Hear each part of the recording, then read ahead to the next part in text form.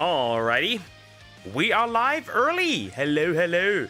Hi. Give me a second. I need to adjust a few things before we get started. Hi, Dinosaur. How you doing? Hope you're doing good. Hi, Cricket. How you doing? Hope you're doing good. Hi, Eliza. How you doing? Hope you're doing good. Hello. Okay. Give me a second. Give me a second here. Yeah, we're live due to the Monster Taming Direct being today. I thought it was Monday. I miscalculated. It is today. So that's why we're live an hour early. So I don't miss out on time that on regular reaction stuff that I can properly upload. Quick second. Need to look at a few things. Okay, seems fine. Okay, let me plug that real quick. Okay, should be in an hour, right? Let me check again. Yep. In about... Actually? Is it in about an hour? Actually, I may have miscalculated. It's about... Yep, it's about in about 2 hours, actually. But that still doesn't change anything, realistically. That doesn't really change anything. Just more time to prepare. Never mind, I miscalculated. Who cares? I've inhaled the fumes, so much nail polish. I think I may faint. Oh no! Do not die. Do not die. You're still young. Actually, in about 2 hours, I once again fucked up. Regardless, does not matter. Then we'll just regular react, and then we have that one. It doesn't matter. It really doesn't matter. Who cares? Who cares? Who cares? Okay. Do not die. You're still young. Quick second. Oh, then we got a little bit more time. Who cares? Then we'll start with...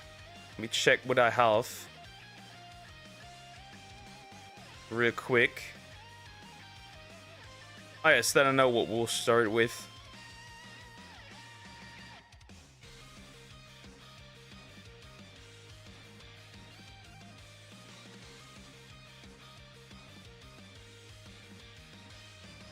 I messed up my nails and had to remove it twice, bro.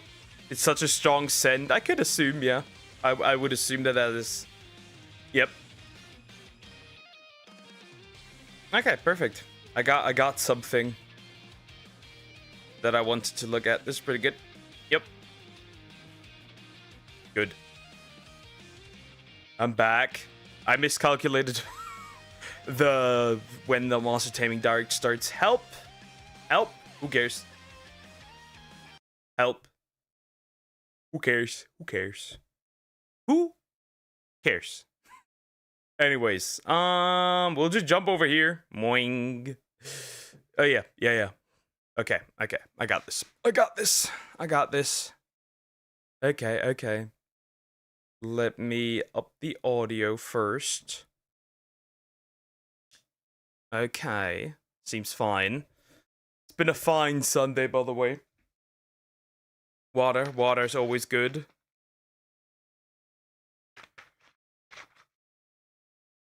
I posted 45 minutes ago. Yep. Okay, because we're gonna watch this one later. You can close the chat here. This one we're gonna watch later. It's gonna be interesting. That's the one I want to watch. Alrighty. I guess this will be the first one we'll start with. I think that was Shadow Clips recommended this. So yeah, this one's the first one. The Downfall of Villains. Though I'm pretty sure, I'm almost certain, I'm almost very certain that the title of this video was once the pussification of villains. I could be wrong. By the way, this video is by Toon. Yeah. We'll see what this is about. Out of one of mine, you watch. Yeah, I still have some in there. Some of the Kermit ones, right? We can throw that in here as well. We also got a YouTube related one, so this will also be important. I think we'll do that after this one. But yeah, I think we'll just jump in. One of the saddest things happening in cinema right now is the pussification of villain. I knew it. I knew that the title of this video was different. I knew it. It was the pussification of villains. I agree. Yeah, I actually agree. I very much agree that that is the case. Because too many villains out here have morals. Like, what is this? I'm like the stuff like I'm a genocidal maniac. But I would never be, I don't know, a bigot.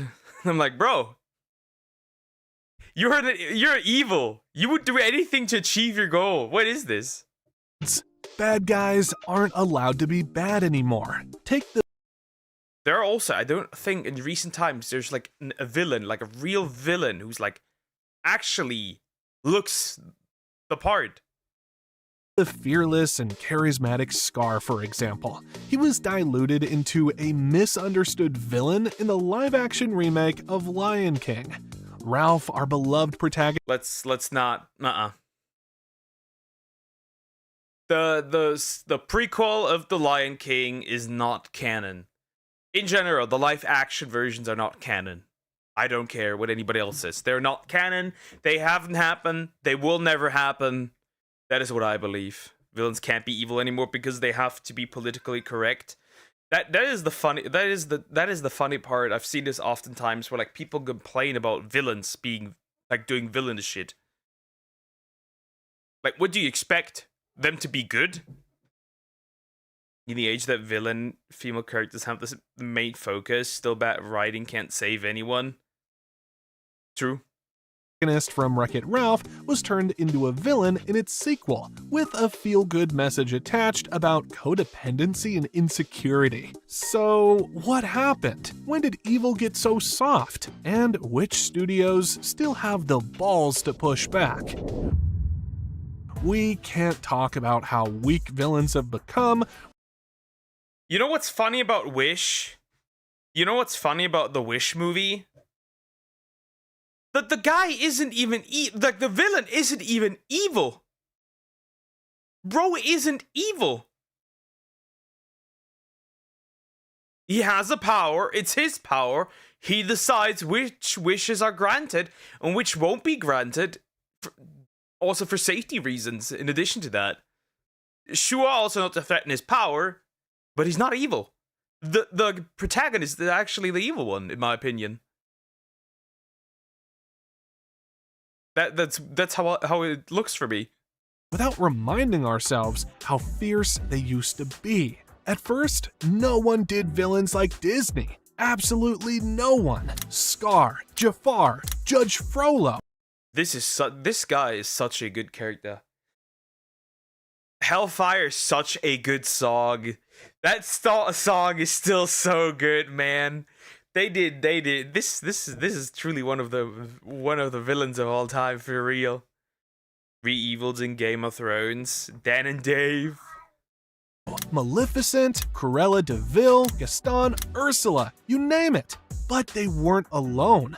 DreamWorks had Lord Farquaad, the Fairy Godmother, Militia Tweety, and so many others. Even smaller producers like Turner Feature Animation gave us a taste of evil like Darla Dimple. All these villains had one thing in common: balls. And I'd say Death is still pretty good. I like him. That man has aura. Wolf, whatever. In my opinion, villainous characters are so much more fun to write, especially when you let them be evil. True. The Saw movie has my favorite villain. Yeah, that's also, to be fair, Saw does have it's very much its downfall. They were unapologetic about it. Take Ursula, a masterclass in villainy built on cunning and manipulation. She's driven by pure lust for power. She has no And she looks like my grandma. That's actually no joke.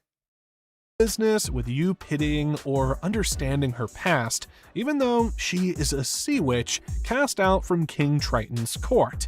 Her only concern now is dominance. First, by preying on the desperate and naive. She deceives Ariel with a seemingly fair deal, all the while orchestrating a plan to dethrone Triton and rule the seas herself. Life's full of tough choices, isn't it? Her defining moment comes when she seizes Triton's trident, transforming into a towering monster that blots out the ocean light. She is chaos incarnate, and she revels in it. There is no Fright Mermaid. Fright Mermaid. For real. Yeah, villains now. What is a really good villain nowadays? I can't think of any Western ones. That's already a problem. I can't think of any Western ones. Really. remorse, no hesitation, just cruelty. Pat Carroll's voice gives her a commanding presence, every word dripping with theatrical menace. And that's another great thing with these classic villains. Aside from their unapologetic wickedness, they had the charming presence that made the audience love them. You know also why some villains that could be good are not good? I'm gonna straight up say it. Voice actors. Voice actors. It is for real voice actors. And I think that's due to a reason that instead of like actually trained professional voice actors, we hire content creators, social media influencers. No longer actual voice actors. Sometimes even more than they love the hero. Just look at Gaston in Beauty and the Beast. On the surface, he's the perfect man by village standards. Handsome, strong, and admired by all. But beneath that facade lies narcissism so deep, it borders on sociopathy. Wow, you didn't miss a shot, Gaston! You're the greatest hunter in the whole world! I know. Gaston cannot fathom being rejected, and Belle's refusal drives him to dangerous obsession. His motivations are rooted in entitlement. He believes he deserves everything he wants simply because of who he is. And when manipulation fails, he turns violent, rallying the villagers into a mob to kill the beast. His final moments, trying to kill the beast before falling, are the perfect embodiment of his arrogance meeting its end. But let's not forget his anthem, Gaston, a boastful celebration of ego and a summation of his motivations. Back then, every villain had theme songs which were power plays, musical declarations. That's also very true. That is also very true. Like I said, a lot of like these older songs from Disney are just peak. They just are. They're great. It's an orange slime and not the blue one. Are you referring to Leaflet? I can't even find her. Like I can't even look at her channel anymore. It doesn't pop up if I type in her name on YouTube. That's crazy. Western of Nothing. Last 2 decades, they're just retelling stories, but they are just retelling stories, remaking stories, not even remaking entire stories, because you know some of the parts might offend somebody. Of war. Remember how Scar paraded his plan like a manifesto through Be Prepared? A shining new era, tiptoeing nearer. These songs gave us direct access to the villain's mindset. Frollo's Hellfire summarized everything he is. Be Prepared in German is so peak. Be Prepared in German is so peak. I don't care what anybody says. This is literally the best version. I do not care. Hi, Poke, I have a question. Hi, Tourist. Correction, the great VA and song work only on a good villain, obviously. The blue one, I meant to remember Tempest. Oh, that blue one. Well, I haven't watched that anime, so I wouldn't know. A self-righteous fanatic who doesn't see his faults, but is quick to blame others for theirs, real or imagined. It's not my fault. I'm not to blame. These songs raised the stakes. They told you exactly what the villain wanted and made it impossible to look away. We don't even have to tell you about how theme songs have gotten worse over the years. The internet is full of it. The music seems to be in a downtrend, but more importantly than music of the past, villains provided conflict, which created tension. This is what Scar did to Simba. As a cub, Simba was dumb and naive, but he was also eager and brave because he had the security of Mufasa, who told him every time that he was next in line. My dad just showed me the whole kingdom, and I'm gonna rule it all. So, what did Scar do to that security? He Took it away. Got rid of Mufasa. I still hate what they did to the Lion King. I really hate it. I really hate it. I hate it so much what they did to Lion King. I hate it. With a passion. This weird prequel is so ass. Is there also solar eclipse? 3 in Germany will receive 1 in Oman. It will happen today after sunset. We will receive a blood moon. So no solar eclipse. Hellfire, one of the darkest songs I've ever heard. Also, hello. Hi, Jody. How are you doing? Hope you're doing good. Hello. Irrelevant, but having him sing It's Not My Fault while the chorus shouts Mea culpa was peak. Okay. It's just, these old songs are just peak. He kills it and plants self-doubt in Simba. Now, the kid doesn't think he should be king anymore. That was the conflict. It was that Simba, the hero, had to overcome, and when he eventually did, it was cathartic. Then, in Shrek 2, DreamWorks gave us a different kind of conflict. The fairy godmother pretends to be the helpful hand in a fairy tale. Oh, sweet pea, I'm your fairy godmother. But her smile hides blackmail, manipulation, and ambition. She once helped the king only to threaten to take it back unless her son Charming marries Fiona. She tries love potions, traps Shrek and friends, and aims to break hearts with clever cruelty. She looks cute. It's still funny that Shrek, without being an ogre, is actually attractive. I still find that so funny. I still find that funny. It's just hilarious. And Donkey is a horse later. We will receive a solar eclipse at 6 p.m. today. I just wanted to check up on this day. Okay. Didn't even watch the Mufasa movie. I don't recommend it. What did they do? Basically, they turned Scar into a misunderstood villain, relatable, actually not evil. It's terrible. It's terrible. Because mea culpa means it's my fault. I'm the culprit, you know? It's like his subconscious. Yeah, okay, I get it. He's attractive as an ogre. Whatever. Fine, have your ogre. Go ahead, Fiona. Dragon turns into a unicorn. Cute, but man, is the fairy godmother a badass villain. But then, something changed, and animated studios chose to give the good versus evil formula a fresh spin.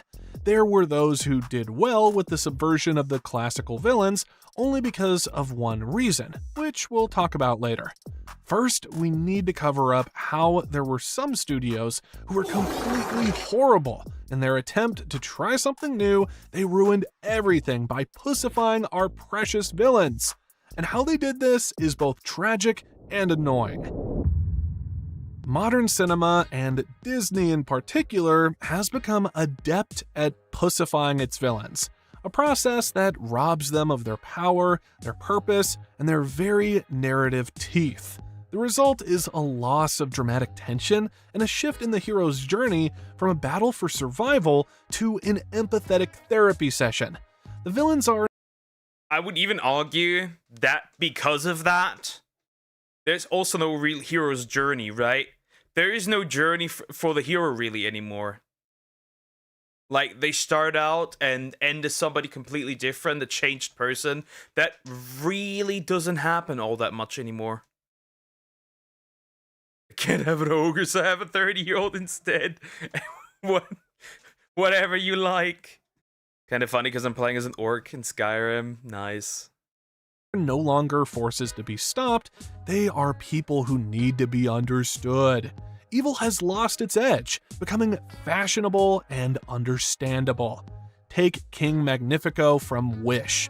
He checks some boxes. He's a vain sorcerer like Maleficent and has the arrogance of Gaston, but he is ultimately watered down by a narrative that feels both toothless and confused. His theme song, "This Is the Thanks I Get," is a perfect illustration. The tone undercuts the threat, and the song opens with bright pop-friendly beats and vocals that are fit for a lullaby. I give the clothes off Benito back if you really needed that. While the bridge of the song briefly hints at The movie's problem is that the chick feels more like the actual villain than the villain. That's the problem. This lady feels more like the villain than the actual villain. That's my problem. That is the problem, actually. That is exactly the problem. That's why this movie also failed. Like, the guy had actual justifiable reasons why you wouldn't just grant any wish. I actually like the Maleficent movies. Not sure about you guys, though. I like the first one. The first one was solid. I haven't watched the second one, so I wouldn't know. The misunderstood villain trope is dead, but Hollywood hasn't got the funeral invite yet. I think Hollywood needs the funeral, I think. Hollywood needs to be the one. The main actor in that funeral. the classic villain's darkness, it quickly returns to its upbeat, radio-friendly sound, preventing the audience from ever truly fearing him. This vibe-check villainy is a far cry from the classical ones we grew up watching. Remember all that critique on that song you saw previously? Yeah, it's all on point. But King Magnifico is the least pussified villain on this list. The way that every villain has to be redeemed When he is the least, we have a problem. nowadays is probably the worst. It's like they chickened out of a fight because they were scared of getting killed. Luckily, Magnifico wasn't afraid of being redeemed. Unfortunately, the same cannot be said about Namari in Raya and the Last Dragon. She starts off as a cunning, manipulative foil to Raya, pretending to be a friend, only to betray her in a way that shatters the entire world. Every step of the story reinforces her as the one obstacle standing between the heroes and peace. But then, at the climax, the film walks it all back, turning her into a misunderstood ally in the final minutes. In our opinion, Namari shouldn't have been redeemed. If she was written as the villain who was irredeemable, it would have been. I don't like this movie, no matter how pretty it looks. I don't like this movie.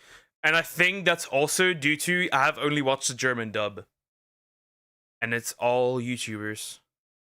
All animation movies here in Germany are dubbed. Not with actual voice actors, but influencers. It is so ass. It is so ass. It is horrible. The only time you have actual professional voice actors doing professional voice work nowadays is for anime, and I find that hilarious. We don't talk about Bruno. Has been the only good villain song lately, but Bruno didn't even turn out to be a bad guy. To be the bad guy, okay. You guys heard of the COD movie announcement? Praying they don't fuck it up. Oh, they will. They will. I feel like any game adaptation that is not Sonic is actually cooked every single time. I'm not expecting much from the Street Fighter movie either. Perfect. This would have meant more stakes and more tension. The writers could have said that despite her mother poisoning her mind with a sense of duty for her tribe, she still had the choice to be good. But guess what? She chose to be bad because, we don't know, she wanted the power that came with it? this wouldn't be so far-fetched because in real life, people are wicked and selfish, regardless of their upbringing. Not to trash the whole idea of learning to trust because, let's face it, it does make sense that trust is important to move a society forward. Though Namari never did anything to earn that trust until the very last minute.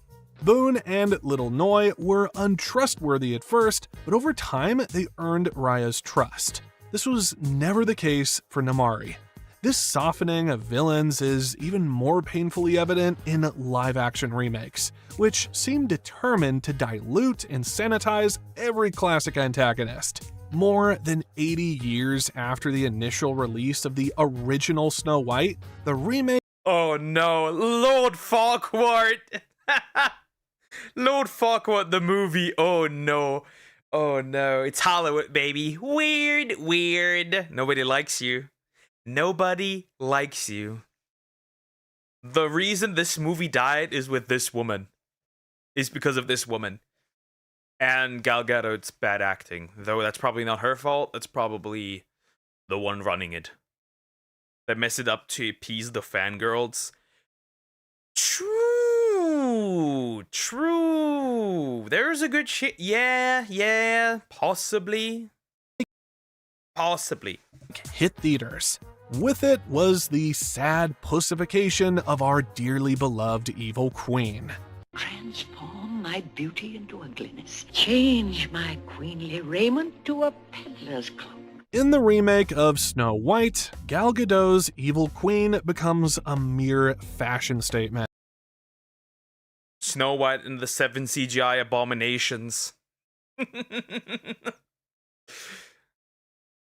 The original queen was defined by her iconic, consistent, and menacing design, which she rarely strayed from. Gadot's queen, however, is given a variety of elaborate outfits, making her seem more like a supermodel than a monarch consumed by jealousy. What was even worse is that this new queen, despite Gadot's best efforts, is poorly written, lacking the gravitas. There's something even worse. There's something even worse that should be mentioned. The evil queen is more attractive than Snow White. While Snow White is supposed to be more attractive, more beautiful. Huge problem. And dramatic villainy that made the original so compelling. We are not even going to talk about how cringy she looks while singing. Sweet potion, you must. The script tries to give her a slightly expanded backstory, but it feels superficial, reducing her to a one-dimensional antagonist. The same can be said for Scar in the remake of The Lion King, whose legend was also painfully diluted. The original Scar was a master manipulator, a theatrical and cunning schemer whose every line dripped with venom and charisma. The remake's version is a more grounded, realistic antagonist, but he lacks the theatricality. It's not just that, right? With this style, they cannot convey the emotions of the original. They can't. With this style is super stiff to actually convey the emotions that the original had. And that's a lot of live action remakes from Disney, where the original is much better due to it being animated at conveying emotions. There's a big reason why I hate these. And that's because the emotion is just gone. That's just the truth. There's no I watched this and I felt nothing. But to be fair, that's most modern Western media now. There's a reason why all the streaming services are so hard on anime. It's because Western media can't really compete at all. OG Scars on the Hear Me Out list for real? Hold up. and sheer presence that made the animated Scar so memorable. His villainy feels less like a chosen path and more like a consequence of his circumstances. Then call me Scar, so I will never forget. The film gives him a backstory involving his jealousy of Mufasa and his feelings of inadequacy, but this added layer of psychological realism only serves to diminish the raw, unapologetic evil that made the original so terrifying. Oh, now look, Zazu, you've made me lose my lung. Instead of being a unique character in his own right, he becomes a tired archetype, the bitter younger brother who lives in the shadow of his elder sibling. The legend of Scar was not a tragic one, it was one of pure, unadulterated evil, and the remake stripped him of that iconic status. In modern storytelling, we've surrendered genuine villains for weak ones. The formula says, give a tragic backstory, then wrap it in redemption. But real stakes usually require irredeemable evil. You don't need every antagonist to be a monster, but you do need one that threatens, that refuses to bend a knee. It's not about relatability, but about being compelling. Now, villains are melodramatic and cute, and evil that looks good, I need an evil character that is just evil for the heck of it. I just need a villain that is just straight up malicious, that does not care what he or she needs to do to achieve her goal or his goal. I do not care. I need a villain that is straight up just a monster who does not give a fuck. I need that. Thank you. I need that. I need somebody who just, I don't know, pulls up to heaven and tries to kill his former victims again. That's the kind of villain I need. Unredeemable evil, yet they cast someone that ugly Snow White. Yeah, this is just nobody likes that woman. Nobody. usually doesn't feel wrong. But do you know what's really crazy? A few decades back, misunderstood villains weren't exactly a bad thing.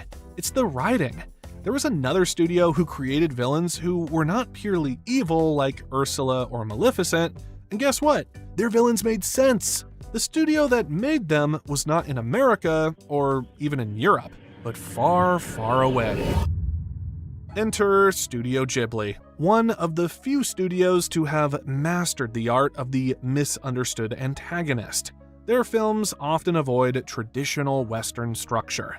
Many follow a 4-act rhythm without direct conflict, placing mood and growth above action and consequence. The 1988 movie My Neighbor Totoro, for example, has no villain at all. Totoro? These movies are just, by the way, these movies are timeless. Studio Ghibli movies are just timeless. They just are. Straight up. There's no denying that. They just are. This is peak.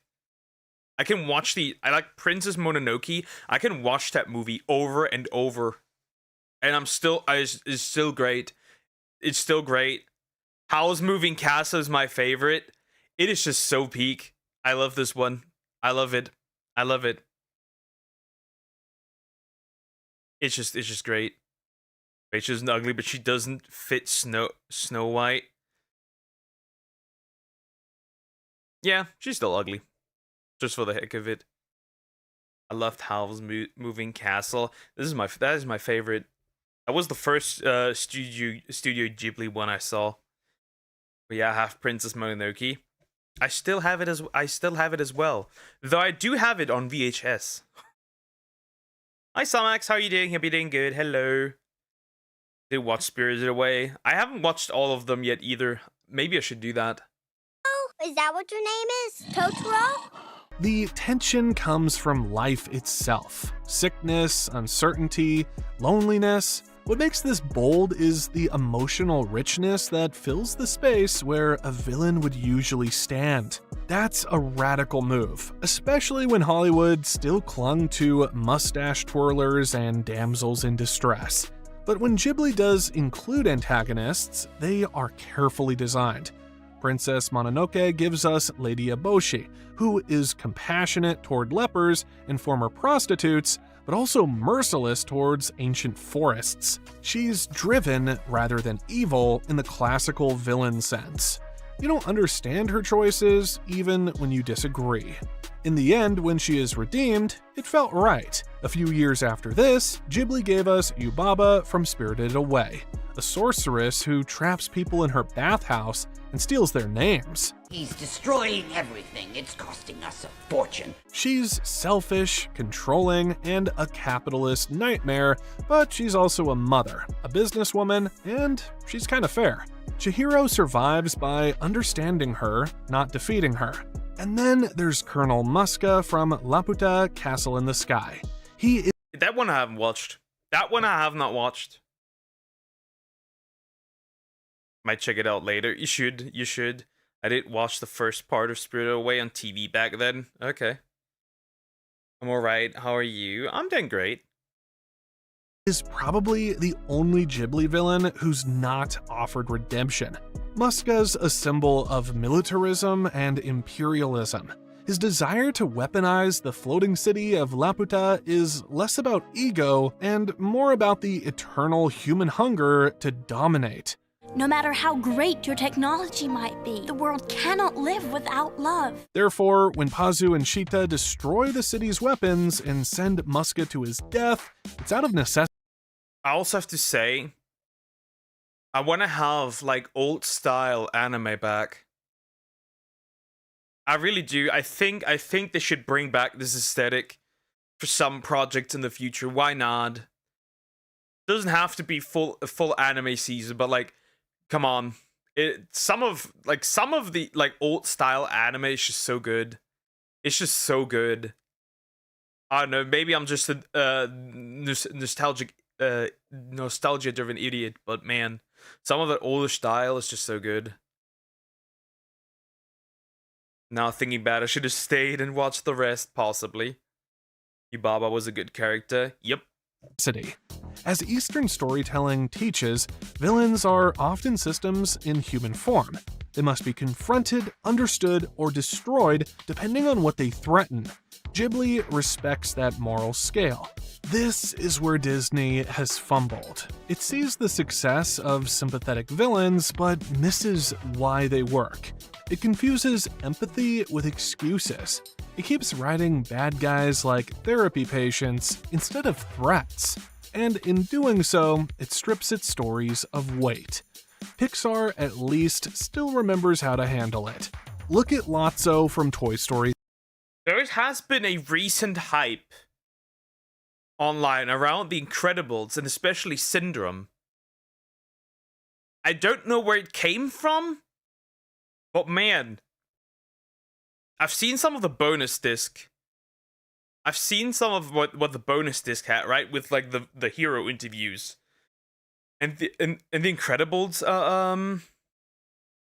lore is kind of deep. It's so weird. The horror movie, everyone should watch it. Not the best one though. Honestly prefer newer art style.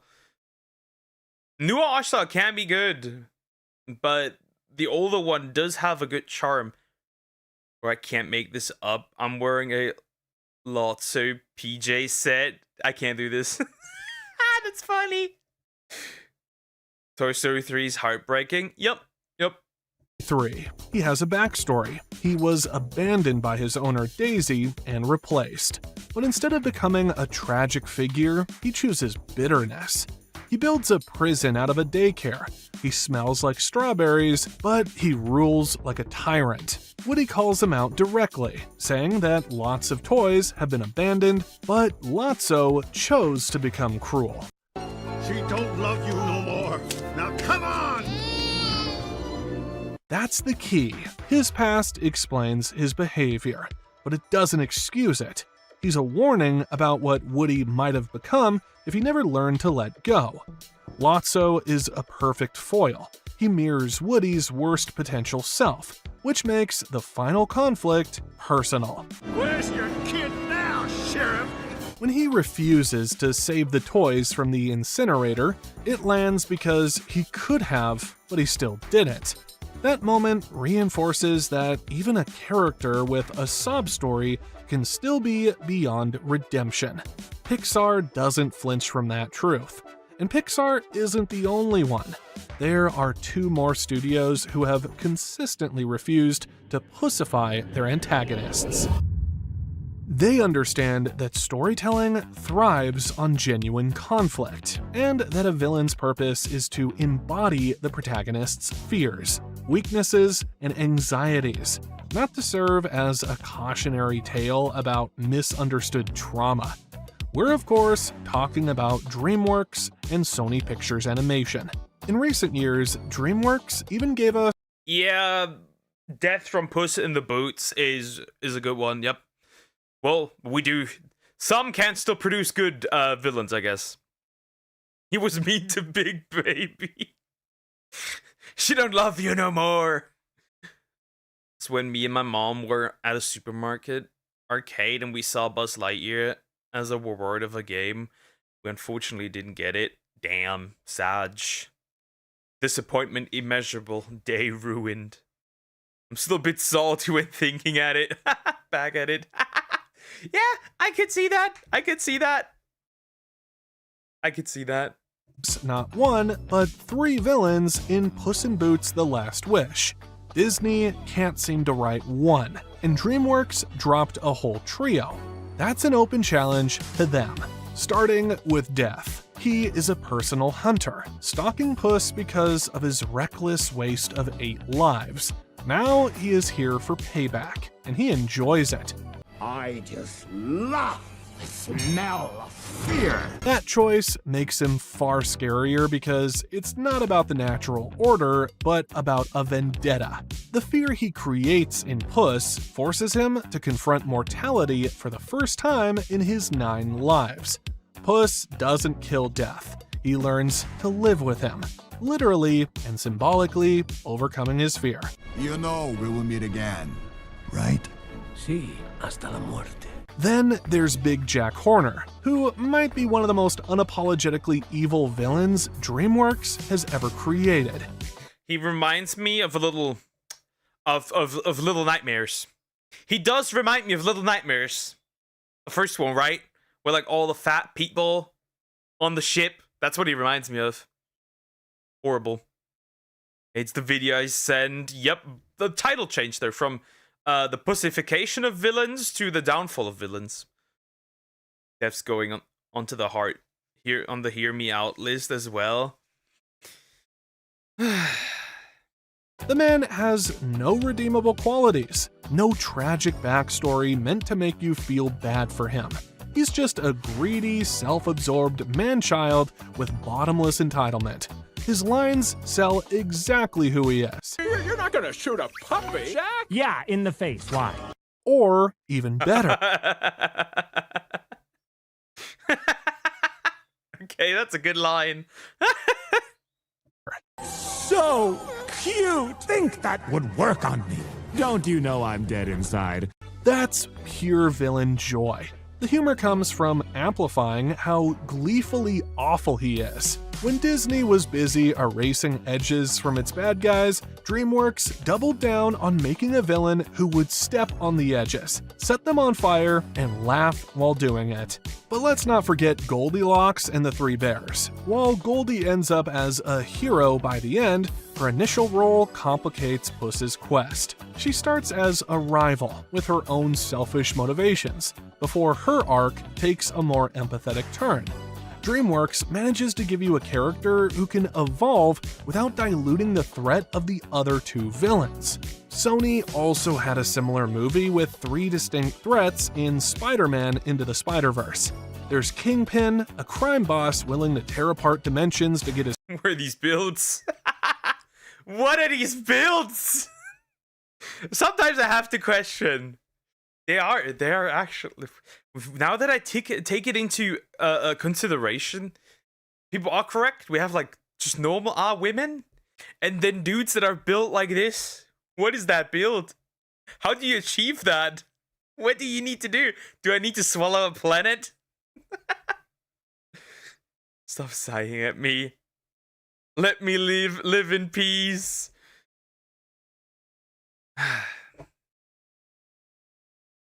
Goldilocks. It's the first time I'm hearing her English name. Appears to be the case. His family back, the Prowler, whose personal connection to Miles makes their fight heartbreaking, and Dr. Octavia, who's brilliant, unpredictable, and ruthless. Each villain adds. And she looks like she has tentacles from hentai.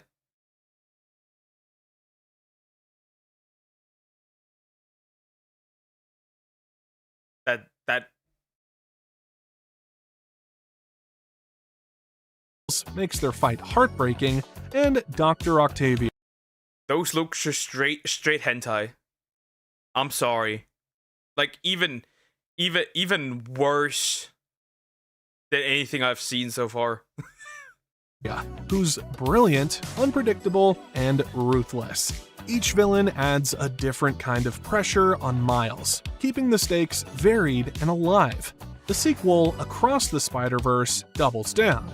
The Spot begins as a joke but evolves into a terrifying multidimensional threat. At the same time, Miguel O'Hara becomes an antagonist through his unyielding belief in keeping the canon intact. Then, surprise, surprise, an alternate Miles Morales brings a personal, emotional layer to the conflict. That's 3 more villains, all with clear motivations and real stakes. Now, if you want another deep dive into modern villains, go check out why people are wrong about Dawn Bellwether, and how she almost became Disney's greatest twist villain. Yeah, almost, but that didn't happen. Too bad. Yep, I agree. We need better villains. There's no denial about it. There's no denial about it. We need better villains. That's very simple. Give me an actual malicious beast. Give me a straight up monster. Give me somebody that just does it for the love of the game. I don't know who does it, but I need one. Anyways, like, comment, and subscribe. Keyword almost. Yep. Almost. Almost. Nothing can touch the villains from before the millennia. That is very true. Oh yeah, when is this happening? 67 minutes. Okay. Well, I think we're doing it.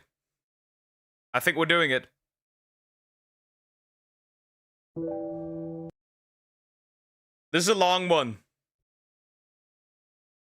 This is a very long one, but that should still fit into 67 minutes. But this is a long one, but we'll do it. Horses, chat. Horses. The yandere horse.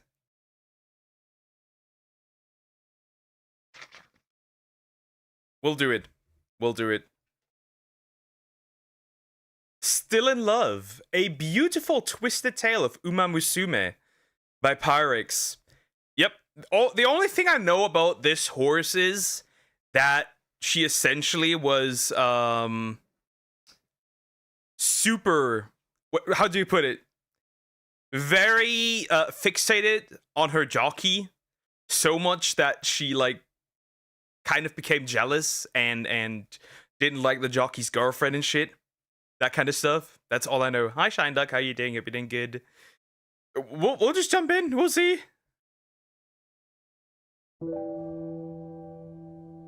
In Uma Musume, it is common for a horse's legacy to be upheld even long after death. Rarely do we see a divergence from the historical records translated into Uma Musume Pretty Derby. So what happens when this mold is broken? And we are presented with a story so far-fetched it aims to rewrite the history of the horse this Uma represents. With the recent 4.5 years... Yeah, we'll see.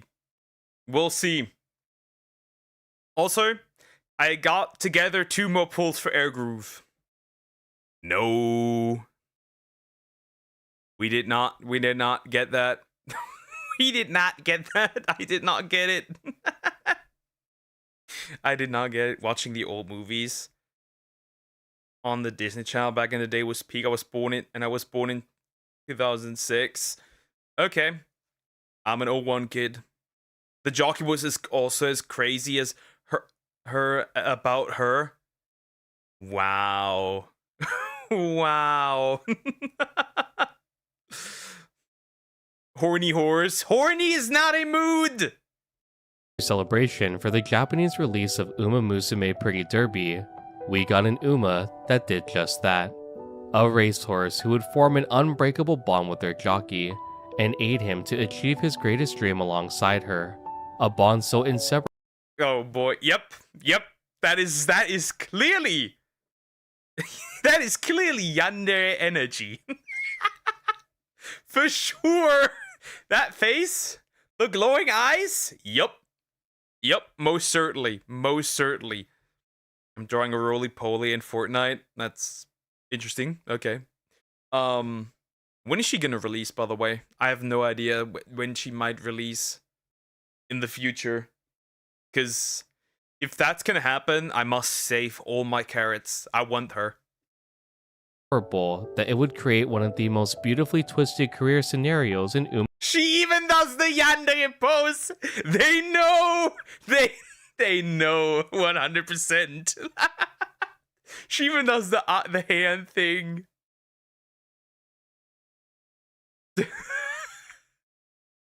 If Fortnite had a roly-poly named Potato, that's funny. She's a new horse in JP, so very long. Well, that means for sure that a year before she releases, I'm gonna save carrots worth a year. I do not care. I'll max her out. Uma Musume's history, one that will most likely never be replicated again. This is the story of Still in Love. For context, this video will cover Still in Love's real history and aims to aid people understanding her Uma Musume counterpart. I will give as much context in this video as I can to ensure that the full story of Still in Love is told to the best of my abilities. Still in Love was a mare born on May 2nd, 2000 at the Shimokobe farm in Hokkaido. Following Still's birth, she'd be purchased by North Hills Farm Management. Just like the Shadai farm, which we covered in my Manhattan Cafe video, North Hills also is a prominent farm in Japan. The Shadai farm is an extremely large collective, boasting the ability to operate on a much larger scale over smaller privately owned farms like North Hills. North Hills is owned and operated by a small group of private breeders, who oversee every aspect of their horse's career from birth into retirement. The structure of North Hills is also very reminiscent of previous farms of the same nature, such as the Simbali and Mejido farm. Still in Love's pedigree, at a glance, may seem like any other horse. I guess farms having similar systems, possibly even locations, makes sense. To aid the horses, I could see that. It was all terrible, awful, terrible anime, but was the face yonder for like a decade, maybe together with Rina from When They Cry. Okay, we will miss Potato, rip Potato. Horse that we've covered before. However, it would be the first example in this series that would touch upon a subject completely glossed over in Uma Musume. For this next segment, I'll do my best to explain Still's extensive pedigree. Still in Love's conception could be considered as a high-risk, high-reward scenario. Looking back 4 generations on her sire's side reveals a connection to Alma Mound. In addition, 5 generations back on her dam side reveals the same name. It wasn't only Alma Mound that was a recurring name, but Hail to Reason as well on both the sire and dam side. Oh. Interesting. Very interesting. Sunday Silence? That's interesting. Huh. Still's pedigree, based on these facts, we have a 4-5 cross on Alma Mound and a 3-3 cross to Hail to Reason. In Japan, a 3-4 cross is often called a miracle blood cross, which is believed to be the most effective inbreeding combination. In more extreme cases of inbreeding, She's a result of inbreeding? Well, actually, that might explain a lot of things. Getting back to work, I guess. Have a nice time. Take care, Cricket. Oh no. What is it recent? I'm never getting away from the inbreeding topic ever. It just always comes up. classified as a 1-to-1. Both parents are the offspring of the exact same full sister and brother. In addition to Still in Love, other examples of horses as a result of inbreeding were Shinko King and Karen Rapstar. Still would also be a descendant of Sunday Silence and Northern Dancer, only adding to the strong pedigree overall. Much like many horses owned by North Hills, Still would be conditioned to debut in her 2-year-old year. With a strong pedigree behind her, all that was left to do was to find Still a proper trainer and jockey. Still in Love, with the help of North Hills, will be put under the care of Shoichi Matsumoto. This may come across as a familiar name if you see my video on Tokai Teo, Matsumoto being the trainer for his career. Matsumoto would be in charge of conditioning Still to be able to race in her career that followed. During the fall season in 2002, Matsumoto's stable reached out to Hideki Miyuki, inquiring for him to ride with a newcomer horse. As described to Miyuki, the horse he'd been assigned to was a well-bred daughter of Sunday Silence, owned by North Hills. This came as a surprise to Miyuki since Mikio Matsunaga, the stable's main jockey, had not been assigned to ride a horse of such potential. Yasumasa Matsumoto, trainer Matsumoto's son, encouraged Miyuki to ride Still in Love regardless. This interaction would spark an inseparable bond between Miyuki and Still. During training, Still in Love responded very well to Miyuki, Yasumasa making sure Miyuki continued to ride alongside Still every week during training. Yasumasa believed that with this dedication, Miyuki could jockey Still in a real race. Even with the ease of communication between Still and Miyuki, he felt this was a horse destined for Mikio Matsunaga to ride. Compared to Matsumoto's main jockey, Miyuki wasn't as reputable. Miyuki's record as a jockey wasn't poor whatsoever.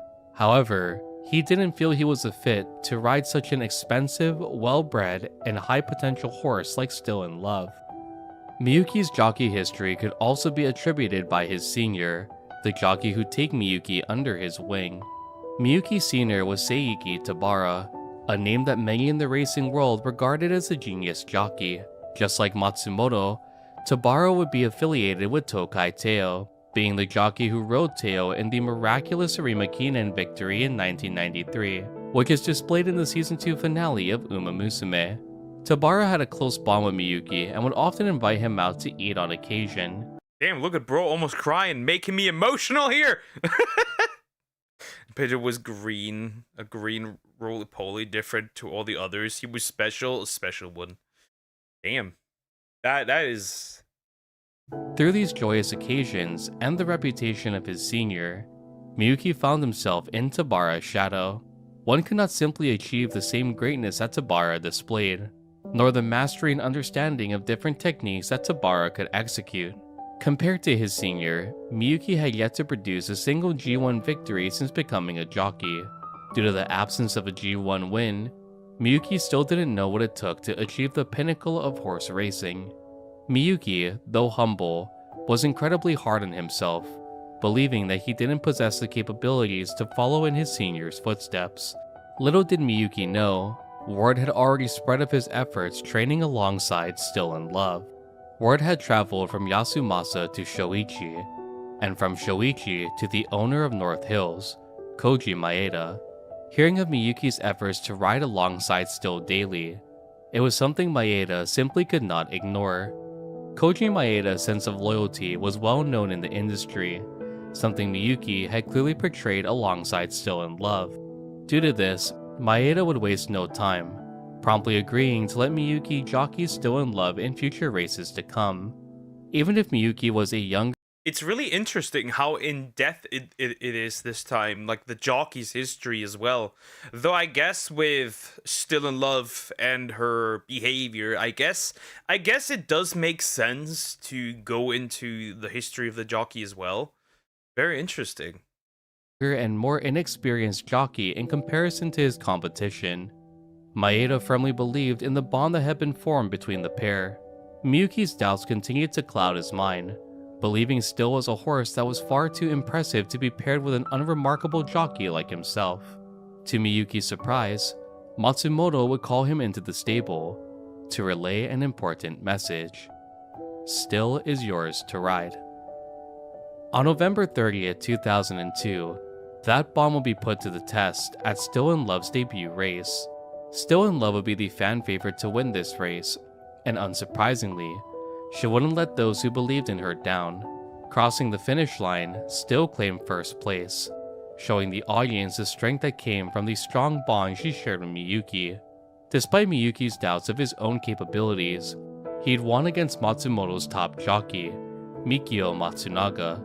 Matsunaga would jockey Heavenly Romance at this debut race, another offspring of Sunday Silence, and a horse owned by North Hills. Romance would finish 6th in this race overall, far behind in placement from Still in Love. The distance between 1st and 2nd place wasn't close either. Still in Love had won by 3.5 horse lengths over the 2nd place recipient Suzuka Kitano. Even with this victory, Miyuki had doubts that Still in Love could be the first horse to claim a G1 victory alongside him. Still would complete her first year of racing in 2002 with the victory of her debut race, ending the year undefeated. Moving into 2003, the first race a duo would tackle would be the Kobai Stakes, held on January 19th. This race would pit Still against a roster of talented horses. Even so, Still would pull ahead, claiming another victory alongside Miyuki. Miyuki, at this point, was in pure disbelief. A sudden realization had occurred during the race as he continued to hold the reins. After winning their debut, he had doubts of Still's capabilities to win in G1, evaluating her lower than prior horses he jockeyed like To The Victory, who won 3rd place in the 1999 Oka Show, and Mayano Maybe, who would place 2nd in the Oka Show the following year. This time, things were completely different as he jockeyed Still in Love. Miyuki recalled that Still's natural sense, responsiveness, and explosive power far exceeded that of his previously highly evaluated horses. In every aspect, Still in Love Bro basically saw wait, I may have the chances of getting a G1 win here. Interesting. I wonder where this is going. I also like how she has like this little white part here, right? And like I assume her ears are fully covered? Maybe not? But they look fully covered. Right? outperformed even the horses Miyuki previously jockeyed who displayed the most potential to seize a G1 win. Now, with the back-to-back wins solidified. Damn! What are these horses? What are these designs? Damn! Broke through Uma Musume. Especially her. God damn, man. JP Global needs to speed up! Miyuki felt a sudden wave of motivation. Achieving a G1 victory seemed tangible with Still in Love. This confidence in seizing a G1 victory for Miyuki would soon turn to the weight of a sudden pressure. He could not afford to lose with Still in Love. Shoichi Matsumoto wasn't only a famous trainer, but he was also known for being a strict teacher. Miyuki firmly believed that if he lost even once alongside Still, that he'd be replaced, an expendable factor of Still in Love's career. The next race Still would participate in would be the Tulip Show. Basically, bro could not lose. Basically. Otherwise, he knew what was, he knew the stakes. He was not able to lose. He could not lose. He was not allowed to lose. Held on March 8, 2003. This was a race Miyuki absolutely could not afford to lose. A victory at the Tulip Show would only raise expectations for the Oka Show, the first leg of the Phillies Triple Crown. When discussing the Triple Crown title in many of my past videos, I have exclusively referred to the classic Triple Crown title. In addition, the Triple Tiara, or the Phillies Triple Crown, also exists. Much like the classic title, this title is only achievable in a Interesting. Wait a minute, let him explain. I have a theory. Let's see if I'm right. Philly's 3-year-old year. In order to achieve the Triple Tiara, a racehorse must win the 3 following races: the Oka Show, Yushun Himba, and the Shuka Show. At the Tulip Show, Still in Love was considered a top contender. But isn't this then essentially just the Triple Crown, but for mares? Or can the classic Triple Crown be also achieved by males? By what's the stallions? Miyuki's determination to win had also grown even stronger, the pressure turning to confidence as the race began. Still in Love would hover between 6th and 4th place for a majority of the race until the final corner into the home stretch, where Miyuki would command her to advance forward. Standing in the way of seizing a victory at the Tulip Show stood 3 horses: Osumi Haruka, She is Tosho, and Cheer's Message. Miyuki had a deep understanding of Still's capabilities, and was confident that she could surge from the inside of Osumi Haruka. Miyuki waited for the right opportunity to advance, waiting for an opening to appear between the 3 horses in front of them. Seeing a small opening, Miyuki commanded Still to rush forward. However, he had fallen into a trap. Katsumi Ando, Haruka's jockey, swiftly closed the gap. A classic, being blocked. I feel this pain. Triple Crown for fillies. Okay, basic GR. Okay, GR. Okay. I get it. Preventing Still from advancing forward. In a split-second decision, Miyuki commanded Still to advance from the outside of the pack, attempting to distance herself from the other competitors. Though only lasting for a brief moment, this sudden action by Ando had shifted the outcome of the Tulip Show. Even though Still displayed an immense final burst, she ultimately would lose by a head to Haruka. Pressure, doubt, and regret quickly filled Miyuki's mind. Was it all over? Will I be replaced? These thoughts plagued Miyuki as he replayed the scene over and over again in his head. Staring blankly at the sky, Miyuki had already resigned himself as Still's jockey, firmly believing there would be no second chances. This loss would be something that... Okay, I googled it. In most cases, a filly is a female horse under 4 years old. Okay, now I get the terminology. So it essentially is basically a Triple Crown version for female horses under 4 years. Okay, so it is exclusively to female horses. Okay, I get it now. That would stay in Miyuki's mind even after his time was Still in Love. In an interview conducted near Miyuki's retirement as a jockey, he once more stated that he could not fathom the truth behind Ando's skill that day. Katsumi Ando, when actively moving to block Miyuki, hadn't looked back once. To Miyuki, it seemed that it was an instinctual move, sensing that Still and Miyuki had began their surge from behind. This defeat not only shattered Miyuki's confidence, but also showed him the sheer brutality of competition in graded races. The Tulip Show is a G3 graded race, and losing a race of this rating, Miyuki felt that winning a G1 was even more out of reach. Miyuki believed that Still had the capabilities to be a G1 winning filly, however, it would be without him. Even with Miyuki's weakness and poor judgment, Still nearly was able to seize a win. Miyuki would state that Still would surely win the Oka Show, but it would probably be without him as her jockey. Dejected, Miyuki prepared for a harsh scolding by Matsumoto. Despite his reputation as a strict trainer, Matsumoto had never scolded Miyuki before, instead only acting to encourage him while training. Even with the friendly bond that Matsumoto and Miyuki shared, he felt that too was all about to end. He'd been entrusted with such an exceptional horse, yet he rode so poorly. The self-doubt ate away so deeply that Miyuki had sudden thoughts of never returning to face Matsumoto. Damn. Basically saying he would rather run away than potentially be looked at in disappointment. Understandable.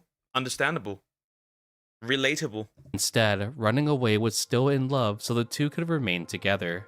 This deep connection is something Miyuki thought of as something like an elopement in a romance drama. Due to Miyuki's worry, Still Bro wanted to take the the horse with him. Interesting. Very, very interesting. Very interesting. He essentially...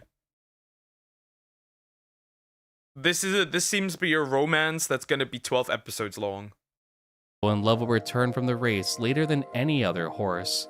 Miyuki soon came face to face with Matsumoto, who, to Miyuki's surprise, greeted him with a smile. Matsumoto welcomed Miyuki back, stating that it was a good thing that it wasn't the real thing. This referred to the fact that Miyuki had lost a G3 race, and the real fight could still result in a victory at the Oka show. To Matsumoto, the good ending question mark? Well, bro did not get shit on. That's surprising. From somebody who's usually very strict, okay. Miyuki had learned a valuable lesson, that horse racing went beyond the capabilities of just the horse participating. If Miyuki could learn and grow from this mistake in the Oka show, that would be enough for Matsumoto. Though Miyuki was relieved that Matsumoto wasn't angry, still believing in his capabilities, it filled Miyuki with a new feeling. The pressure returned once more, to perform at his very best at the Oka show. Interestingly, in Uma Musume, this event is reversed. Rather than the trainer wanting to escape due to the defeat at the Tulip show, it is Still in Love herself who proposes running away. In this... Interesting. I mean, it would be... Would it... Well, you could portray it that way, obviously. Huh. I wonder what the reasoning for that decision is. Because I don't see how you couldn't implement the trainer running away. Scenario, the reason behind Still's decision is to save the trainer from the reporter's harsh words. This event will not appear in every career run someone will do alongside Still in Love. In order for this event to appear, the condition of losing the Tulip show must be met. Upon losing the Tulip show, the trainer must... Nah, you have to actually lose it. That is interesting, though. That is interesting. The question is, when you have eventually a really strong Still in Love with like good sparks and everything, right? You could get just good sparks on her. The question becomes, could you lose that on accident? I mean, you could possibly, right? You just put her into a right? You just put her into a situation where she is worse. I don't know what attributes she has, but she's, for example, a bad end closer or something. You could put her there, I guess. Interesting. Much like real life records, have been criticized for training in Uma like Still in Love. Facing this criticism, it dealt a fatal blow to his confidence, fully believing that he was not the ideal trainer for Still. Murmurs can be heard stating that it must be the trainer's fault. Maybe replacing him would be better for Still in Love. From the stands, the trainer can hear these critiques of his abilities, the shock making him turn pale as he meets with Still in Love in the underpass. Seeing her beloved trainer's condition, Still is visibly worried. Before she can ask any further questions, voices from the reporters can be heard, asking for the trainer and Still in Love. Sensing what had happened prior to her trainer returning, the following scene takes place. Reinterpreting this as an Uma Musume scenario, the despair the jockey felt and wanting to run away are transformed. In this event, Still, understanding her trainer's feelings, takes the initiative to escape alongside him. There is no intervention in this scenario leading up to the Oka show. Instead, that's so cute though! That is so cute! I wonder, this is probably not a thing, but if it was, they could have basically put it so that you could basically end the career early and have an alternative ending where you do run away with her. Possibly not, but if that were a thing, that'd be really cool. That's, oh, damn, that's cute! This is the cutest one yet!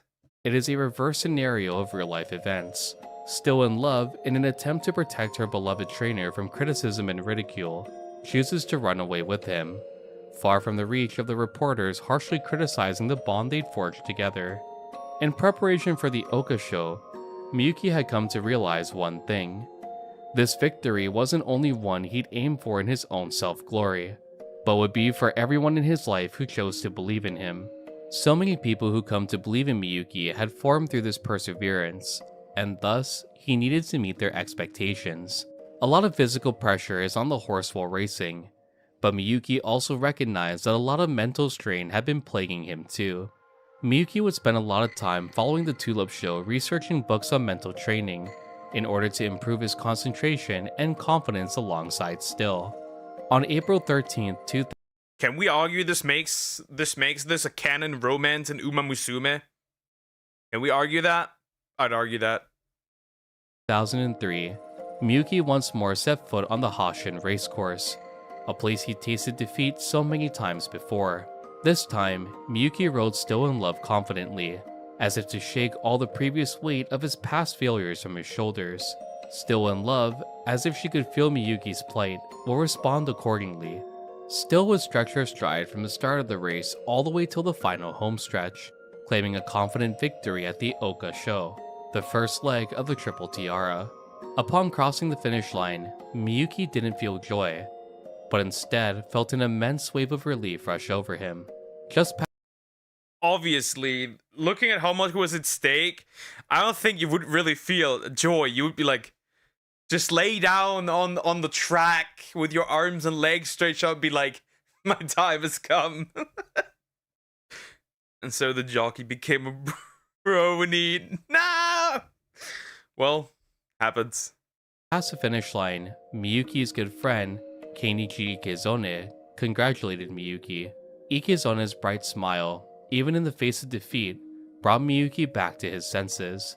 All the overwhelming emotions stirring within Miyuki began to calm, and thanks to Ikezone, he was able to compose himself before returning to the weighing room.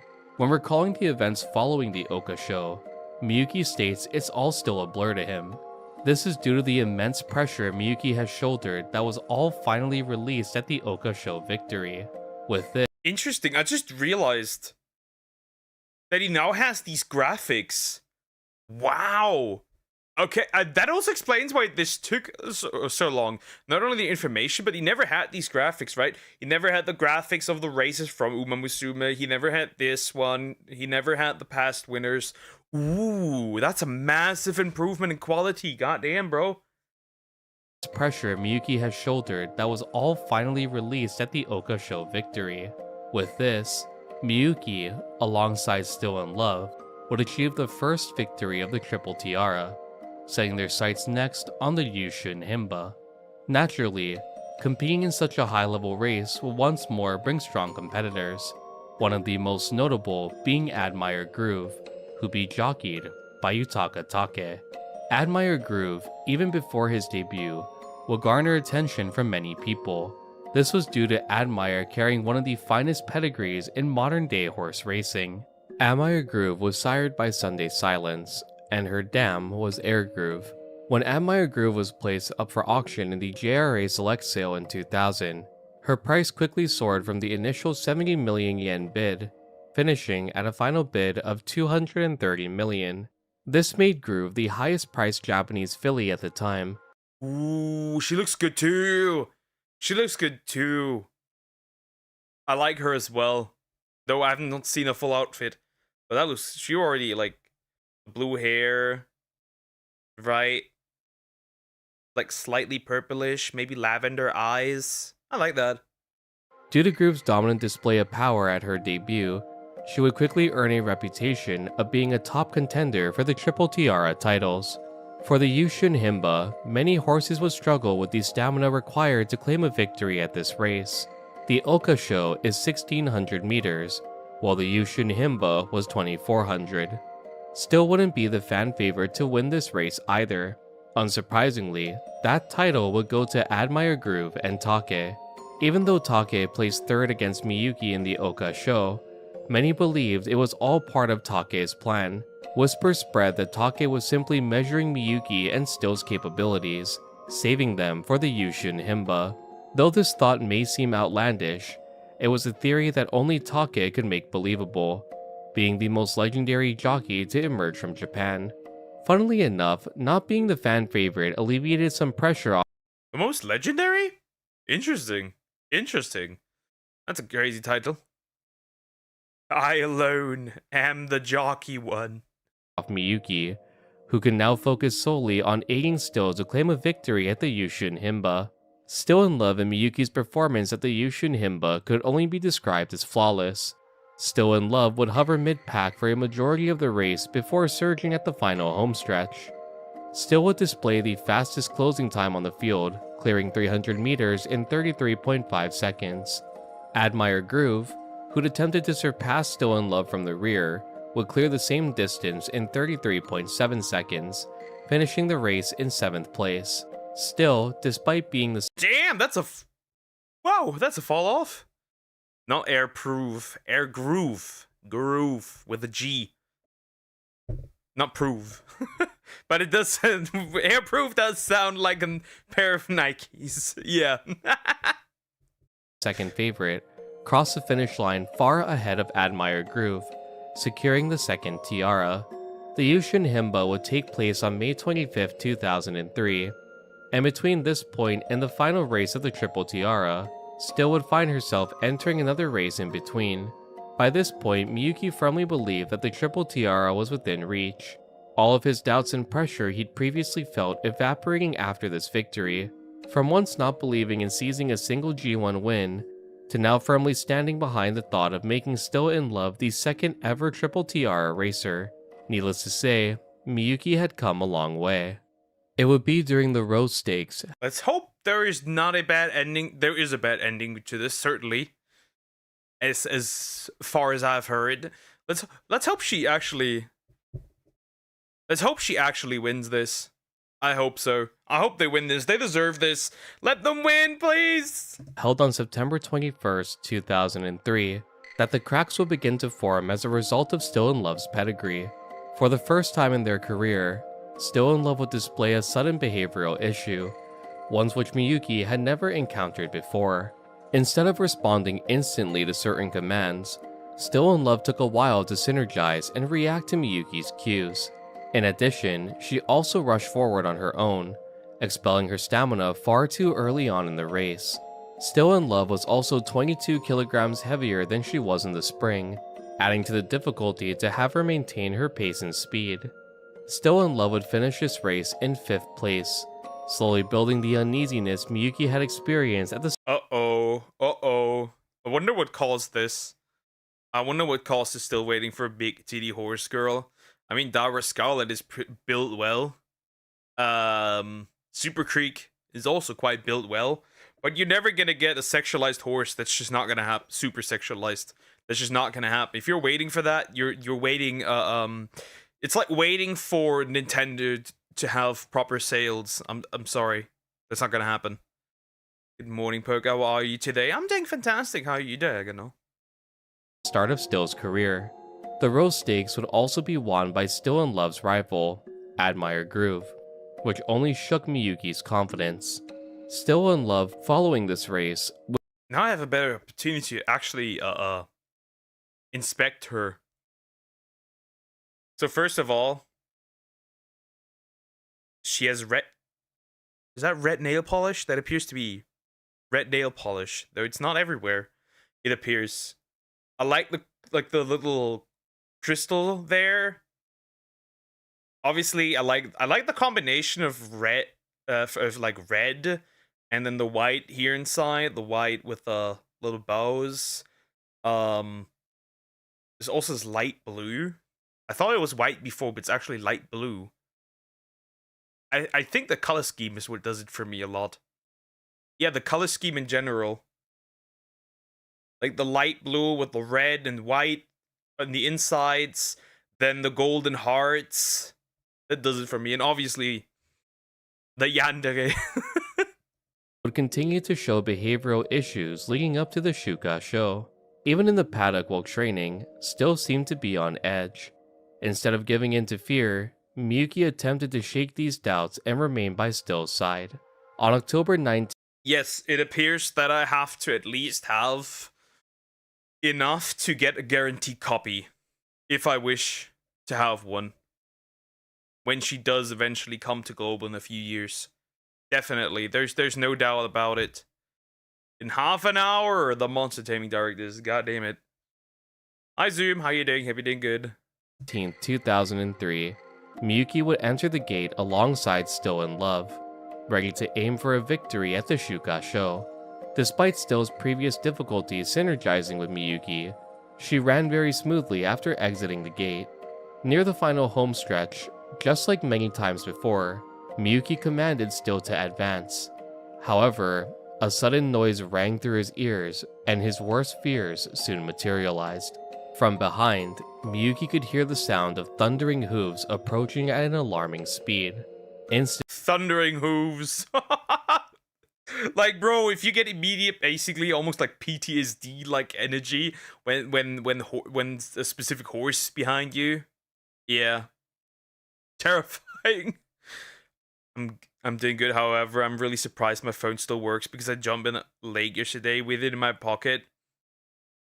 Very interesting. Very interesting. Okay. Instantly, he knew it was Admire Groove. Miyuki, overwhelmed in the moment, accepted that the race was lost, and mentally resigned from the Shuka show. But just like before, fate would intervene. Just as swiftly as the hooves had filled Miyuki's ears, they vanished, and everything fell silent around him. All that lay before Miyuki was the finish line. By some miracle, or destined by fate, Still in Love had bested Admire Groove by 1/10 of a second, cementing herself as the second Japanese racehorse to claim the— Oh, we got a huge win. That is huge. She's cool. I already love her. Oh, that is cool. Triple Tiara title. For Miyuki, the victory was less about the title itself, and more about the strength that Still in Love displayed during the race. He firmly believed that if this race had been in the spring, Still in Love would have won without a shadow of a doubt. This thought only led Miyuki to admire how hard she'd fought to win the Shuka show. At this point, there had been a lot of ups and downs through Still in Love's career, and a lot of lessons learned by Miyuki along the way. The Oka show was relieved from all the pressure built up on Miyuki over time, while the Yushun Himba— Bro must have literally, like, just died the moment he reached the finish line. Like, bro must have... The relief must have just, like, visibly left him. Like, all the stress, everything just, like... whoosh, gone. Bro probably had just laid down and just, like, stared at the sky and be like, yeah, I can retire now. was the solidification that the tiara could be achieved. The Shuka show was the admiration for how hard Still in Love had fought despite the sudden change in her behavior. Miyuki realized that even with winning the triple tiara, he had rode Still in Love poorly on several occasions, one of which being at the Shuka show. He felt that most of the time, Still had carried him to victory when a win should be a collective between a racehorse and jockey. Miyuki felt that the only victory they truly shared in the triple tiara was at the Yushun Himba. Though this story already was filled with many twists and turns, I've saved one final revelation to end off this portion of the video. Upon claiming the triple tiara, Matsumoto had something important he wanted to tell Miyuki. His career thus far with Still in Love was a journey forged through— Oh, please be something good. Please be something good. Please be something good. Please don't be something sad. through destiny and human connection. However, Miyuki would soon learn that this connection had been forged long before he ever set foot in the Matsumoto stable. Forget about me, just give Hideki the ride. This quote, which was relayed to Miyuki, was said by his senior, Seiki Tabara. By this point, the genius jockey Miyuki had looked up to had been expelled from the racing world due to certain circumstances. Over time, Miyuki had grown distant from Tabara and never expected to hear his name in this context. Through this, everything began to make sense. This plea had become the spark that set his path with Still in Love in motion. When receiving the call to the Matsumoto stable, Senior Tabara had already asked Matsumoto to give Miyuki a chance. Matsumoto, a usually strict man, had not only given Miyuki the reins to ride any horse he pleased at the stable, but also never reprimanded or. So what you're essentially telling me is that bro was destined to ride Still in Love. That you deal riding a horse. I can't believe you're secretly famous. I have, in fact, I have once ridden a horse. And a pony. But not in a race. or scolded him, staying true to his promise he made to Tabara. Tabara didn't only ask to give Miyuki a chance, but his final plea to Matsumoto was simple. Please take care of Hideki. Even with his departure from the racing world, Tabara wanted to ensure his favorite. Right, interesting. What did bro do that he got expelled from like horse racing? Man, I could have at least wanted this information. Apprentice's career was solidified. Still in Love would be the second filly in Japan's history to claim the triple tiara, following Mejiro Ramonu in 1986. Following this triumphant victory, Still in Love would sadly continue to decline as the years progressed. On November 16, 2003, Still in Love would compete in the Queen Elizabeth II Cup, once more going up against her longtime rival Admire Groove. Still in Love would place second in this race, losing once more to Groove, just like she did in the Rose Stakes earlier that year. From this race onward, as her race history displays, Still in Love. Oh, it just got worse and it just got really worse and really bad. Oh. 17th, 9th, 6th, 9th, 3rd, 12th, 2 times 8th place and 1 time second place. Yikes. Hi Cocos, how are you doing? Hope you're doing good.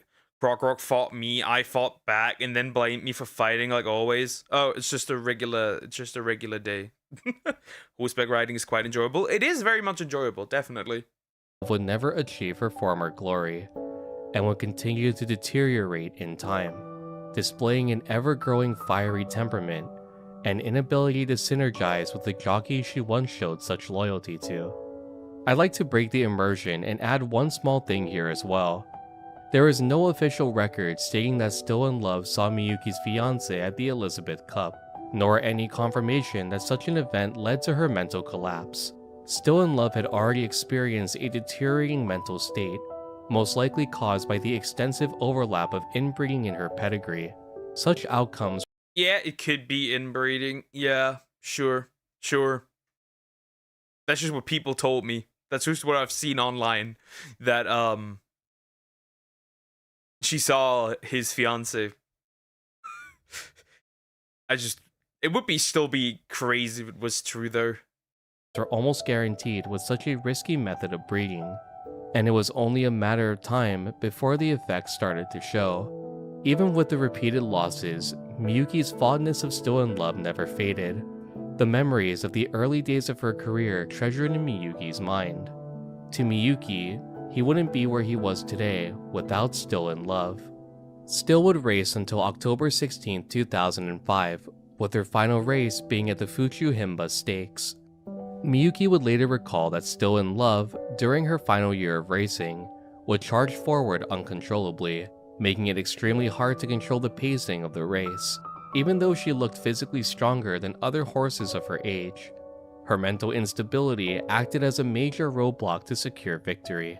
After retiring, Still in Love became a broodmare, only giving birth to one single foal. Okay, Judah. Okay, interesting. Okay, that's just one. Colt named Judah in 2007. Tragically, Still in Love would pass away in the very same year, due to intestinal intussusception, leaving behind one single foal. Just as fate had guided Miyuki's entire career, it would once more lead him back to Still in Love. During Still in Love's farewell ceremony, Miyuki, who was originally unable to attend, was able to participate in the ceremony due to a riding suspension he received at the time. Oh, a suspension, okay. Just one baby horse. Damn. But that one is also inbred to a degree. That's the problem. That's the problem. I knew it would never work between us. Not because you're a horse, but because you're inbred. Oh no. Speak of inbred, have you seen the video of the most inbred family in the world? Yeah, I'm aware of what family that is. I'm aware. Almost bound by fate, he was able to say one final goodbye to the horse who gave him so much confidence in himself. One who taught him so much about the world of horse racing. Still in Love would be laid to rest at the Shimokobe farm where she was born, returning her to the place where her story had begun. So after hearing all this information on Still in Love, I like to shine a light on the direction Uma Musume took for her career story in the game. There's a reason why this Uma is surrounded by so much controversy, and why many dedicated Japanese fans of this game feel this scenario will never be replicated by side games again. In Uma Musume, Still in Love, on the surface, is a kind and gentle Uma who is looked past as the world moves on around her. It's as if she's invisible, with people not even being able to sense her presence or even see her in some scenes of the story. The only time Still is recognized is when she displays her monstrous other side of herself when racing. This form of Still is a nod to the inbreeding which led to her bad temperament. Still in Love, when in this deranged state, runs wildly, brute strength and force overtaking the elegance of proper form when racing. Interesting. So they took essentially the yandere route, right? They took that basically and basically made like a not entirely like a split personality, maybe a little bit. Huh, interesting. Like one side being like her and then the other side being like the results of what that inbreeding may have caused, like the instability. I came for horse girls, not for lore. But I stayed for the lore. Due to this, Still in Love would find herself facing ridicule and garnering a reputation of unease and fear by many people who crossed her path. It would be through the trainer that Still would believe that she could be loved like anyone else, and could fully place her trust in someone she held dear to her heart. The trainer fully accepts Still in Love, flaws and all, and aids her to achieving the triple tiara as the story progresses. Even though Still finds the trainer's actions incredibly caring, the trainer himself also harbors a selfish wish.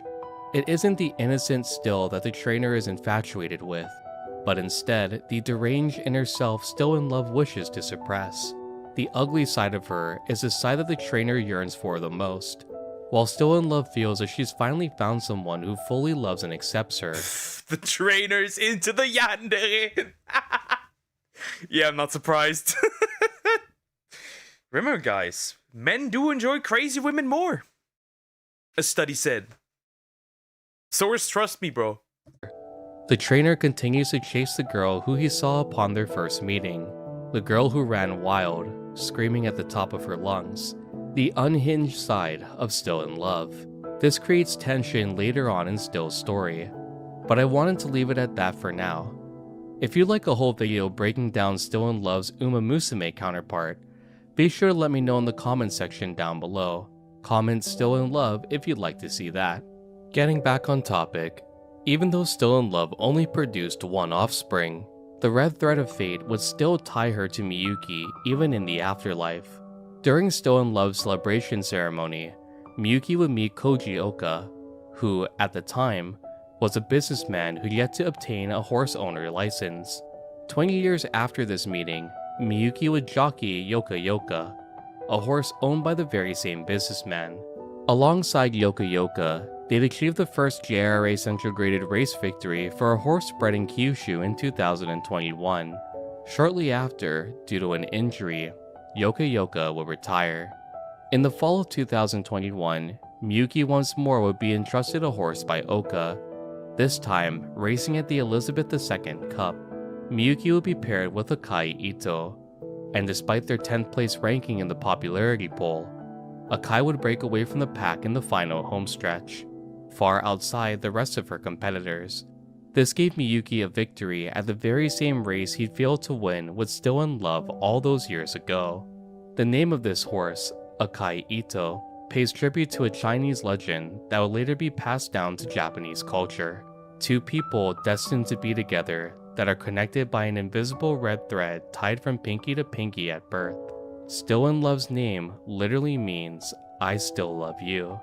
And this victory with Akai Ito, or this red thread, is said to display that Miyuki was truly loved by Still in Love. One of the most famous commentaries from the Elizabeth... This video is peak, by the way. Can I just say that? This video is peak when the yandere meets another yandere. True, this video is peak, by the way. Straight up. Pup came right before Ito crossed the finish line. This is the red thread of fate.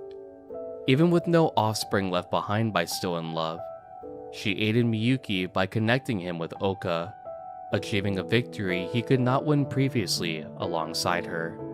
A racehorse who was born solely to lead a single man to the pinnacle of G1 racing, and to the glory of the Triple Tiara. One who would cut through the wind, running as if guided by fate itself.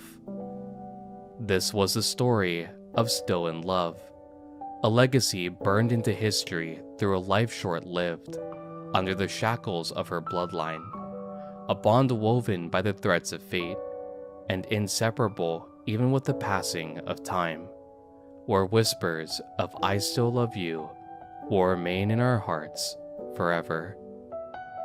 Did you enjoy this video, and who should I cover next? I don't know who you should cover next, but yes, I did enjoy the video very much. Yeah, it's crazy. This might definitely, I will definitely, this is so sad though. Yeah, it is very sad, it is. But it's crazy. It is just, okay, so the plan is, I need to have 20 pulls at all times, basically ready to when she arrives. So I need to have eventually, need to save up about, right?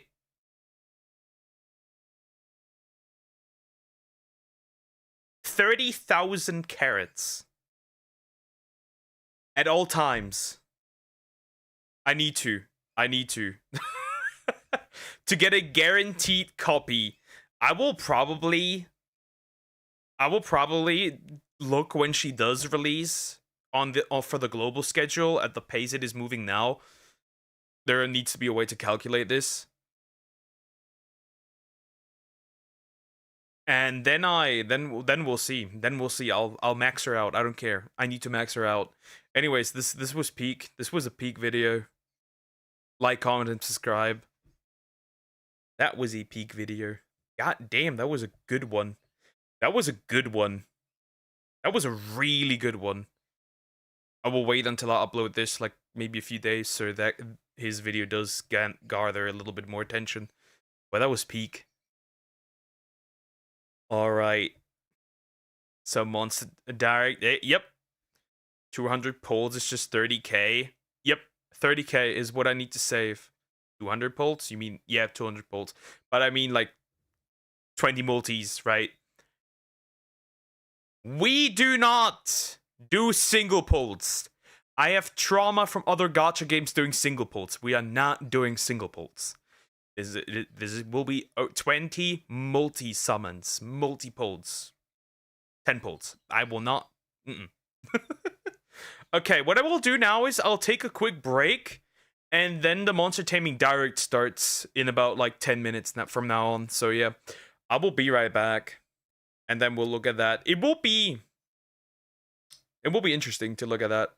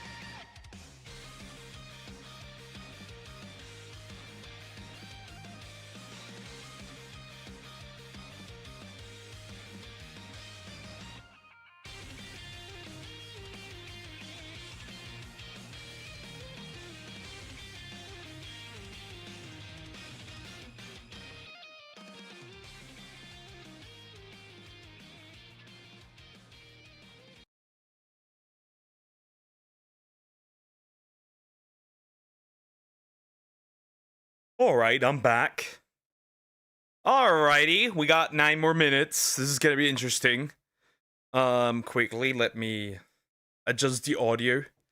Tell me if I will play around a bit, see how loud it could be or not be. We'll see. We'll see. How am I gonna adjust this? I don't wanna block out too much. Should be fine. Should be fine. Who cares? Let me see if I zoom in. How big is that actually? Well, I can't zoom in yet because that hasn't started yet. Yeah, we'll be fine. I did last time like this anyway, so it doesn't matter. This will be about an hour long. Last year was also about an hour long, so this will also likely be an hour long, pretty much. Basically, they're gonna show monster taming related games. That's really what it is. Literally. The Monster Taming Direct. All organized by a single dude.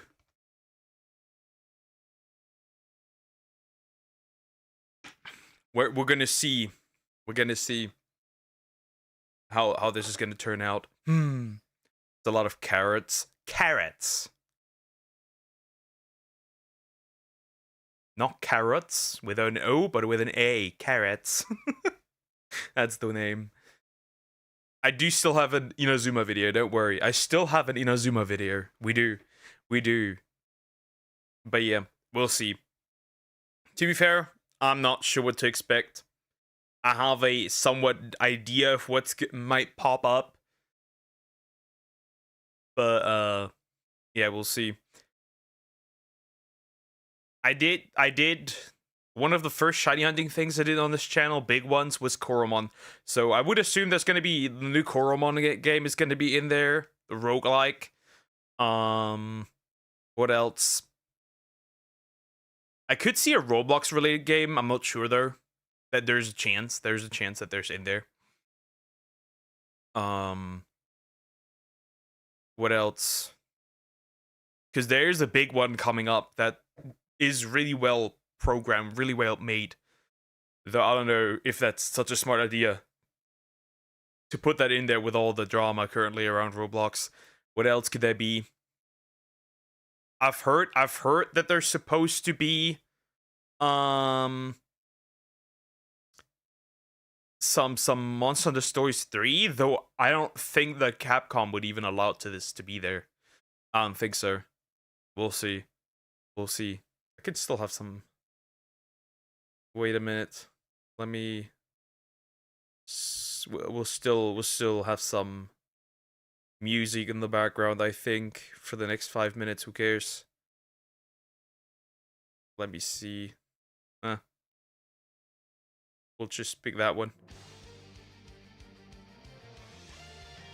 So yeah, we'll see. We'll see. Whoops, what am I doing? Just switch it back and forth. Who cares? Why'd even pull up that screen? Who cares? Wait, did I spell it wrong? It's not carrots, right? It's not the vegetable. The gems are called carrots. So with instead of an O, it's an A, like, right? Carrot. Like the way I think you measure how like jewelry and stuff, how valuable it is, right? If I remember correctly. I could be wrong. I think that's how it works. Yeah, we'll see how this turns out. Last year was about an hour and 7 minutes, I think, if I remember correctly. If I'm not wrong, it should be about an hour. It was last year. Let me check. Well, how long was it last year? Of course, it might be shorter. Who knows? But last year, Monster Taming Direct last year was... Let me see. Okay, it was an hour and 14 minutes last year. But last year was also in February, not in September. So yeah. I think the last year one I also did react to, so we'll see how that's gonna turn out. 3 more minutes, it says. Well, 4 more minutes, in fact. We'll see how that's going to turn out. Other than that, I still have a couple of videos, right? I still have this ref one, right? Where we have to go over what YouTube is currently doing. I have the creepiest TikToks as well. I have body inflation, Inazuma. The one that Samak sent in as well. I still have a few things that I have to go over today. So yeah. Carrots, purity of gold. Carrots, the weight of diamonds. Carrots, Uma Musume's special currency. Exactly. Exactly what it is. True. Oh, you meant like diamonds? My mind was thinking of horses. Okay, so the vegetable. Whoops. Well, they are shaped like actual carrots, right? They are shaped like that. So yeah. Basically carrots and carrots. You combine those two and you get that one. Simple. I guess they could. I think the developer that made Monster Sanctuary also has a game in store still. I don't know. I don't think they have dropped anything. So I should like this. I'm a good boy. I should like this. I'm the goodest boy, in fact. But that's what we're gonna see. Assumption-wise, I don't know what else. There's a few games they're gonna show off. Definitely. Was quite packed last year too. Quite a few indie games. Well, it can only be indie games. Nothing else makes sense. There is no AAA. To play on words, essentially correct. There is no AAA game, monster taming game aside from Pokemon, I guess. That's it. I wouldn't consider the Digimon games to be AAA. More like AA at best. For the production value, I guess. They don't fit the description of AAA. Though even Pokemon really doesn't look like AAA. Even though it technically is.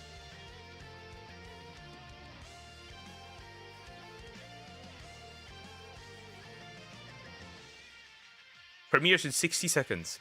Well, 2 minutes. We still got 2 minutes, chat. We'll see how that's gonna turn out. Really hope it's not too long. Okay, we can shut off this now. We can shut off this now. Alrighty.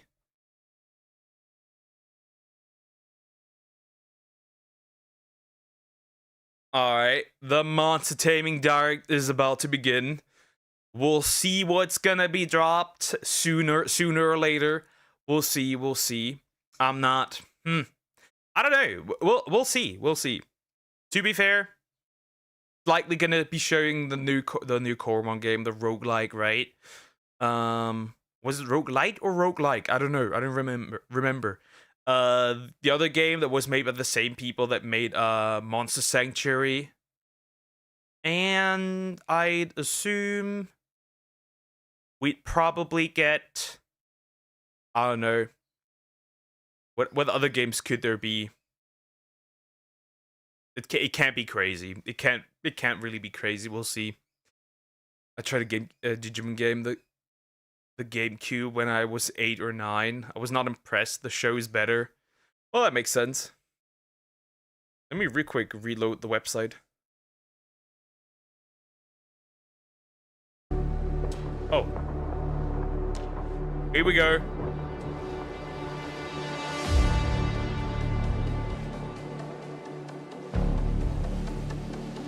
Here we go!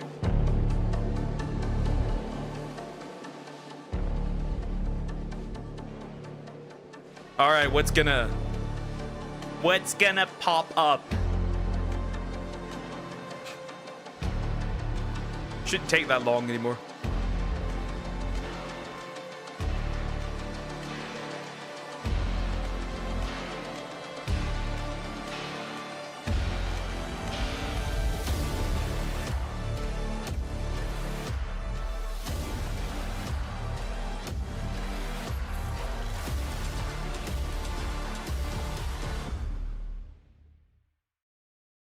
All right, here we go.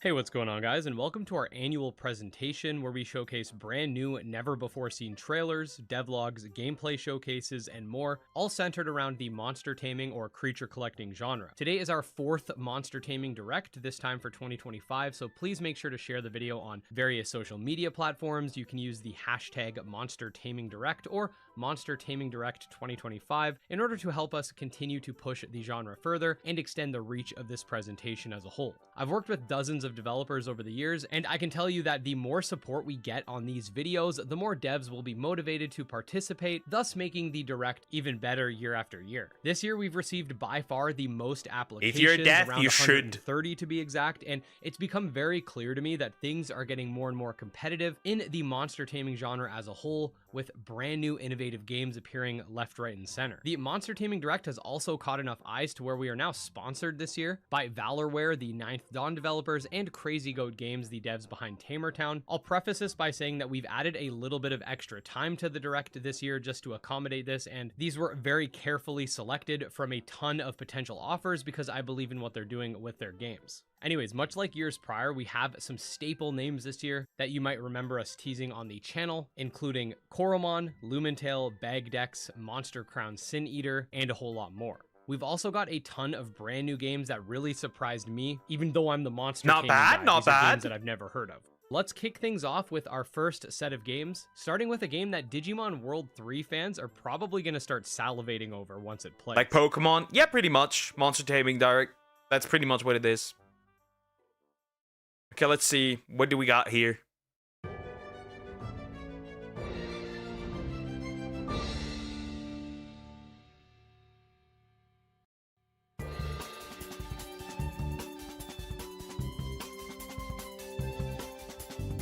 Ooh, that art style!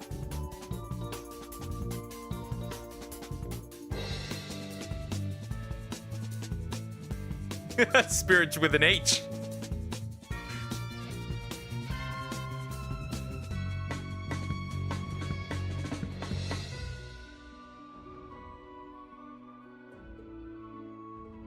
That is very Digimon-esque.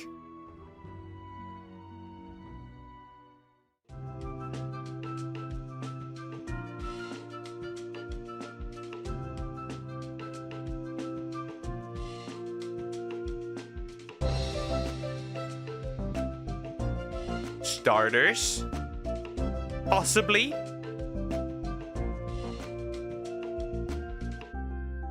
Okay, wishlist on Steam.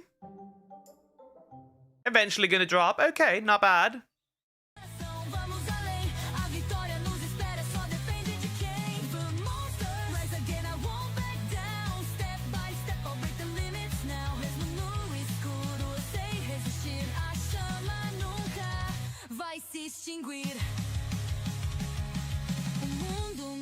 Mas eu sei quem sou. A chama acende e o medo apagou. Okay, okay, not bad. Oh, hello, Digimon. Also, Digimon like evolution mid combat.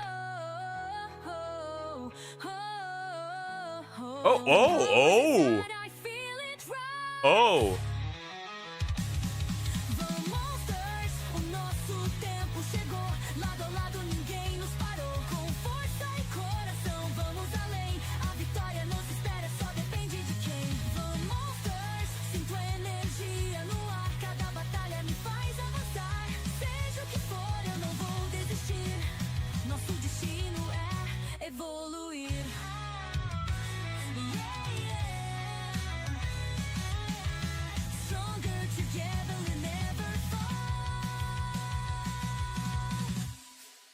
Also to wishlist on Steam. Also really good theme song. I like it. Top Hat Studios. Ah, Mythcaller. Okay, well, yeah. It's been a topic quite a bit. Okay, Mythcaller.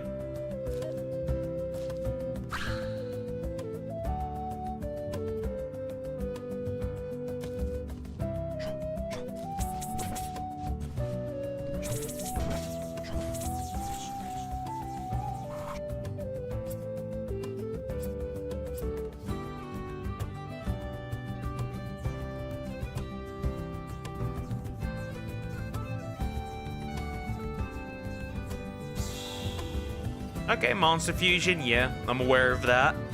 Very much.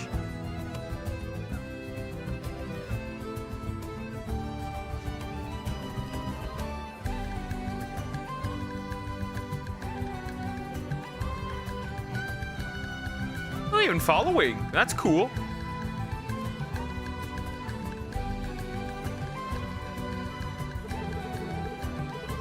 Mini story arcs in each level. Okay.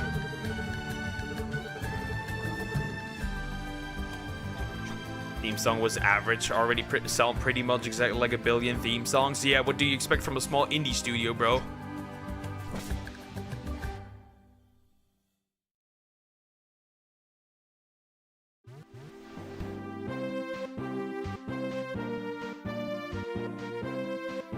This Creature's World. Yeah, I've been waiting for that one too.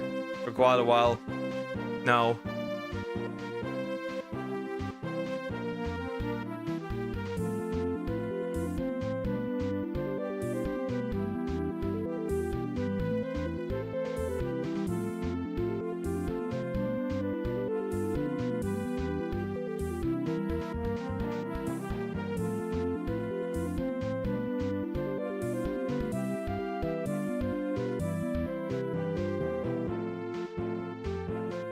Blobzilla.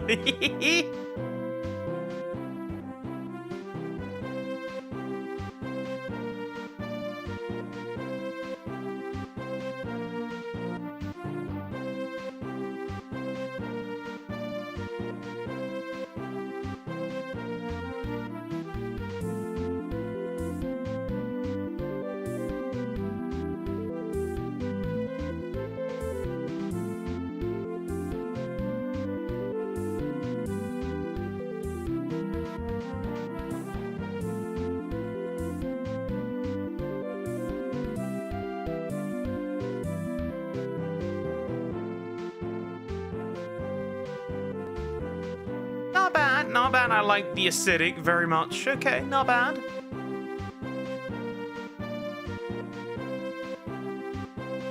Yep, This Creature's World.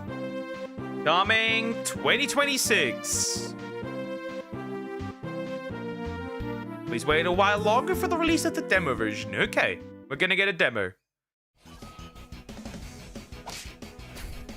A lot of 3-on-3 critter raptors. What the heck? Okay. Okay, that design does look a little silly. Okay, it's an... Wait. Interesting. Oh, that's interesting. Wait a minute, that's interesting. That's an interesting concept. You essentially... So moving around in the overworld is 3D. And then the combat is 2D.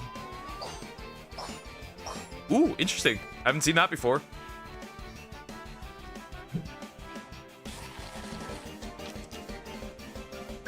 Ah, okay. You can create your own house.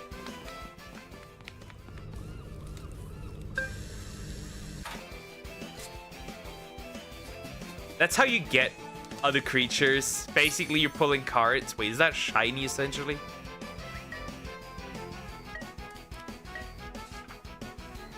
Oh, interesting. Oh, you can even trade cards.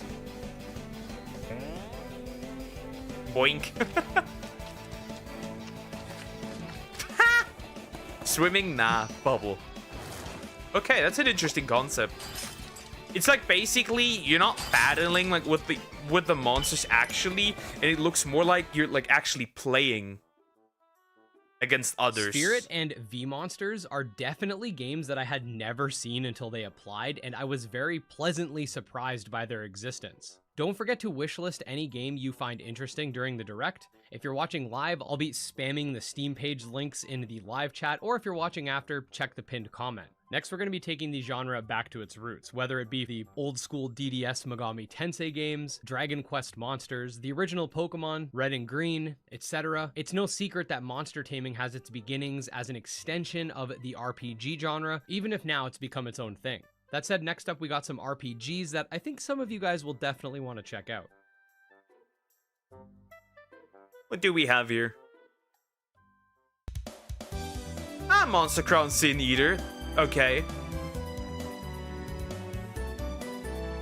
Ah, it now has... Oh, I've not looked at Sin Eater, so I wouldn't know, but it now has a stronger color scheme, different color scheme. It uses more colors. Okay.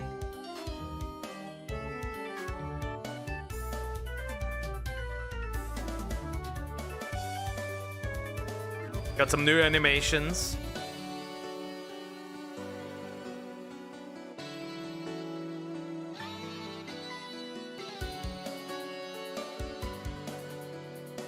Fusion? Oh, Fusion. Okay, bro. Mega Chicken.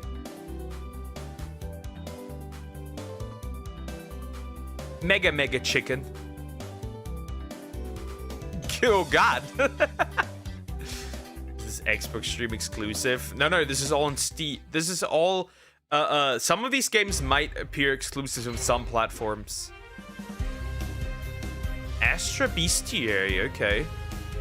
Some of them might be. Some of them are also will be available on the Switch, some of them on Steam, maybe some even on Xbox, PlayStation. But most of them will probably be Steam. Okay, I like the creature. Wait, you can play with the creature.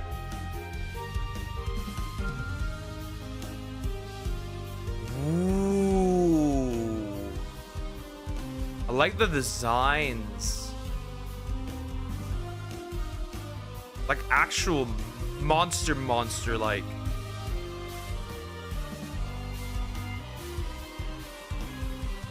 We have a rock, paper, scissors. Wait. They die? Oh. Interesting.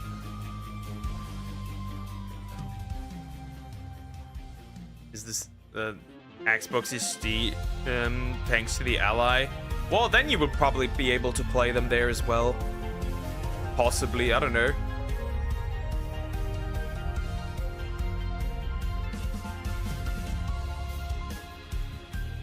Okay, I like the monster design. That's a big...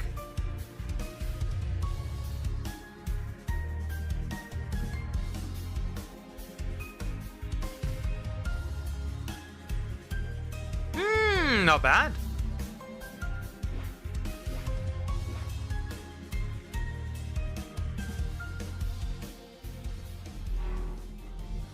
Okay, that was good.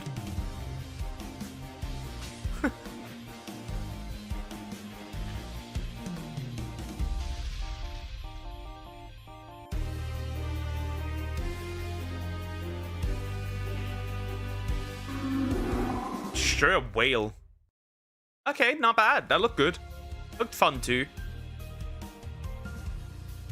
Oh, that's still a Kickstarter.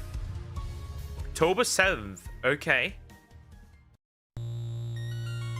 Yami Kids. Dokimon Quest. Notice me. Wait, senpai? Something? Oh, hot girls. Women.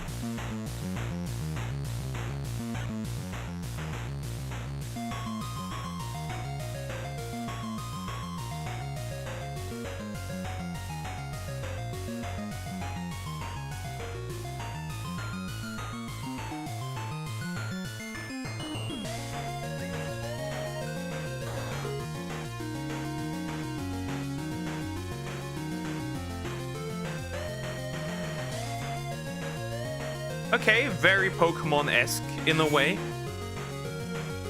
And Zelda. Oh, this is also very much Zelda. Like October what? October 7th. But that's for the Kickstarter. Goku?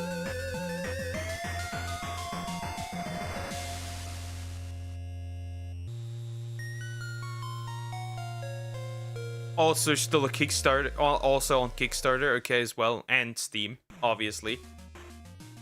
You just saw the Overworld trailer for the upcoming Yami Kids. In Yami Kids, the Overseer intervenes to save your life. However, she can't save your guardian or your sibling. who ends up haunting you for most of the game. And yet, there is no stopping fate or your demise. The overworld. Small Earthbound, yep. And then there's the underworld. I'd argue a combination of Earthbound and Link's Awakening. To bring this project to life, visit us on Kickstarter, where we'll discuss stretch goals such as Nuzlocke modes, a battle tower, and console ports. You can also wishlist the game on Steam. Thanks, and have a great rest of the show. Okay, not bad, not bad. Rizzymon! Okay.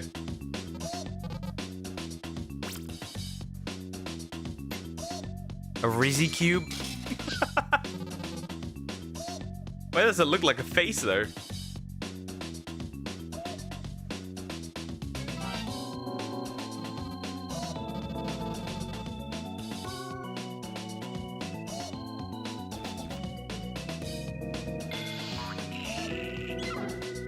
What the heck? Cocktail? Okay, interesting. Huh? It made an Ugo sound! Fake news.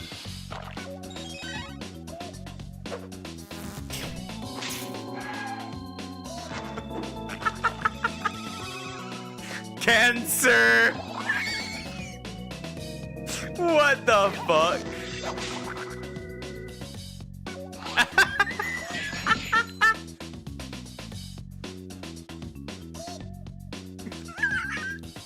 Ever being attacked by a attack called cancer?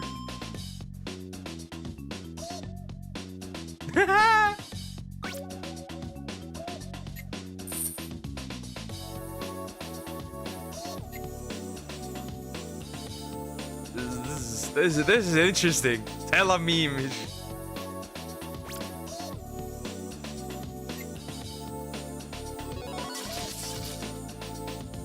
Did bro just get electrocuted?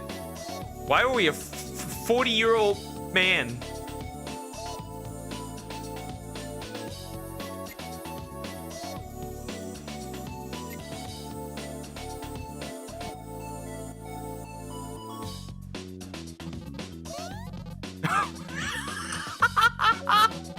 Ho! Her name is just Ho! Bro, what the fuck? Thoughts? Bro, who made this? Discord mod? Who made this, bro? Who made this? That's hilarious. Who made this?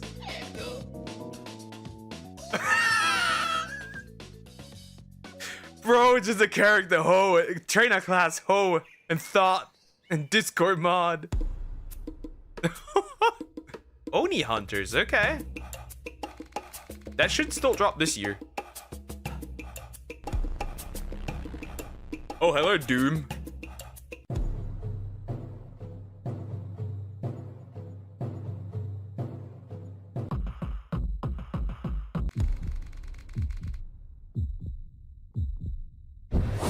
Oh, fusions. Again.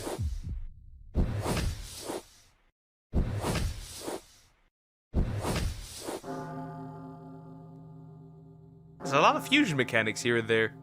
What the fuck are you? Rizzymon, that's funny. Yep. Dress them for war. Customizability of the monsters and dress them? Interesting.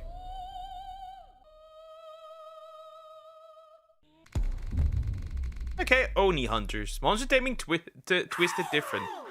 Steam. Quarter 4, 2025.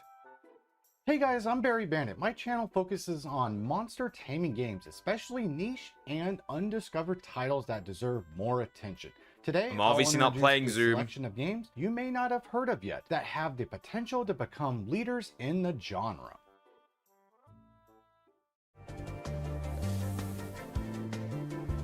Stories of Zomnia, okay.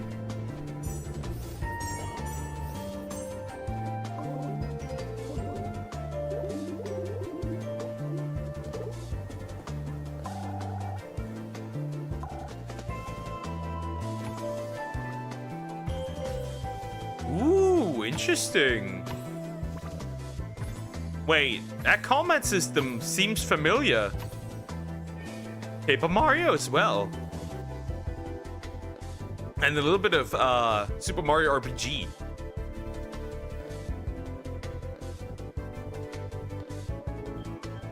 Steam. Steam.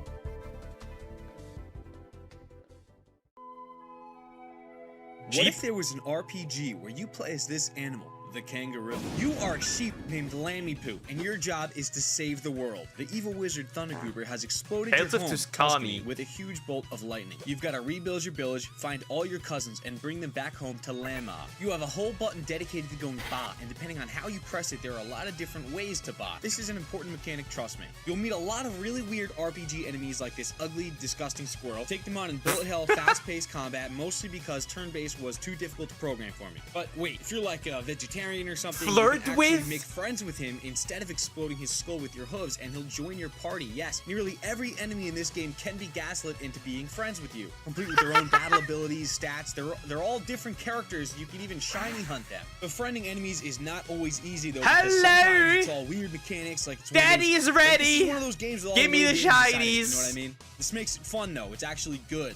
This is a good thing. Okay, there are two different kinds of friends. Sidekicks who are really strong and unique and have story arcs and you gotta like make friends with them, but less important friends are the random encounters. If they die, they stay dead forever, unless you reload your save, but I mean, you know. Okay, back to the story. To choose your own adventure games, you could basically do whatever you want. You know, be the hero? Yeah. Be evil? Oh, hi, Fire Emblem. Do the bare minimum, complete the game as fast as you can, and then complain online? Yeah, you paid for it. Sure, let's do it. Every time you complete a game, you get something called a Rhapsody, which is a postcard you completely customize, put stickers on, and can trade with friends. It even includes a little photo that you take in-game. You can even do challenge runs to spice it up. Keep doing runs, play, a lot of game good, a purchase. So let's sum it up before the quiz. You are a farm animal. There's a button that makes you scream. You can beat up strangers or make friends with them. You have to save the world, reunite your family, do some cool stuff, complete some challenges, I don't know, mess around a little bit, get a reward, do it again. That's basically it. Tales of Tuscany. This is the game ever, coming out on PC, consoles, and mobile in 2026. Ooh, okay, next year. Or I will go broke, and I will have to get a job cleaning sewers. There's no other job I can do. It has to be that one, so. Oh, that's out now. Okay, that's a tower defense. Okay, pretty cool.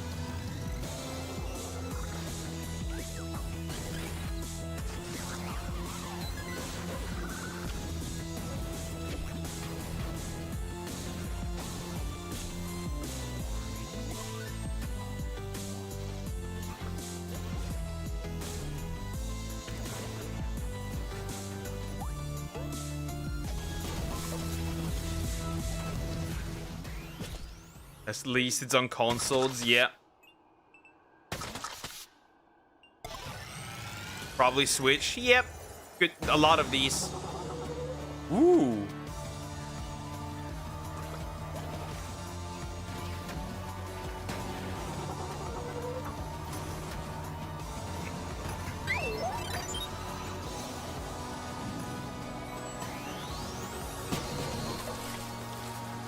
Oh, damn, bro.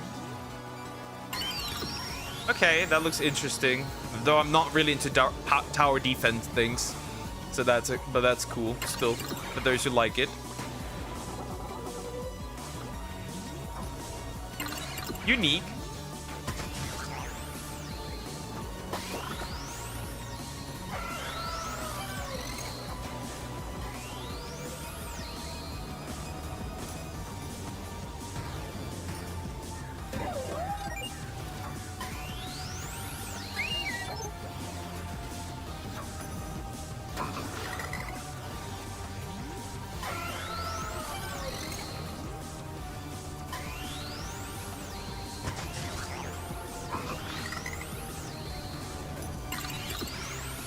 Okay, not bad, not bad.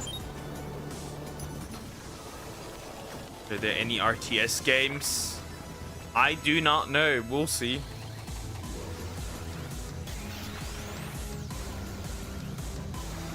I do not know. We'll have to see.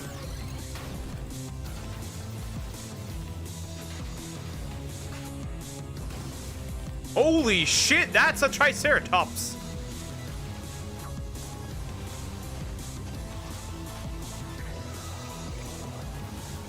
And Nessie. Okay. Bean Bees, now available on Steam. That's Steam, again, obviously. Insectile. Okay, cool. Steam.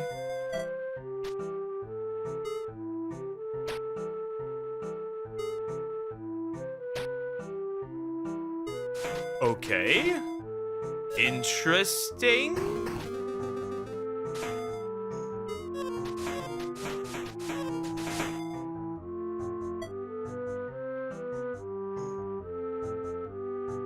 Chat, deer wants to touch you. That's all I can say. He told me. You're all getting touched. I'm sorry. It had to be this way.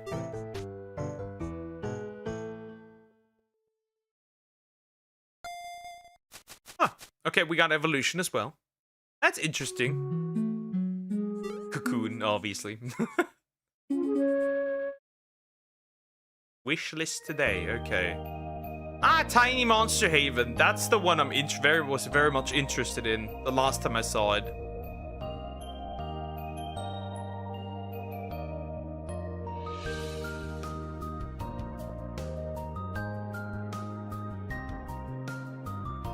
A Mon Tamer on your desktop.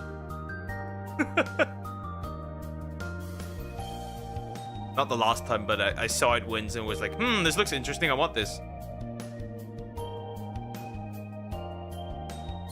It's like the Tiny Cho'Gath, but with monster taming.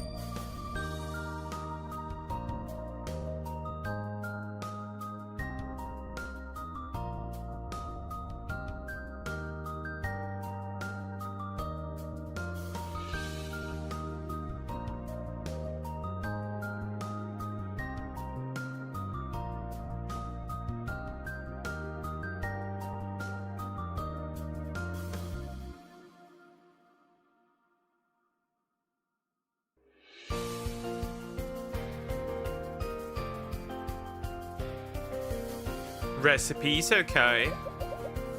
Bro, I asked my mom to help check my hair and I got a single white hair. I'm not even 30 yet. Hag. Hi Jaggy, how you doing? Hope you doing good. Not even not a battle.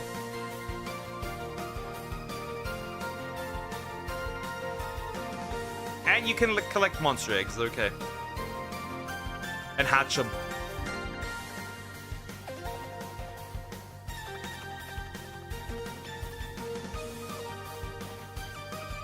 $50 monsters, okay. 2 shiny variants per month! My body is ready.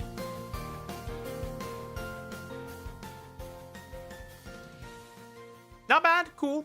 Once again, pretty cool. Egg? That was pretty cool editing, right?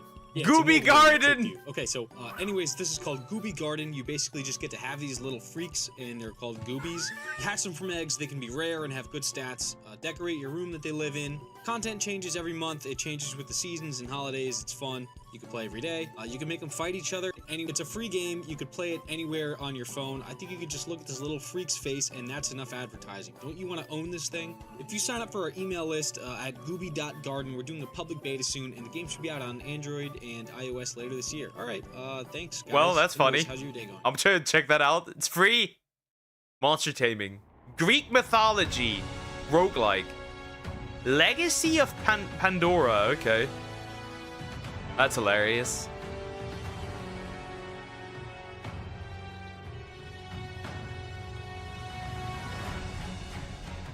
Evils. Okay.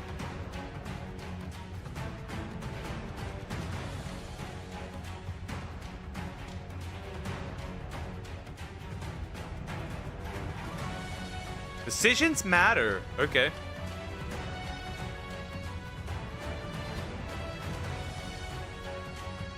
We got split evolutions, apparently. Burying rolls.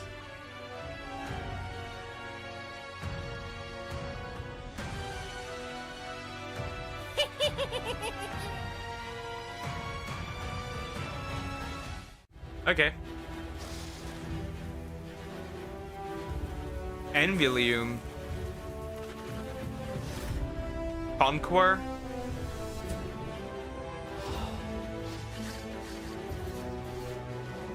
We got Age of Empire. Monster Taming.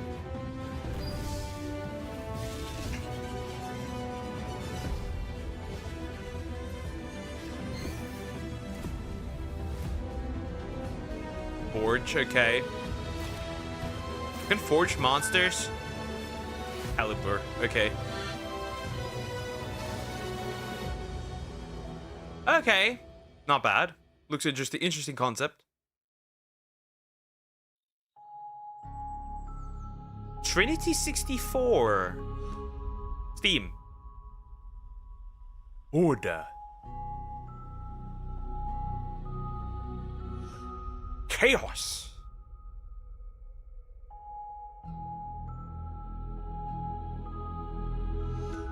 Balance.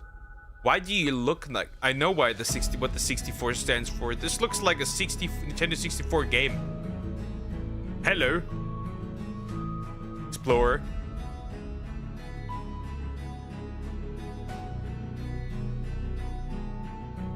Treachery.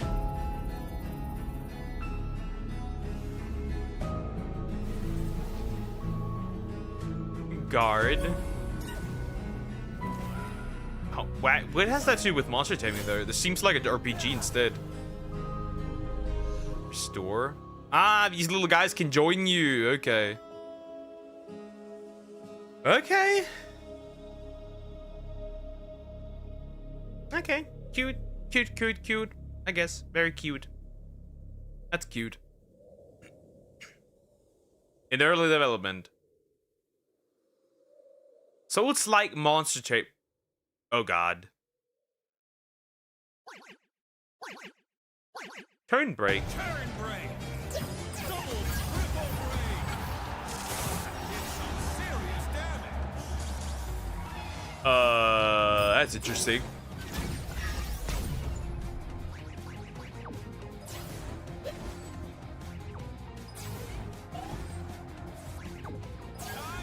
Rock, paper, scissors.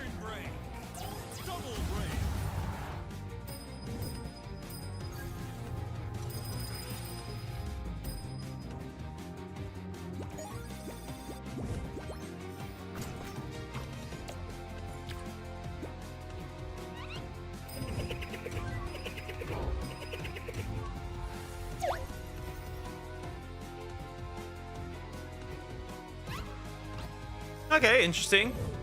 A lot more beasts.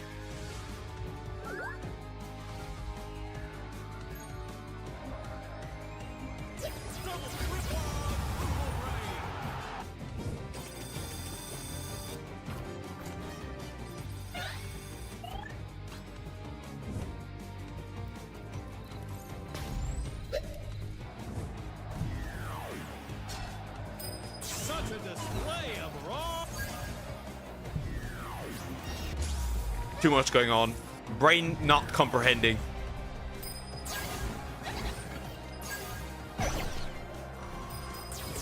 Oh, that's gotta hurt. What a noble effort. Maybe next time. Okay, interesting. Turn break. Turn break. Available now on Steam again, obviously. Dino Citadel, okay.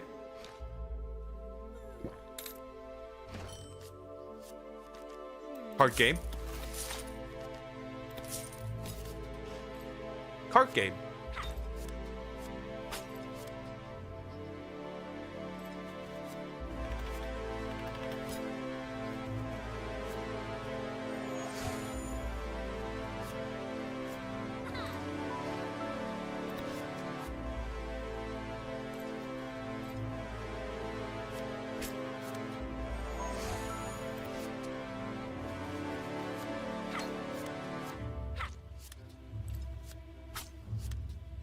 Okay, interesting concept.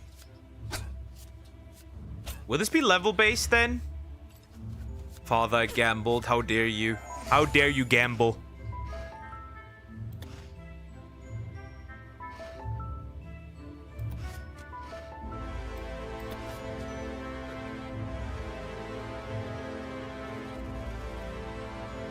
Why, dear? Why did you do that?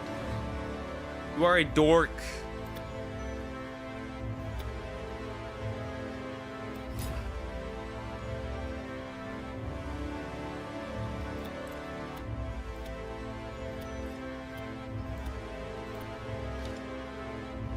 Okay, enemy turn.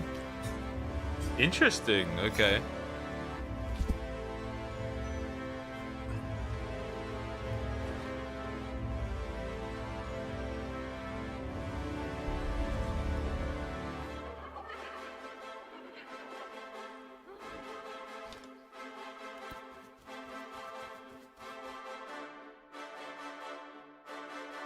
I was busy.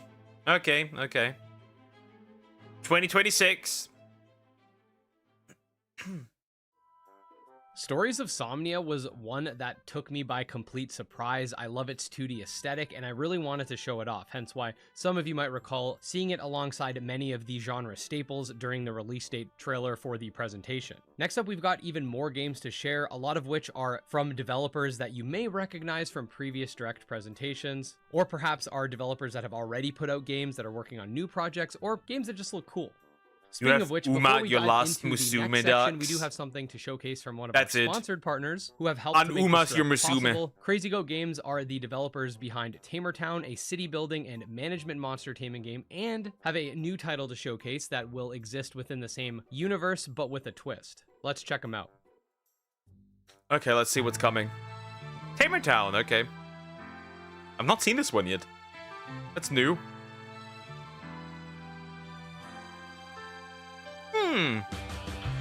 Shape your city. It's a city build.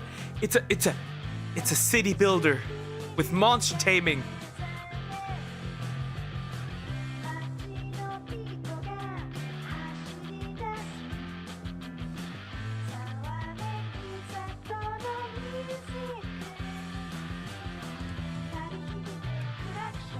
Cover new areas. Okay, so you can't walk around.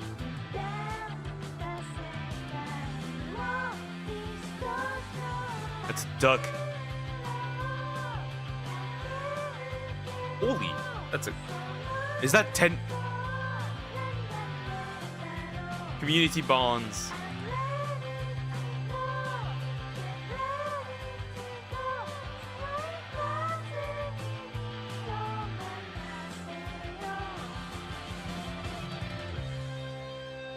Dude, we got everything. We got everything. Oh, okay. That releases for Switch too.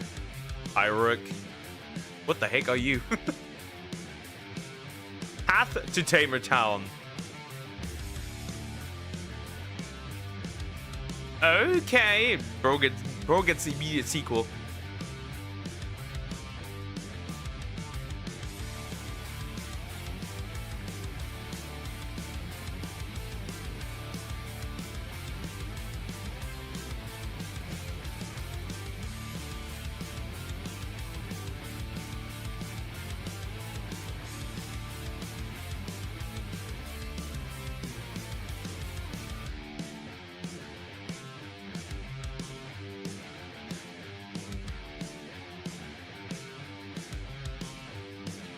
Hello, Pelipper.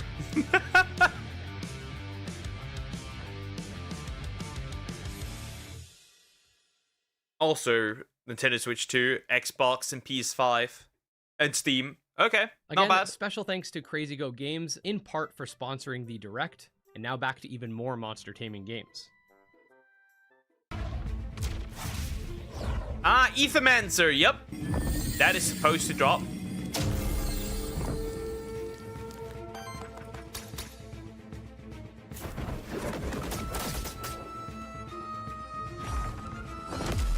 Step 1, find cool monsters.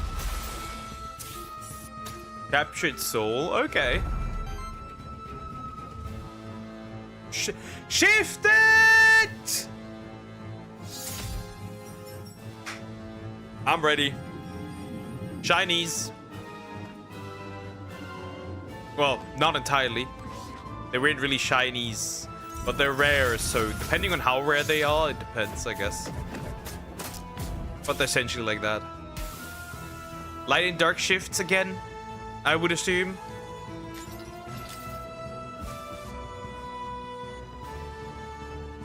Ethermancer. Early access launch September 23rd. Steam. Same people that made Monster Sanctuary. Hi. Welcome to our first developer showcase. I'm Fred from Voidling Bound's development team. We're happy to showcase for you today a first look at our most creative and intriguing feature in Voidling Bound. Let's dive into the splicing station. Splicing enables you to mix and match your entire Voidling collection together, giving you the power to This craft looks your good. very own, fully customized Voidling. This looks really good. Splicing makes use of genes, which are categorized in 4 main branches. This looks Morphology and really modules good. to customize your looks and stats, and abilities and perks, but we'll get to the specifics of those 2 later. In the Morphology tab, you can access the genes from all your different Voidlings to change their body color, eyes, patterns, and even their size. Next are modules. Extra Modules large. can now be customized individually from all the body parts acquired in your species evolution tree. Always wanted to craft a Gillick with a draconic tail and say a cryofin? Not a problem anymore. And for the big finale, abilities and perks is where you really get to customize your gameplay experience beyond just looks. This looks really good. I can handpick through all the different variations Damn! of my Voidling's abilities, creating new synergies and playstyle for your What Voidling. the fuck? I can also change the elemental alignment of each abilities individually. Dual wielding elements for encounters against That's multiple amazing. enemy factions. Last but not least, you get to decide from up to 3 mutated perks from all your Voidlings. Mutated perks are interchangeable across species. Best give an example. Let's start with my plain mutated Quipet. What the Fire fuck Hose do you will look give me like? Insane fire rate. Combine this with Frenzy for crazy movement speed. Terrapin's Reservoir should trigger quite often. Gillick's Burnout Burst should be a fun addition. And my Quipet is now a running explosive critter. The possibilities are endless. And that's exactly what we want. Thank you all for being with us. We're Damn. gonna leave you today with just one more thing.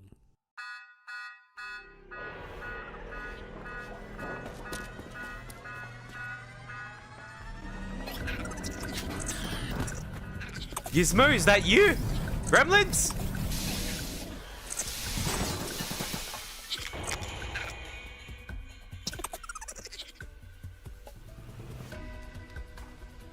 Wygoon? Monkey. Many monkey. What even is that? Anteater? Hi Zach, how you doing? Everything good? Bro, that's straight up just a gremlin. Don't feed it at midnight. That is a gremlin, essentially. I mean, it can multiply as well. Yeah, don't feed it at midnight. Nuh-uh. Do not feed it at midnight. Steam as well. Unreal Engine. Okay, yeah, well, that explains it. Ah, well, there's that. 2P again. Hello. You were in there last time. Oh, village.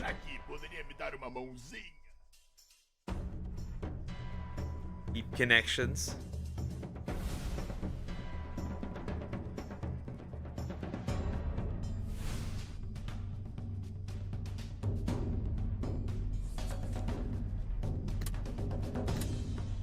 Okay.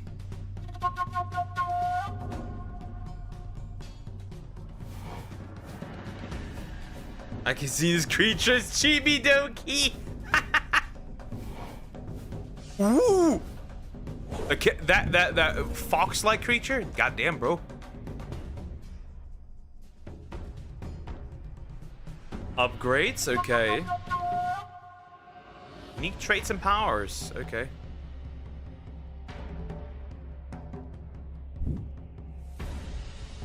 $90 relics. Okay. Oh, hello, Burb.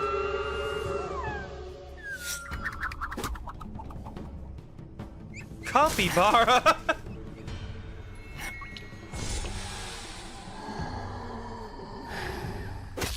Damn, bro. 6 unique spirits.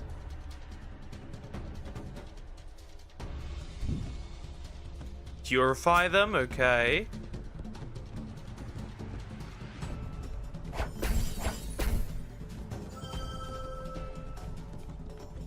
Okay, burb. Mold spirits into relics.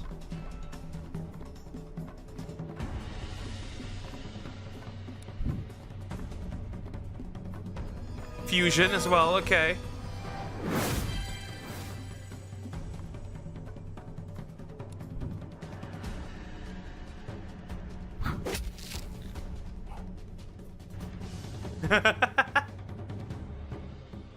Arrives this October. Okay. Okay. Steam. Makes sense. We're about to throw hands to his enemy for real. Most certainly. Hot World. Okay. Hot World. Interesting bots. Hey, Botmasters, meet Nova, our latest legendary bot. Legendary. Created by one of our own community members. Teaming up with Gym Leader Ed, we're giving away 150 gems to 3 lucky winners. All you gotta do is drop your player ID in the comments and we'll pick the winners at random. Good luck. Okay, Bot World. Hello, Bot World.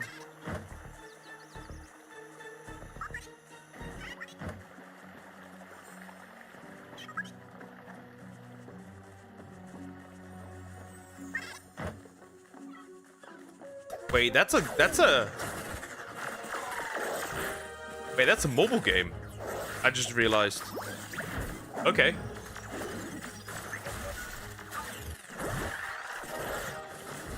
I can't believe I forgot that it existed. As well, I guess.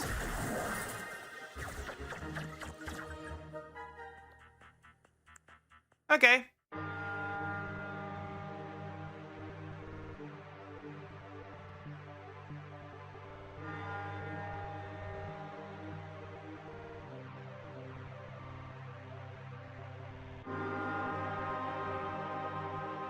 A Node Heart 2, okay.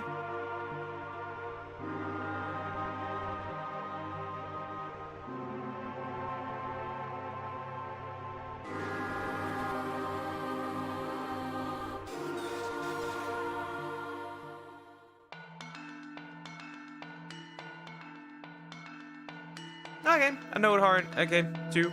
Okay, cool, cool, cool, cool.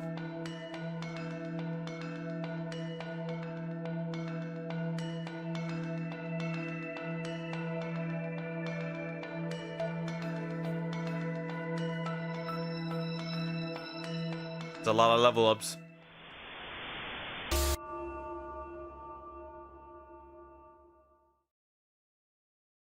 Okay. Astral Arena. Oh yeah, I've seen this one before. What the heck? The Pestilence.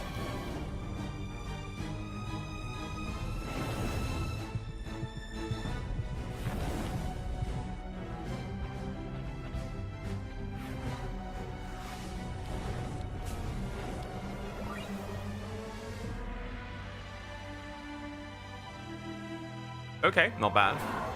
Different arenas.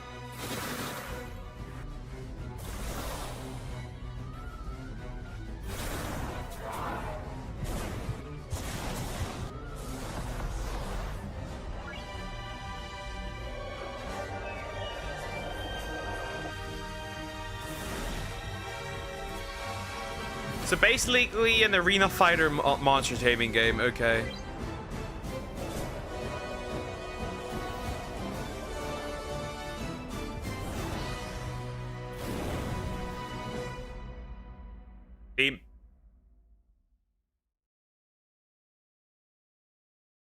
Arena fighter, okay. Not bad, cool. Not seen that before. Montabi. Hello, trainers. I'm Buddy, and today we're going to talk a little bit about our upcoming Monster Tamer roguelike deck builder, Montabi, by Monkibo Games. With Montabi, we're trying to marry the fun of leveling your monsters up and capturing new ones in battle with adding cards to your deck and putting together a powerful build. Let's take a look at how you use two Montabi to synergize with one another in order to win some fights. today's subjects are going to be Tunky and Sago. Obviously, this is a monster tamer, so you know these guys are going to level up and evolve. If you ever see a monkey on a skateboard, that's a Tunky evolution. If you ever see a sushi zipping around, that's a Sago evolution.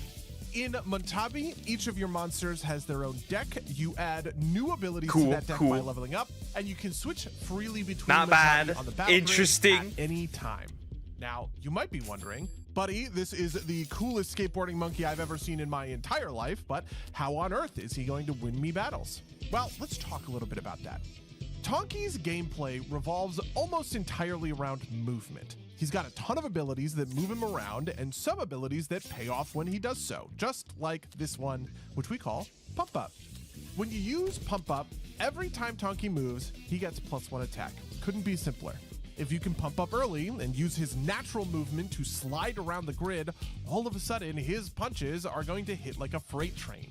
Kind of like this. Do you see what I mean?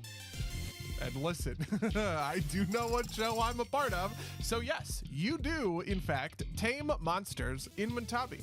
With a little biscuit like this one, you can add another Montabi to your crew, a salty little sushi. That's how you named tame my dog Sago. too. See, Works. Tonky is a melee fighter. He wants to zip around the grid and do the damage. Well, Sago is the perfect complement to that. Sago drops little buff sushis all over your side of the field and has some unique abilities that lets her move her allies to pick them up. So Tonky has a lot of movement. Sago gives Tonky lots of buffs for moving. And I think you kind folks are smart enough to figure the rest out for yourselves. Anyway, I could do this all day, but unfortunately I am out of time. Please check out Montabi for yourselves on Steam today, and thank you so much to everyone at the Monster Taming Direct for letting me hang out with you guys. If you want to chat more, head on over to the Montabi Discord. Have a good one, everybody. Demo available on Steam. Monster Care Simulator. Yeah, I'm not surprised.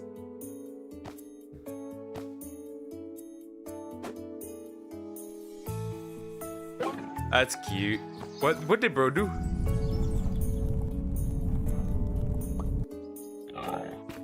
Iggy! Okay, it's... Wait, you play that with multiple people? You play that with multiple people. Okay, that's fun. Races? You can let them race.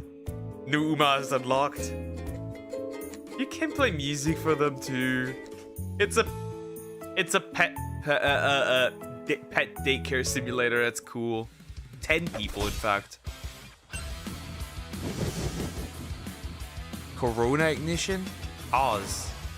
Eidolon Awakened.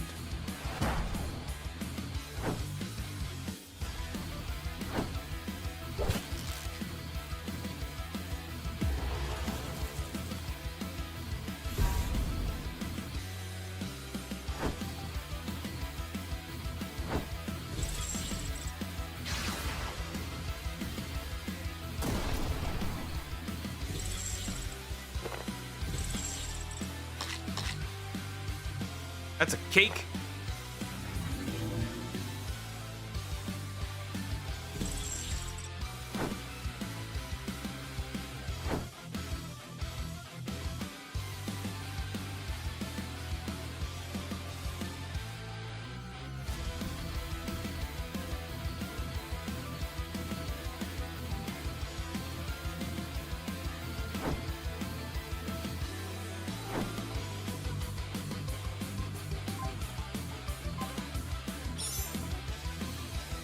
Interesting art style, I must say. Is the woman just turned into Donkey Kong?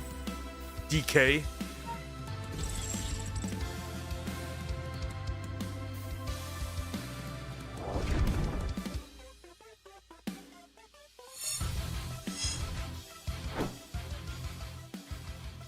Okay, Eidolon Awakened. Should be much more coming. Shard Squad. Ooh, I like the designs. Ah, okay. That already seems like interesting. Bullet hell, basically. Almost. Close enough.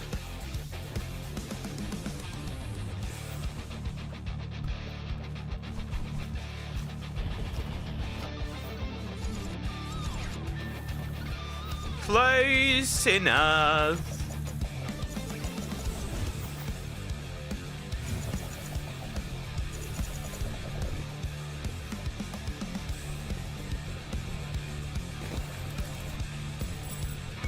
Evolutions! Kinda. Lovers? Sisters? Bouncy? Interesting.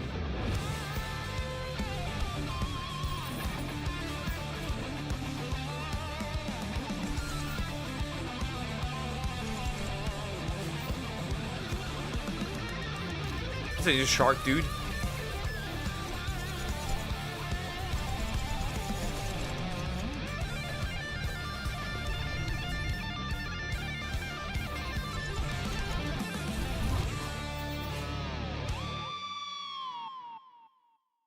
November 4th, Steam. We done? One of my favorite segments on we're Gym not. Leader Ed's channel is the weekly Monster Tamer News Roundup, where he covers all the latest developments in the monster taming genre. This next group of games has delivered significant news this year, including release dates, monster reveals, updates, and more. All right, bring it. Bring it. I've not seen Koromon yet. Hello, Monster Taming Direct. Ah! Carl from Abomination here. Abomination! I recently launched the Kickstarter for my new game, Abomination Monster Rifts, a monster taming roguelike where you can create and share your own monsters on Steam Workshop. Every run can have potentially infinite combinations of teams because you can use anything you can think of.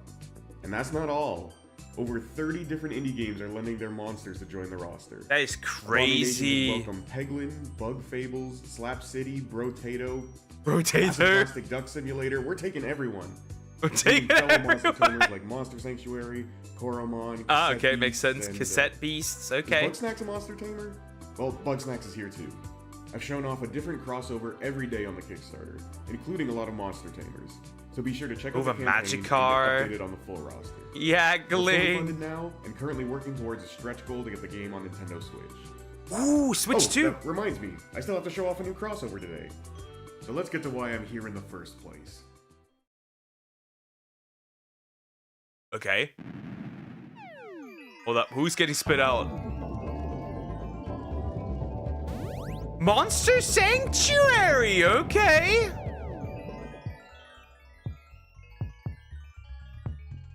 Slimes! Not blobs. Regardless, the same thing. Yeah, a lot of Monster Sanctuary, actually. Even more? What is? Hold up, what is? Huh? Wait, what? Ethermancer, I was like, huh? Wait a minute. Ooh, I like that. Bunk.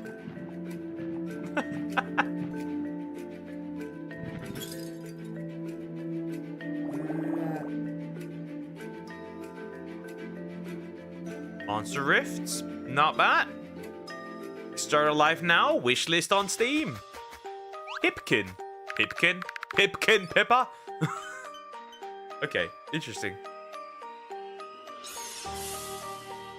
Halloween themed monster taming adventure. Ooh. Oh, she's cute.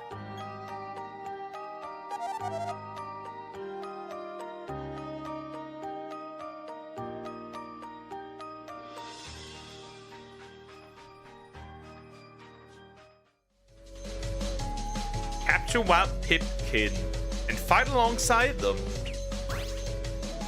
Okay. I feel like Monster Crown has left quite an influence. Also, Witch Cat Girl? Goddamn, bro. What the fuck?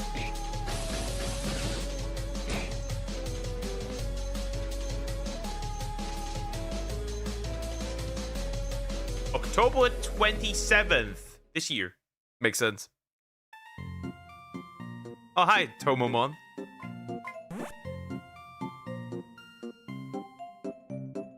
New update, version 1.1.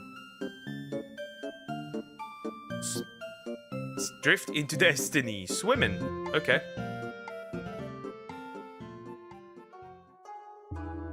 Fengling Town.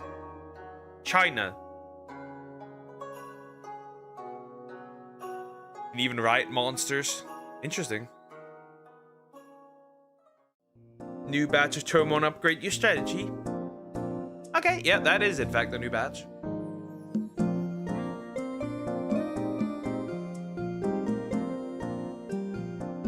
Even dark versions. Legendary, new legendary fusion.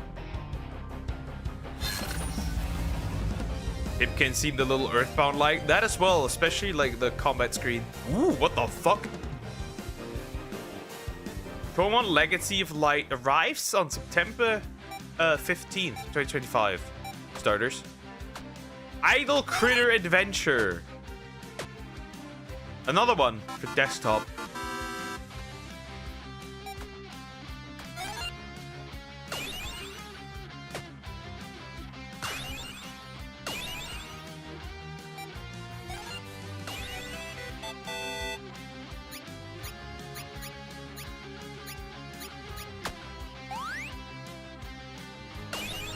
Interesting, okay.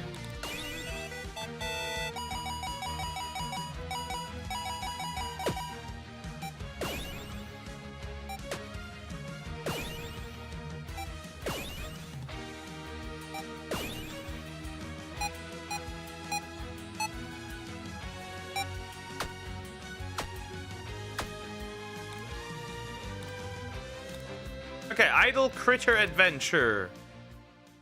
Releasing today. This okay. is Winmon. Little monsters who live quietly at the bottom of your screen. They like to hunt AI.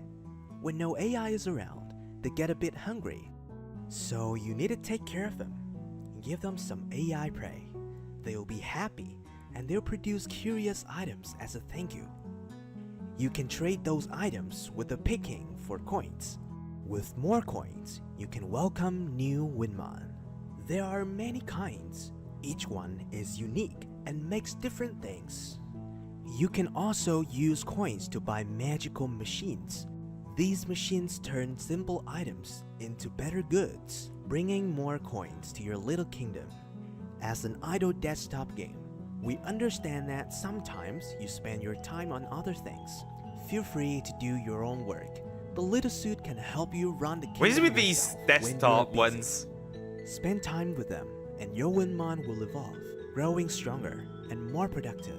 Fleming. We hope Winmon becomes a calm friend by your side, a gentle companion for study and work. Okay, that one's cute. Winmon loves you. Please wishlist on Steam. Free demo on September 11.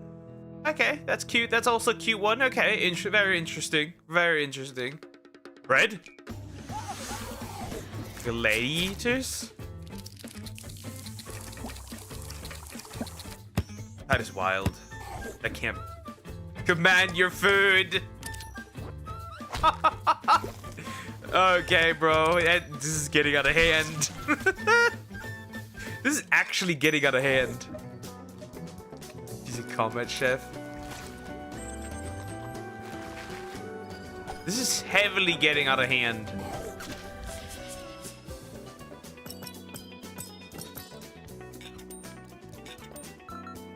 Food is not for playing. Food is for eating. The online multiplayer. A fucking avocado. What the heck? Gladiators. That is hilarious. Whoever made that, you're hilarious. Demo February 2026. Appetizer demo. That's hilarious. Beating each other's ass. What the fuck is that? Finally, we're getting towards the last group of games, and I'm sure many of you guys are eagerly anticipating some of what your favorite developers have to offer. Quickly before we do that though, we do have a quick word from the Monster Taming Direct's major sponsor, Valorware, the developer behind the Ninth Dawn series and a longtime friend of the channel who had reached out to us simply because he wanted to support the channel. Please check out the Ninth Dawn series on Steam, guys. The support seriously allows me to work less hours at my day job and spend more time at making content for you guys while still being able to support my family. The Monster Taming Direct is brought to you by today's sponsor, Valorware, aka the developer behind the Ninth Dawn series, and specifically with regards to Ninth Dawn Remake, a recently released and complete remake and overhaul of the original Ninth Dawn that adds bigger dungeons, an updated story, enhanced action-packed combat, and more. Ninth Dawn Remake features an expansive world to explore with over 45 handcrafted Look at everyone for movie night. To hatch and raise a small army of monster pets who can fight alongside you. Should I do that in the voice chat or just powerful forms? A wide array of custom options when it comes to character building, including different equipment, which channel, abilities, announcements, points, general, and more. And even has a ton of side content to keep you busy. I don't even know. A, quote, epic fishing minigame, a deck building minigame, tons of side quests, and a prosperity system. It's got crafting for weapons and useful items, a first-person mode for a new perspective on things, and you can fully play offline. In single player mode, no difference. You got multiplayer co-op or online multiplayer co-op as well. Ninth Dawn Remake is available for a plethora of platforms, including PC give me a via second. Steam, Xbox, PlayStation, Nintendo Switch, and is running great on Switch too, as well as even Android and iOS. Make sure to check out the Ninth Dawn Steam page linked below or on your preferred platform storefront in order to support a developer that helped make Monster Everyone gets Taming at Direct anyways. 2025 Okay. possible. Thank you so much to Valorware, and now back to the Direct. Thank you again to Valorware and Crazy Goat Games, and without further ado, let's do this.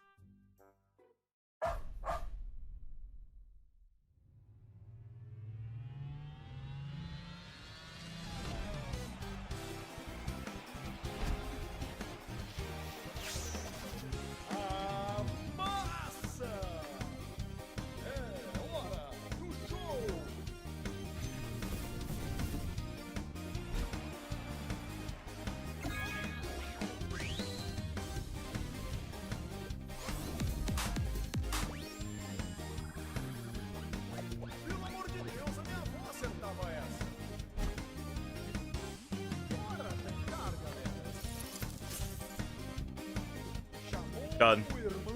What the heck? Didn't look now. What is that game? Another. Bro. Capybara with aura?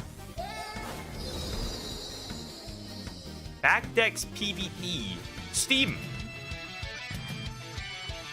Full game in development. Ooh, story mode. Exploring base building, cozy mechanics. Okay. Cozy mechanics.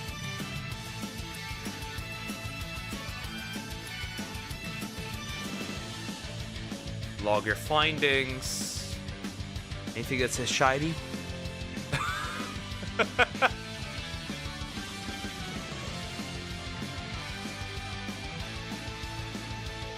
Hi Croc, how you doing? Hope you're doing good. Hello.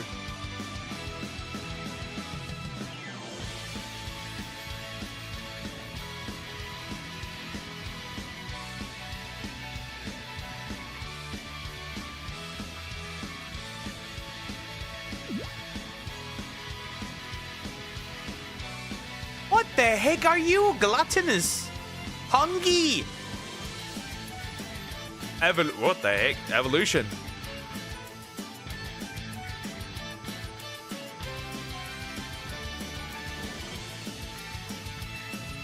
It's quite a few. Okay, interesting. How many more do we have? Shouldn't be that many more. Beehive Studios. Lumentail! Switch and Steam. We still don't know when that's gonna drop. Okay.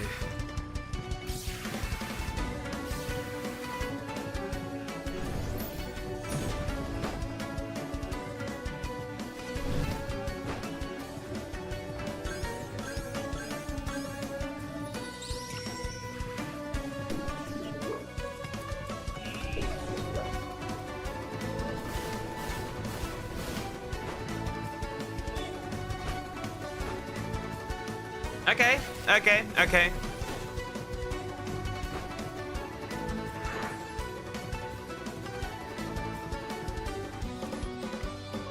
Flawless victory.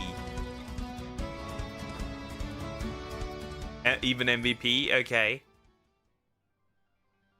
Can evolve. Oh, we're gonna see an evolution.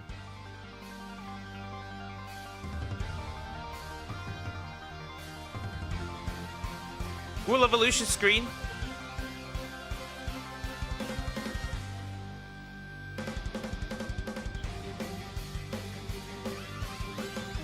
Oh, that one looks pretty.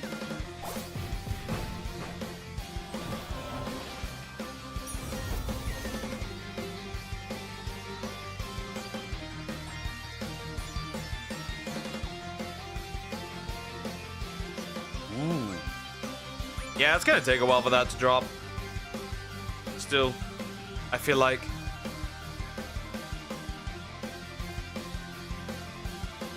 Lumentail. Memories of Trey. Okay. Wish list. Coromon! Rogue Planet. My name is Jaron R.M. Johnson, and I'm the lead narrative designer for Coromon Rogue Planet from Tragsoft Games. We've been hard at work over the last few months, and for this year's Monster Tamer Direct, we wanted to share some exclusive, never-before-seen footage from our upcoming game. Let's start by revealing the game's premise.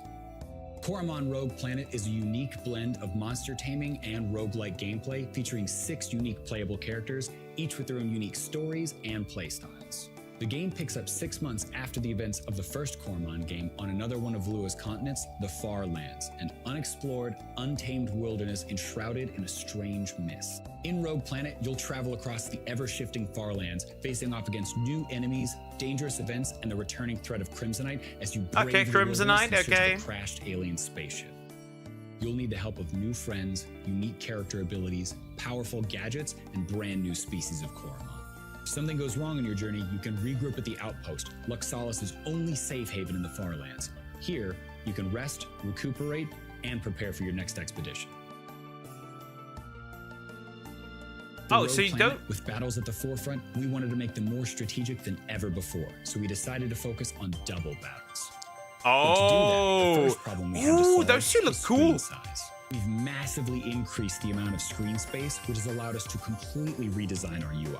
The new UI focuses on giving you more information than ever before. All of these details will help you navigate double battles, giving you a much more tactical battle experience. Let's dive into one of the new mechanics for Rogue Planet, dual typing. All Coromon species now have both a primary and secondary dual typing. The combination of both types results in 6 levels of effectiveness for a Coromon skills. Dual typing also helps to make every Coromon feel totally unique from the rest of the roster. And this is a big deal for Rogue Planet, which adds 21 new Coromon. 21, okay. Rogue Planet, we're completely redesigning the way Crimsonite works. Now, every Coromon, even your own, can become infected by Crimsonite. Crimsonite Coromon no longer simply lose their type. Instead, they gain a helpful shield, allowing them to reduce damage on each incoming hit. Weak attacks won't break through the shield, and it regenerates with every hit. So if you're fighting Crimsonite Coromon, you're going to need to apply some clever tactics if you want to win. Especially since this time around, you'll be facing off against some creatures that aren't even Coromon. Oh.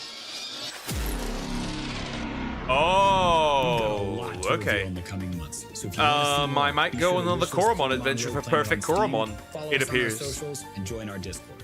I'll see you in the Far Lands.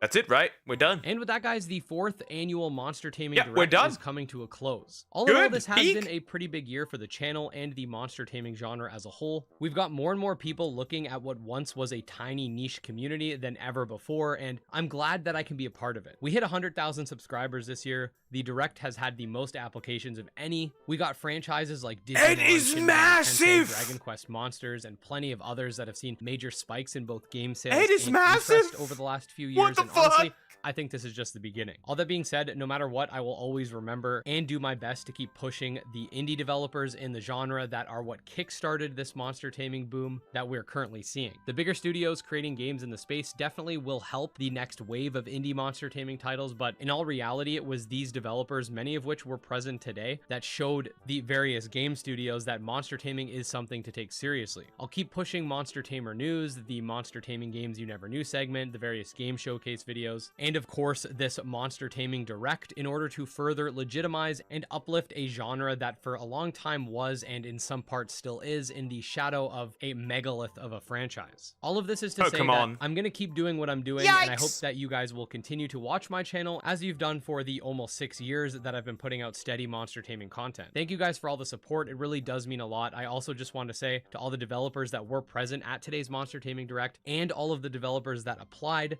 thank you guys so much for continuing to provide us all with games to play and enjoy, and specifically for me, content to cover. Without the developers, there would be no monster taming genre, so please, like I said earlier guys, make sure to wishlist any of the games that you found interesting, share these games with your friends, purchase them when they come out, and play them.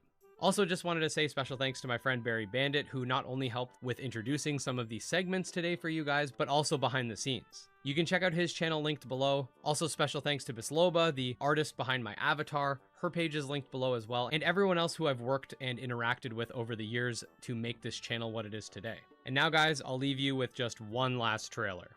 Oh, wait, bro. One last thing. Nice. Cool. Okay, what are we seeing? Okay. A gate. A person.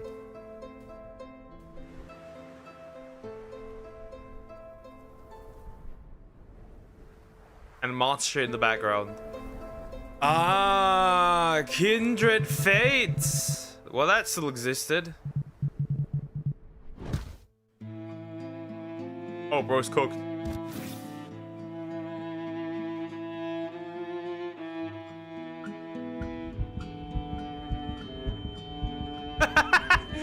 You know what that reminded me of? Mr. Stark, I don't feel so well.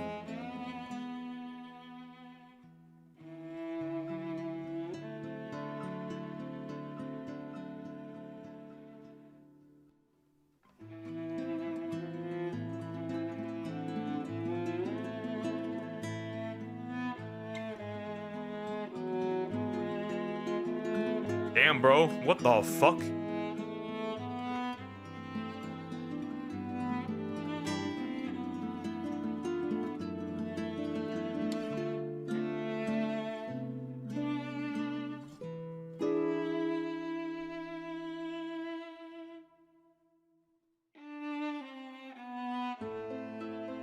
Damn, bro. Why is this trailer so depressing? Okay, interesting. Okay.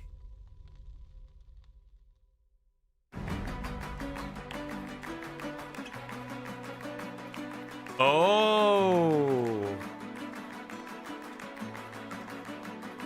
When a Kindred, I think, dies, it can just choose a different evolution? Damn. Okay, you look cool.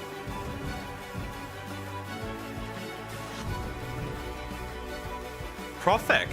Sealed your fate.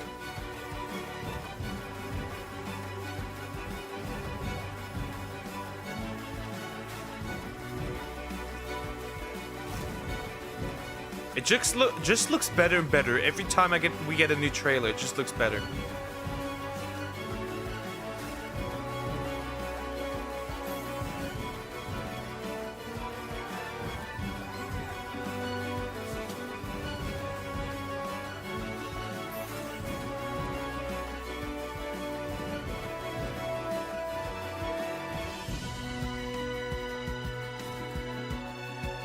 Dead. Cooked. Fraudulent behavior. Kindred Fates.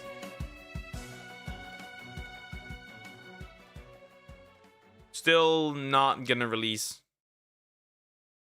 That's it. The annual Monster Taming Direct is over. Well, what do we think of this? That was a good one. Even more packed than the last year. Even more packed than last year. Yeah, I think I will just, go off the ones that have shinies. I'm gonna be honest. That is my main thing. That is my hyperfixation when it comes to monster taming. Anyways, we'll see. We'll see more. We'll see. We'll see. Okay. Okay, that one's done. We got the Monster Taming Direct behind. A little longer than last year, even. About 5 minutes longer. Wow.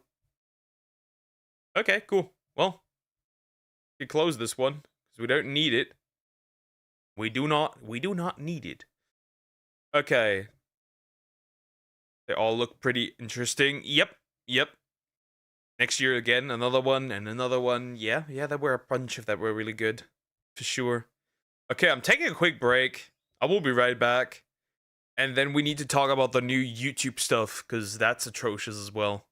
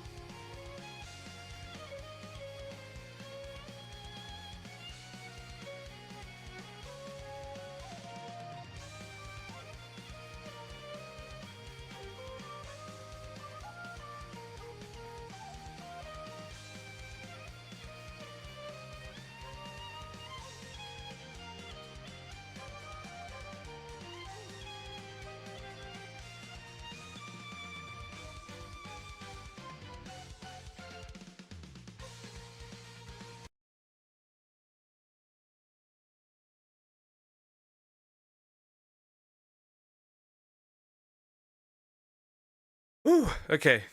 Returned. Quick break. Okay. My new next problem.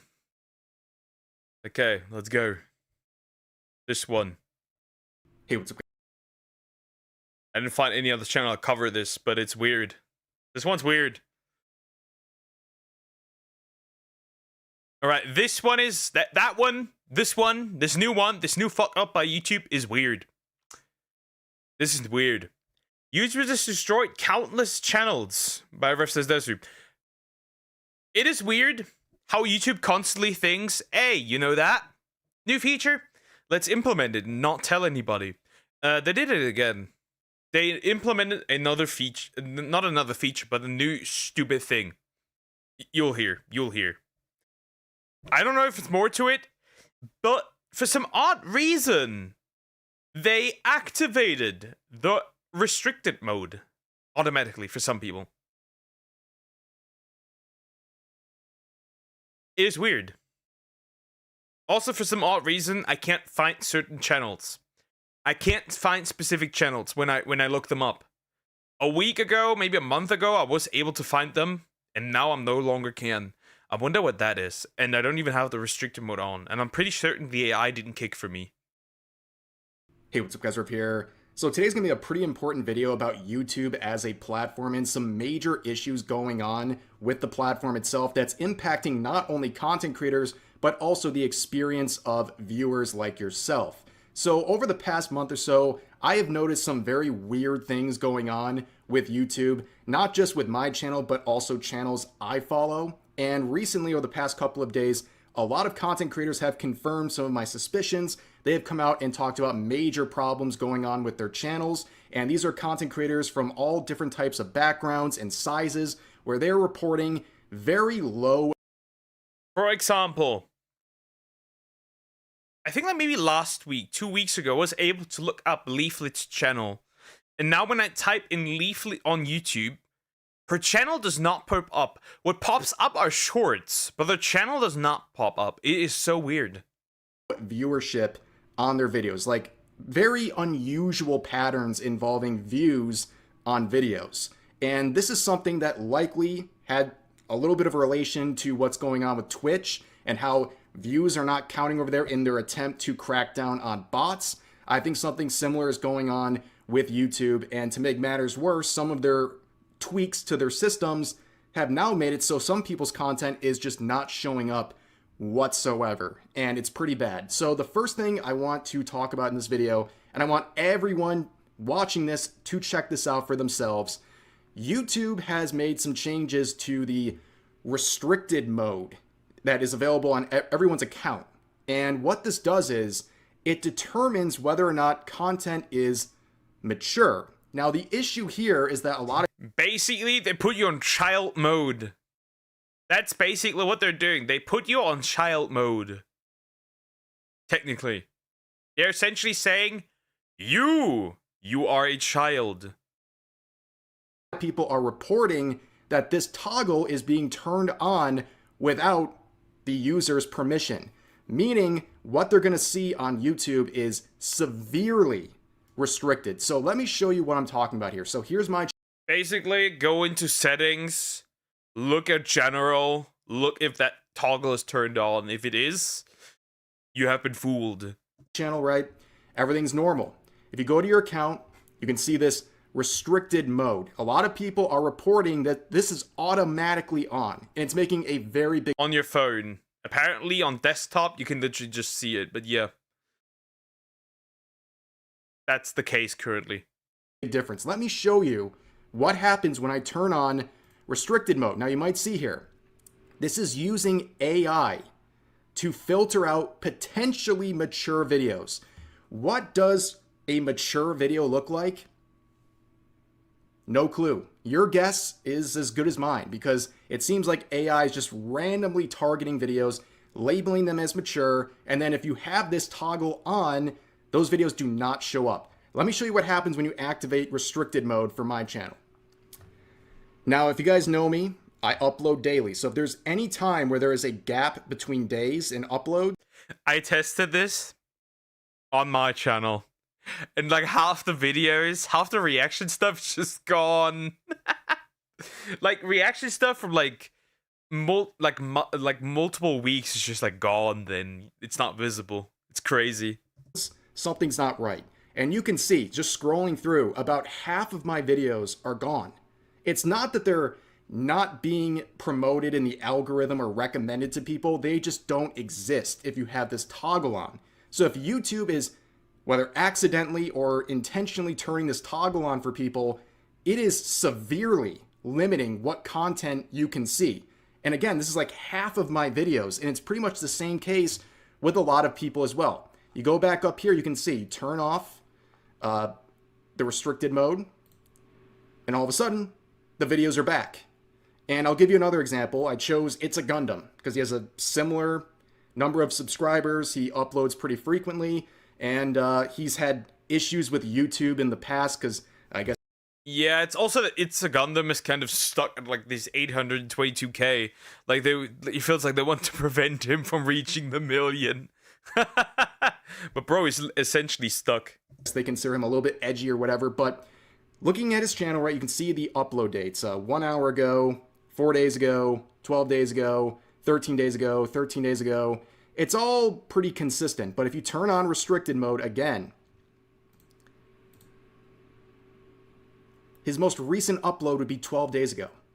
About half of his content is gone if this is toggled on. And again, The issue is that YouTube is seemingly turning this toggle on without people's permission, and you won't even know it's on because it's not like there's a warning over the quote-unquote mature videos.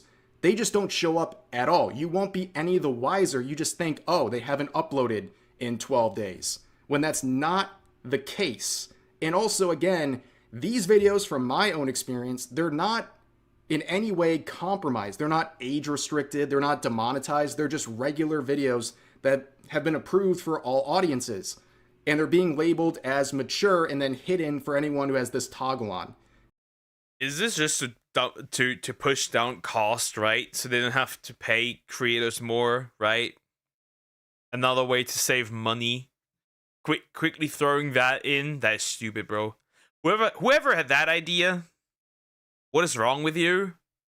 It's very, very dangerous, the route this is going, because you're having this wonky AI determining basically a second level of defense and then completely wiping that content right off of a channel. You can't even find the videos that are marked with this if you have this stuff enabled. But that was just part one here.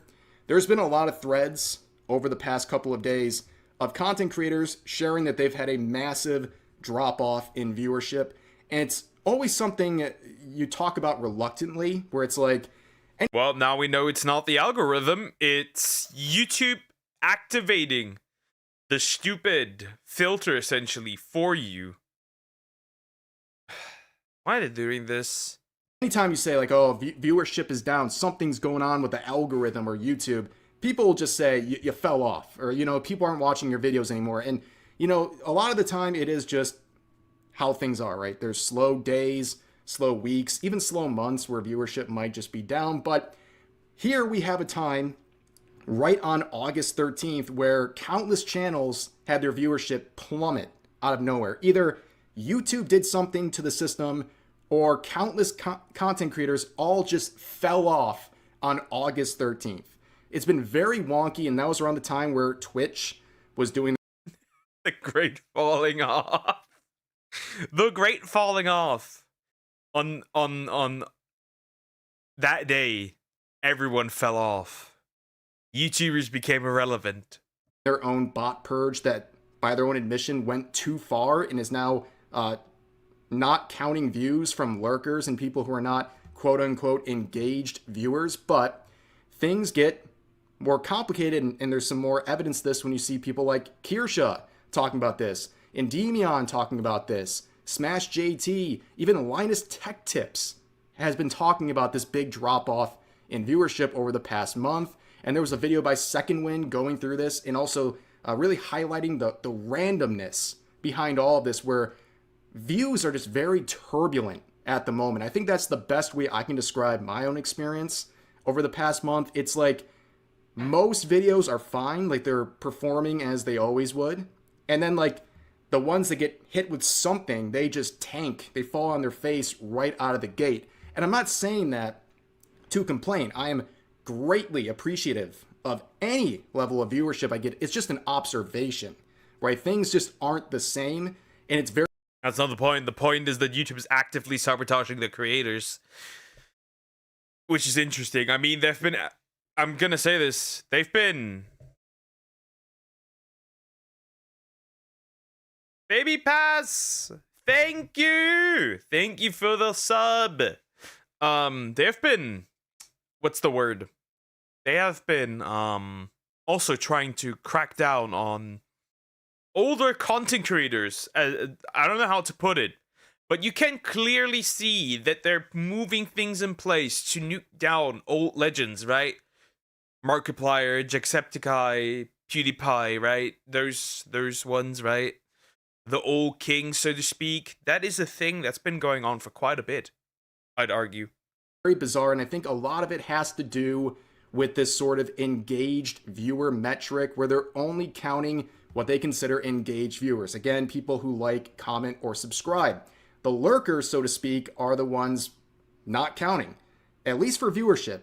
But for ad revenue, I think they're definitely counting. They're still watching ads and still triggering ads on YouTube. So yeah, there's still money going there, but their view is... Yeah, they definitely need to count, because otherwise it would be stealing, I'd say, right? Otherwise that would be stealing. You could probably sue YouTube for that if that were not the case. Still not being counted. I can say this, with my own channel, over the past, let's say, 3-4 weeks, there's been a pretty big hit on viewership. Again, not complaining, just an observation here.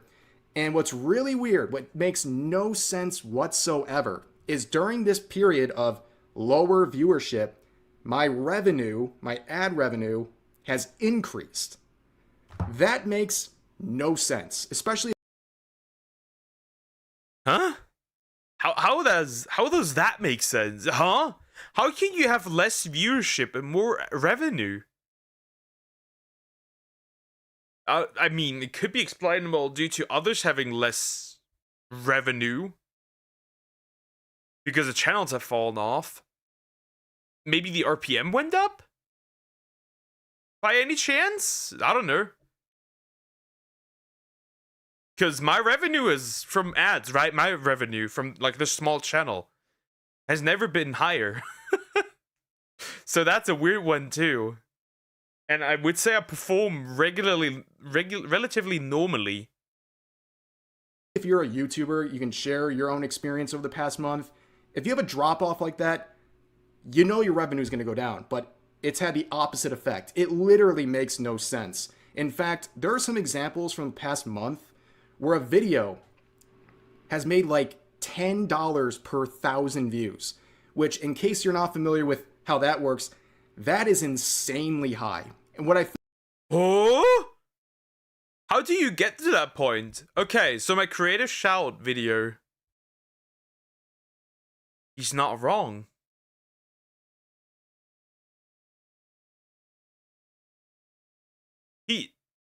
Wait, that collective shout video I reacted to, right? That I uploaded. What the fuck? That made a whopping. Surprisingly, if that's 10, I've never had a video make 7. That's the first time I ever noticed that.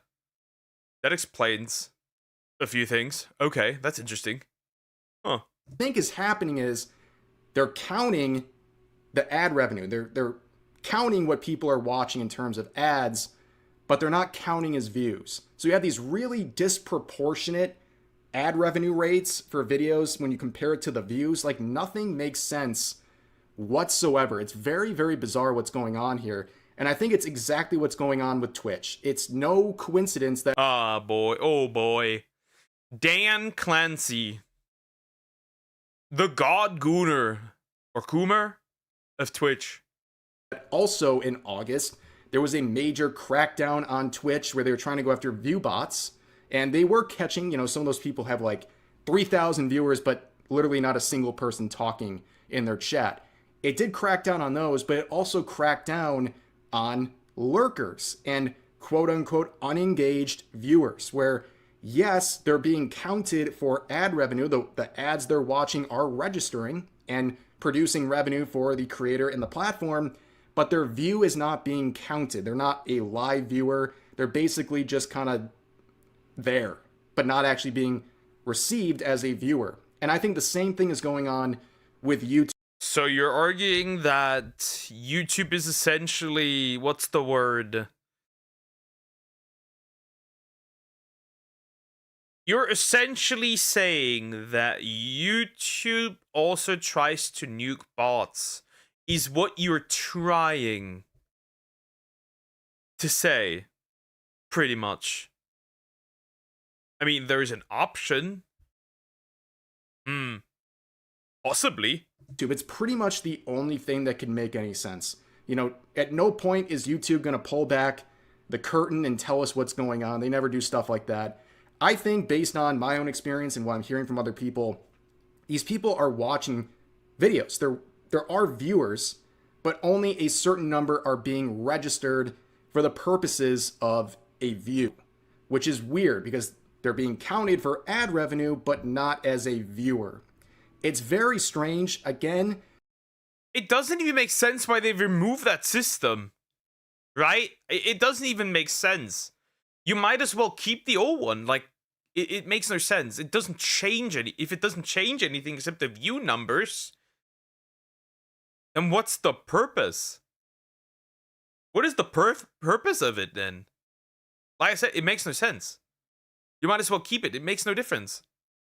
People look at this and be like, nope, all you people who are saying the stuff, you fell off.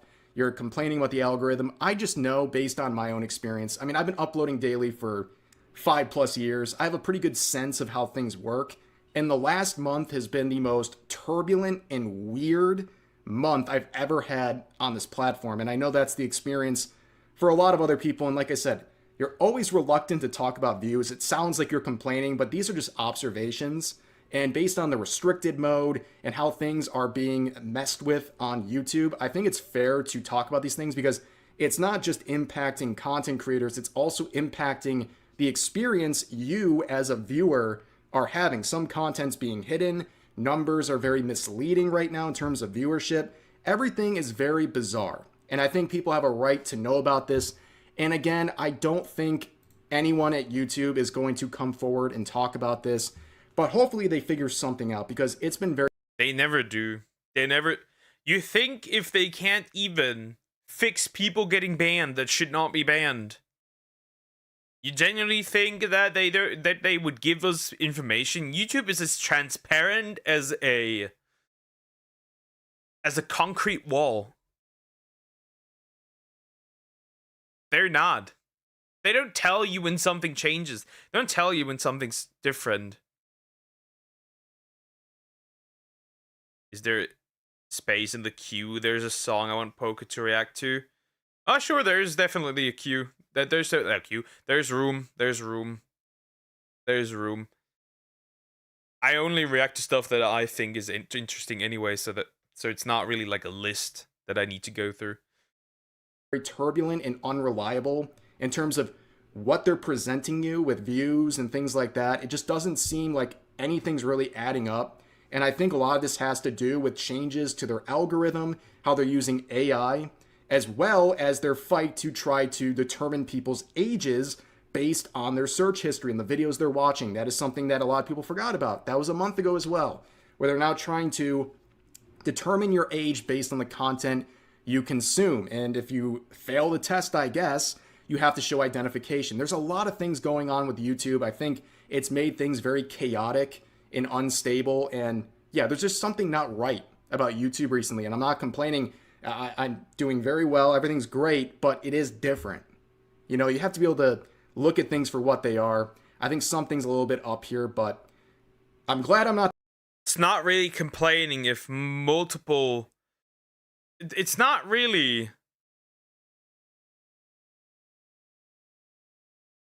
It's not really...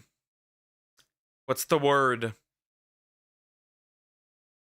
Complaining if it's hitting multiple people. You can pick either of these songs by the same creators who won't sim for you and pack the ice by Kotobra. Okay. Well, hopefully they're not copyrighted. Otherwise I'm dead. The only one, because I thought I was going a little crazy, but no, like looking around, a lot of content creators are expressing the same things I'm talking about. But as always, you know, I'm very appreciative for all of the support I get. And also, there's other ways to support content creators.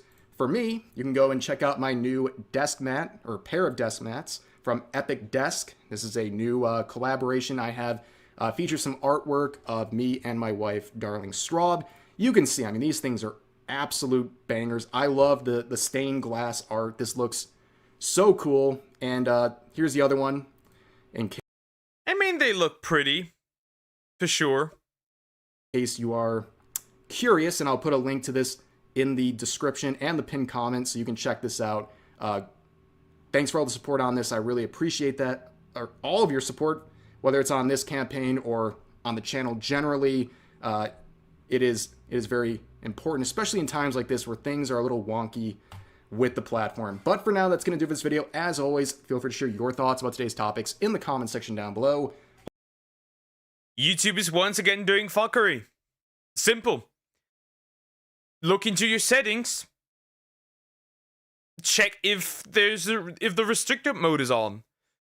On mobile, you go into settings, then general, and then you see if the restricted mode is on. And on desktop, you just literally click on that, like, on your profile. That's it.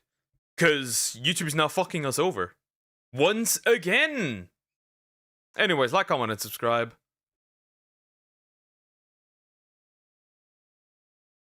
Yay!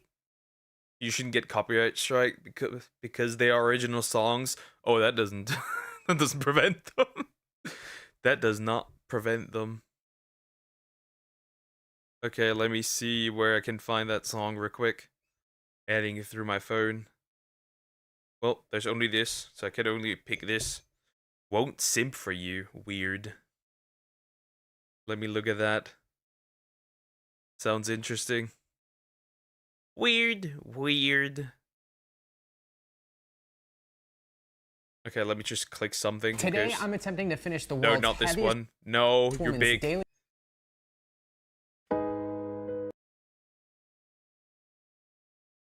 It's the only way to find it. I didn't find a channel, a main channel or anything like that. Didn't find anything. Won't simp for you. Is there really no main channel?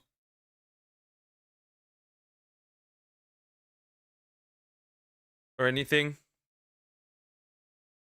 Nah, literally does not show up. Anything but that. Well, yes, that's it. Okay. Well, let's hear it. It's new. Let's hear it.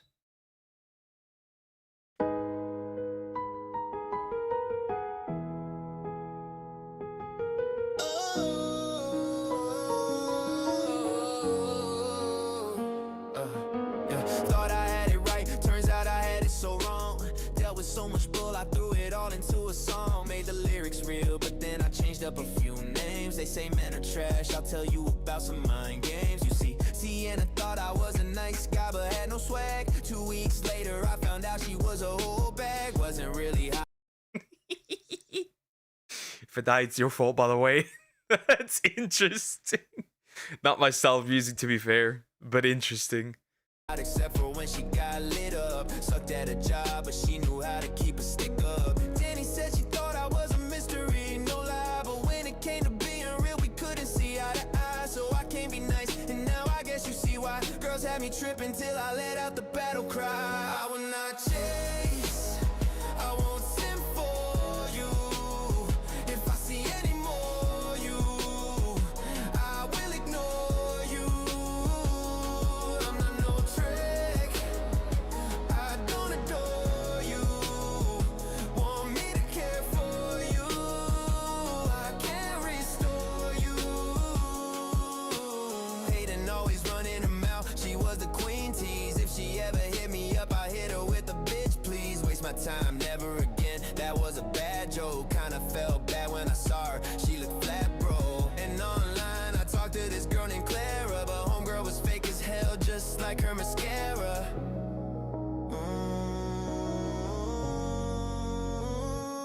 I will not chase, I won't simp for you. If I see any more you. Interesting, okay?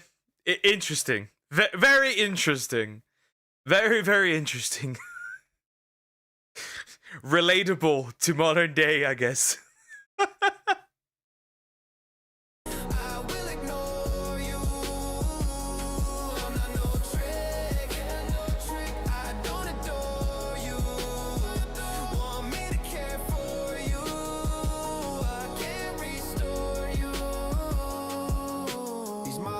Talk to all seem to be a great prize, but after every word, all I heard was some bogus lies hanging on me like I was bobbing as a lifeboat. If I ever see them online, they get a downvote. It's amazing how I write these words without a second thought. Never saw it coming, but worked out like a bank shot. Simping ain't cheap, and neither is a broken heart. They in these streets, so you better be smart.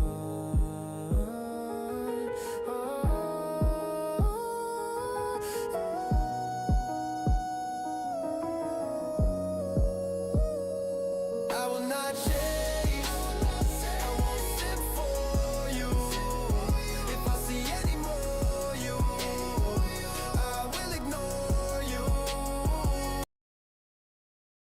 Never ever would I have thought that somebody would have made a song about not simping.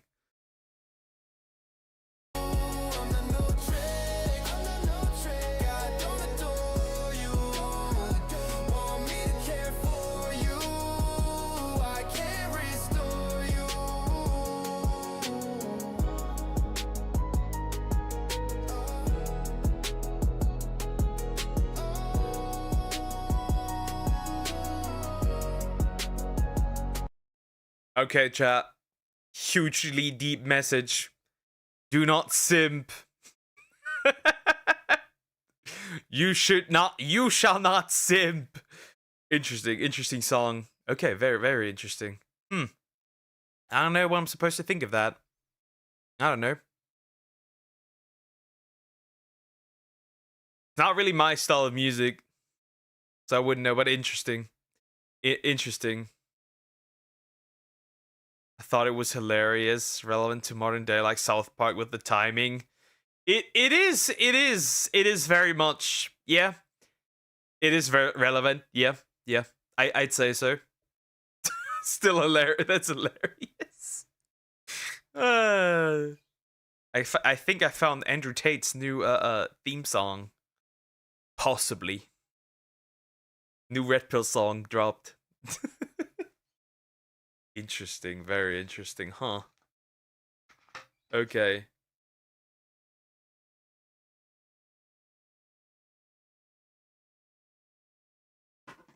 Okay, very interesting. Cool. Not bad. What do I need to look at? Is Joe still here with his potential true crime? Where's bro? Bro wanted to recommend something. Has he recommended it?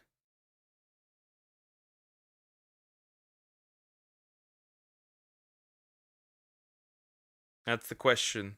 Let me check. No, he has not. Well, Ripozo.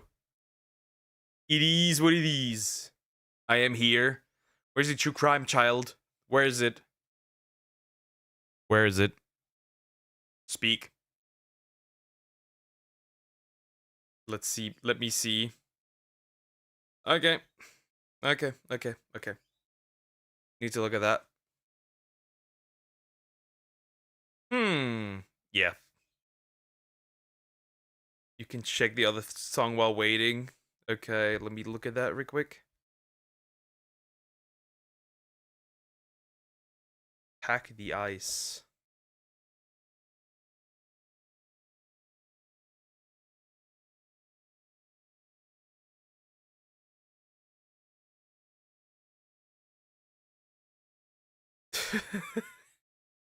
That cannot be good.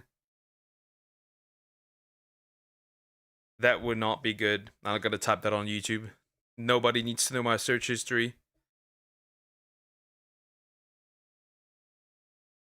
You know that for a fact. Oh, okay. Let's see what bro is singing about.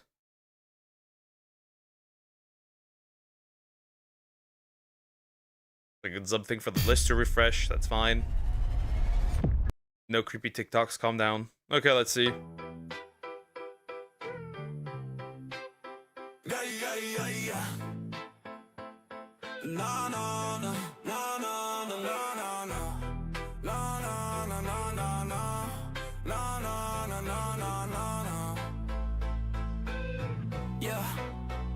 They think I'm problematic cause I'm playing to tradition. I'm built different, they see I got a lot of ambition. They wanna play me for a fool, well they gon' find a fool's paradise. I'm hunting doubters if you coming with pack the ice.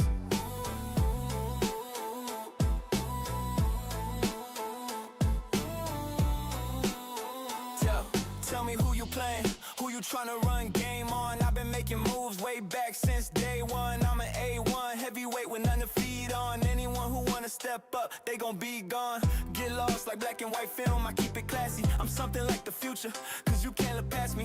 Call me static, I put a shock in your system. They loving on a man, yo, they can't resist him. He's so cold, the man sick, he's way too fly. Haters try to ride the wave, but they crash and they die. My oh my, can't be stopped, will not quit. Back at it again, and he's killing with.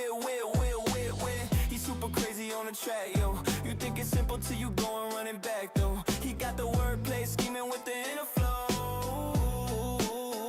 They think I'm problematic, cause I'm playing to tradition. I'm built different, they see I got a lot of ambition. They wanna play me for a fool. Well, they gon' find a fool's paradise. I'm hunting doubters, if you coming with, pack the ice.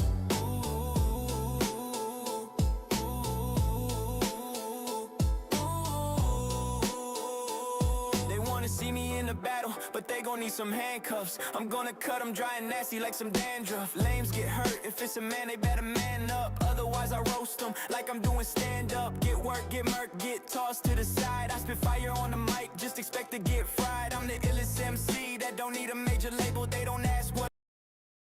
Is it harsh to say this is mid? Possibly beyond mid? I bring cause they can hit it, I'm the table, yeah. They think I'm problematic cause I'm playing to tradition. I'm built different, they see I got a lot of ambition. They wanna play me for a fool. Well, they gon' find a fool's paradise. I'm hunting doubters, if you coming with, pack the ice.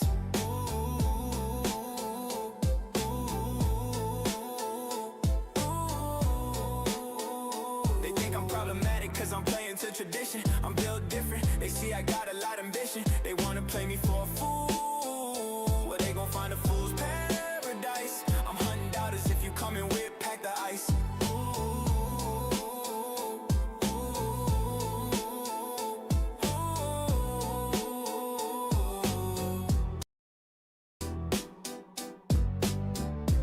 Well, that's mid. Uh-oh, not again. Paranormal Quest. This sounds familiar. This sounds familiar.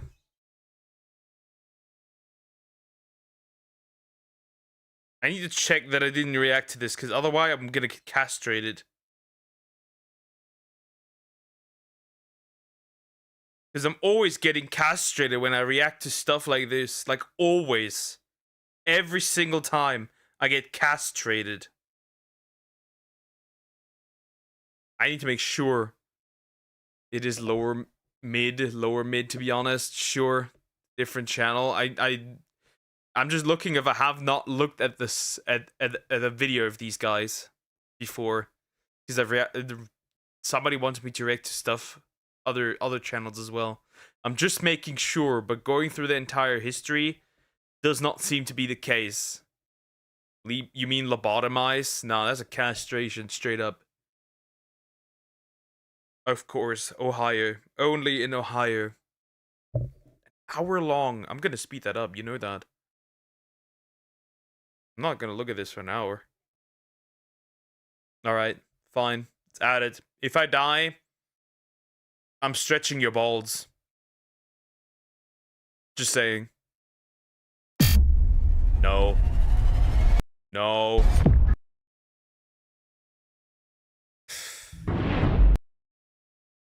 I'm already scared as fuck, bro. If I die, I'm stretching your nuts from here to the moon. Just saying. Alright, anyways. Investigation. The Bel Air House. Paranormal Quest. Paranormal Quest. Well, we'll see. We'll see. I'll put this on a faster speed there. I'm not dealing with this. Let's say this is fine. Let's jump in. Let's see. If not, if I get cooked, I'll stretch somebody's balls.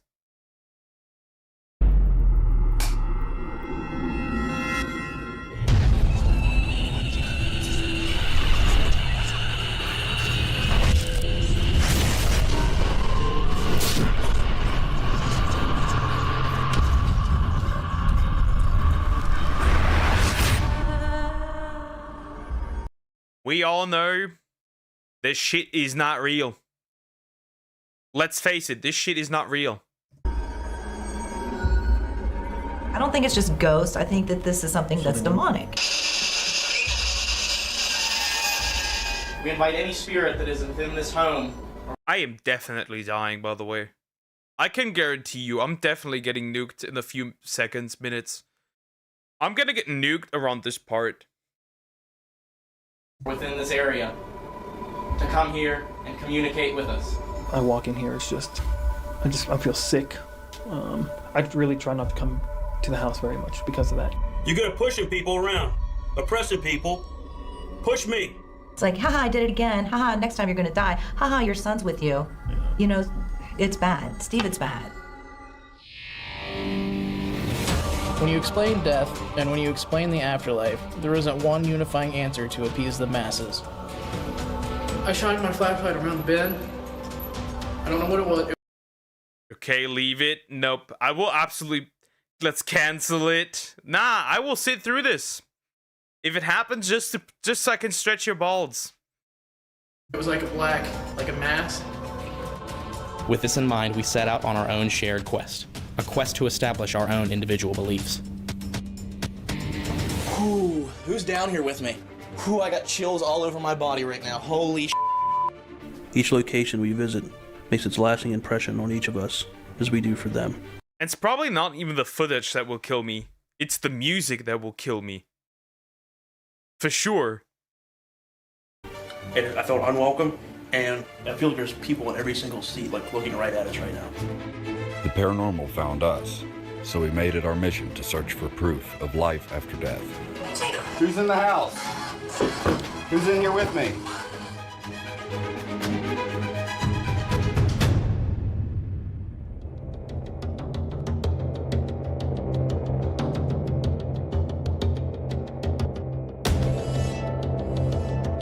Bel Air, Ohio.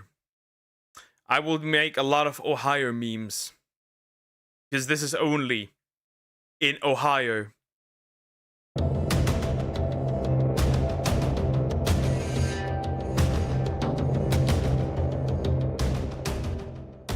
The township of Bel Air, Ohio, is a community of hard-working individuals. But just below the surface of this harmonious town lies history that has been locked away, like secrets, waiting anxiously to be discovered. Almost all of this history can be traced back to one house, where it all started. It has been appropriately named the Bel Air House, built in the late 1800s by Englishman and coal miner Jacob. Is that what the Bel Air Witch is built based on? Or something like that? I thought there was a movie like that, where that was literally also based on. I don't know, seems to be the case. Hetherington. Hetherington came to this area to make his fortune off of the unmined coal of the Ohio Valley.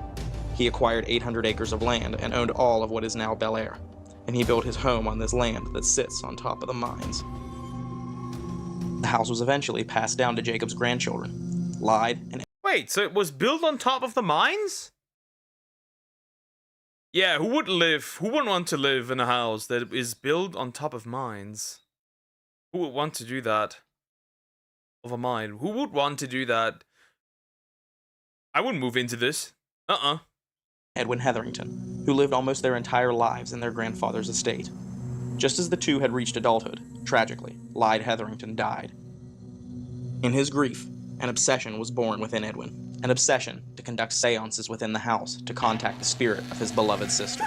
To this day, it is believed that Edwin opened a spiritual doorway to the other side, letting all manner of spirits, good and evil, flood into the house. These spirits had an effect on Edwin, and they continue to have an effect on every family who lives in this house.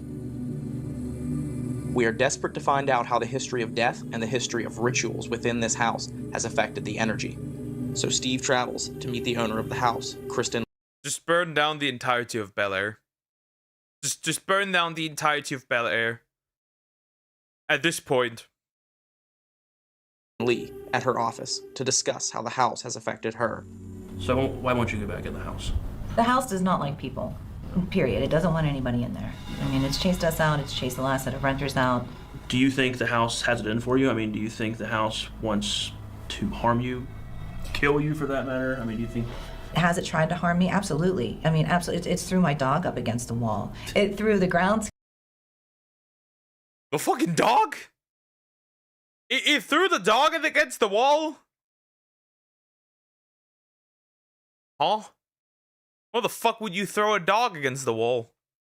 The fuck? Keeper pushed him down the steps to the second-story window where he went through the second-story window, and had he fallen out, he would have it would have been fatal. Being held down, being sick, being nauseous. You know, I can remember there were times when, gosh darn, you know, I was the only one in the house, and I wouldn't leave the house for weeks, and I would just stay up in that bedroom. And there was a time where I got down to 130 pounds, and I didn't eat, and I didn't sleep. I would wake up naked in that back bedroom. I have no idea how I got back there. But the very last part, when I came to the conclusion. Naked? Naked. What? Naked? How the Are you sure you're not just sleepwalking, by any chance? That you just wake up naked? Butt naked?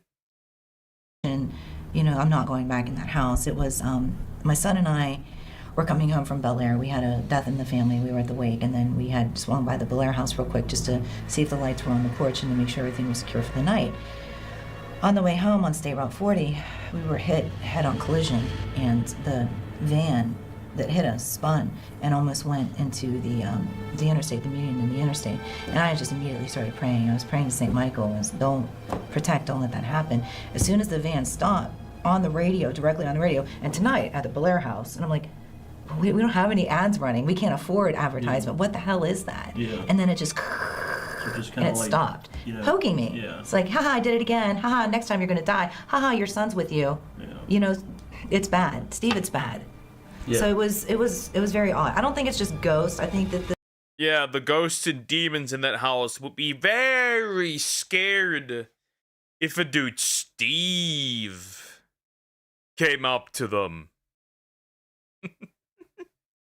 this is something that's demonic. Yeah, way more.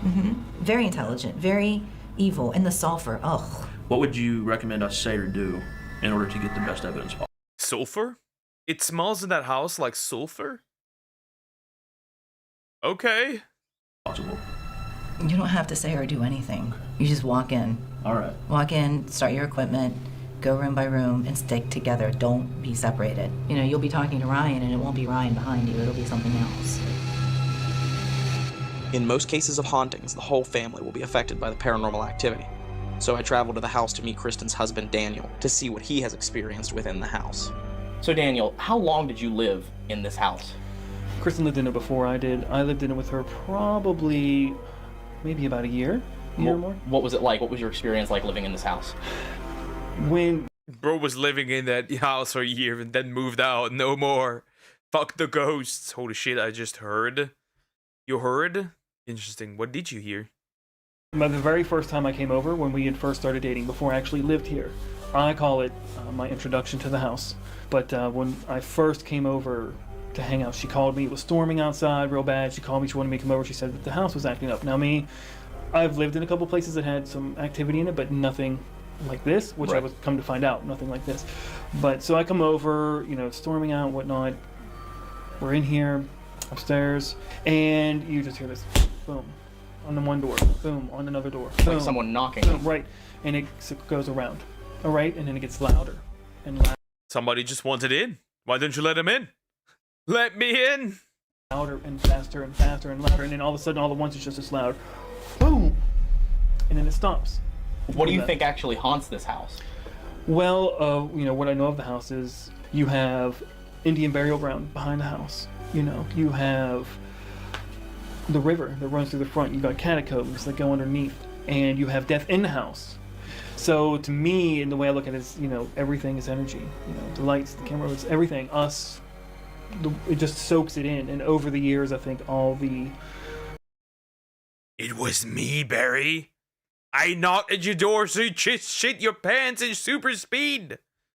It's just absorbed all the death. To me, it's like a beacon, almost like a magnet. I think many spirits come through here, not just the ones that are you know, with the house, so to speak. I know Kristen subscribes to the idea that there is something of dark energy here, like malevolent, or you could say demonic. Mm-hmm. here, do you feel that this is a house that does have evil spirits in it? And how do you think that they got here? Sometimes when I walk in here, it's just, I feel sick. I really try not to come to the house very much because of that. Right. Upstairs in the attic, I don't go there. Of all the time that that we lived here and coming back here, I think I've only been in the attic maybe twice. I don't like it. As soon as I touch the door, I feel heavy. I feel like someone's just pushing down on me. And it's just a dark energy. It's like walking through a thick... What if it's just collective delusion? That's a thing. I've heard. Mass of just disgust, so to speak. That's how I feel. Right. When I'm here. Right. So there were nights that when we would go to sleep, we would actually lock the door to the bedroom, and it would still open. Wow. You could lay there, and they're older doors, but you could just lay there and watch the door handle just open, and sometimes it would come closed again. Right. The activities, per se, things you've experienced, it makes this house not feel like a home. It makes you feel unsafe. Yeah, I mean, without a doubt, because there are times, right. The back bedroom, there's, a couple times I've heard scratching and growling and things like that, and when at first I would hear something like that, I'm always like trying to play it off a little bit, even though I had already had experiences and seen things. There's still some things I would hear that I'm like, there's no way, and it just happened so much that. So this house really is a portal to hell, then. I firmly believe so. I mean, because it's, it plays on your emotions so much, both good and bad. And when you deal with dark entities and demonic things like that, they will present you with something nice to, just to get you in there. Right. And then.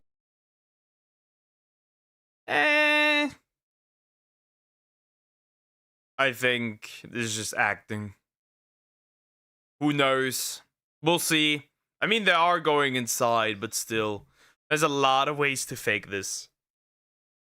So I don't know. And, and then it turns. Kristen had mentioned a story of a groundskeeper who was violently pushed down the stairs and through a window. It threw the groundskeeper, pushed him down the steps to the second-story window where he went through the second-story window. And had he fallen out, it would have been fatal. We tracked down this groundskeeper, Jeff Taflin, in order to have him tell us the story firsthand. So I'm here with Jeff the Goat Taflin, right? Yeah. What's your job here at the Bel Air house? Groundskeeper. And I heard you got pushed through a window. Yeah. What had happened before that? Nothing. I just was walking and all of a sudden pushed.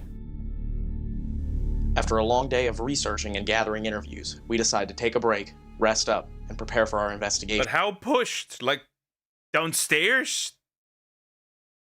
How did we know bro just did not slip?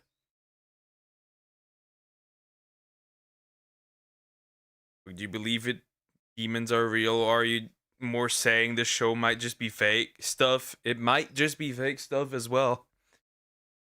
Maybe a combination of both. You can never trust these things, that's the problem. The next night. When we return, we will be ready to make communication with the spirits of the Bel Air house. But before we can start making contact, we have a few more pieces of the puzzle to put together. We bring in Shelby, who came to a public event here at the Bel Air house and captured some interesting evidence. Okay, Shelby, so you were here in January on an event where there were many people investigating, but this particular cabinet right here, you saw something happen with this. What happened? Well, I was sitting on the bed with a couple other people and they had a spirit box, I think that's what it's called, and we were talking to it, and I looked over at the cabinet and we asked it to open the cabinet, and the cabinet was already like this, but it opened and it was kind of like this for a moment and then opened. And you caught this on video, right? Yes.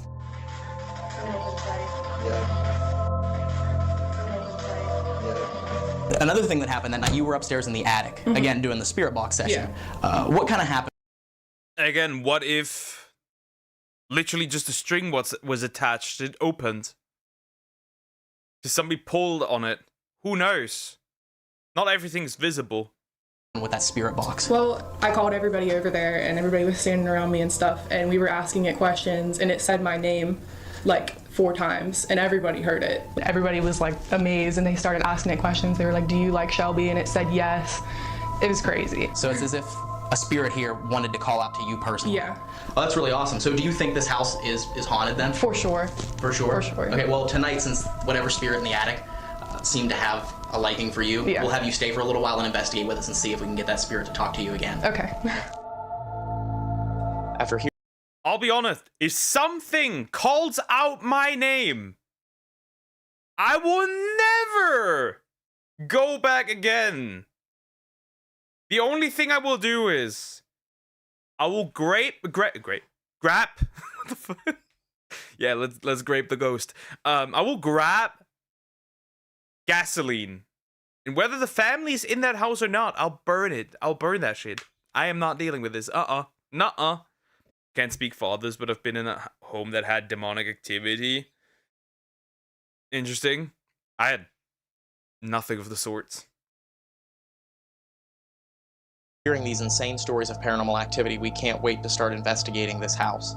And because this house is considered to be so active, we decided it would be a perfect location to try a brand new experiment.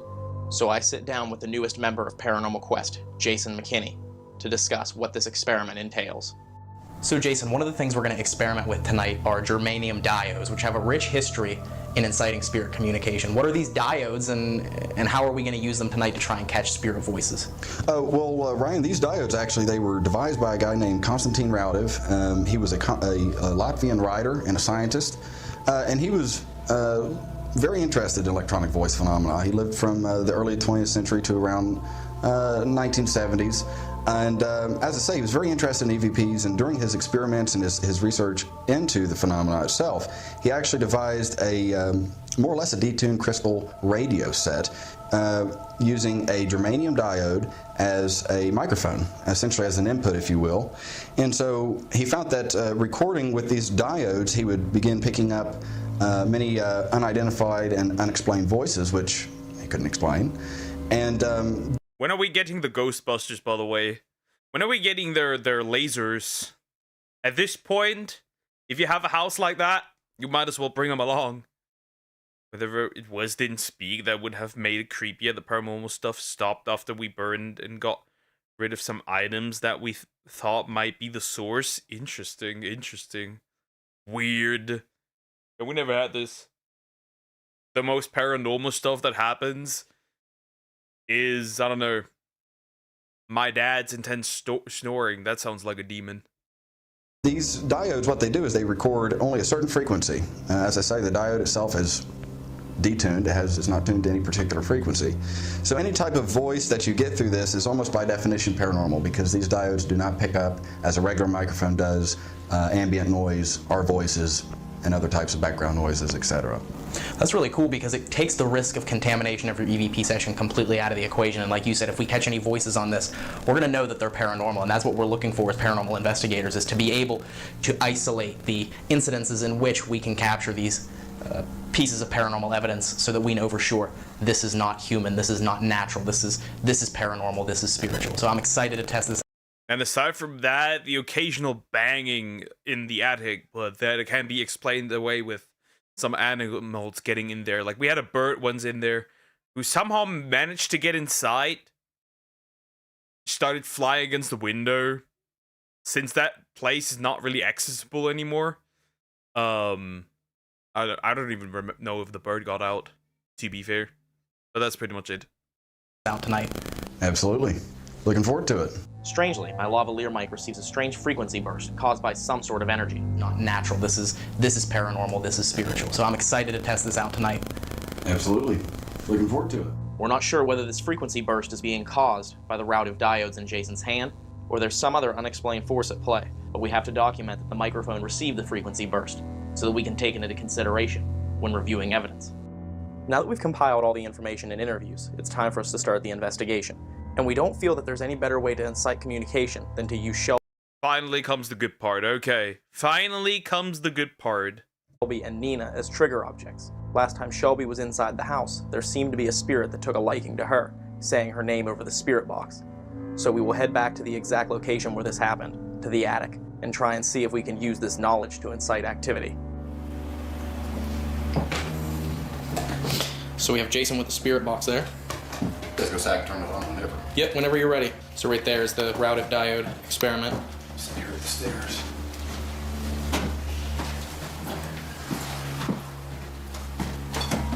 Oh.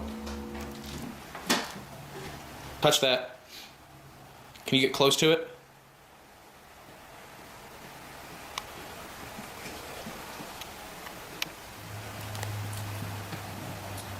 Yeah, it's something dripping.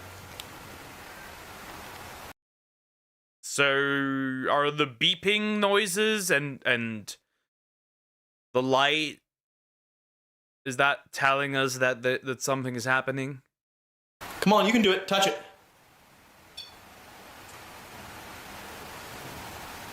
Get closer to it if you can.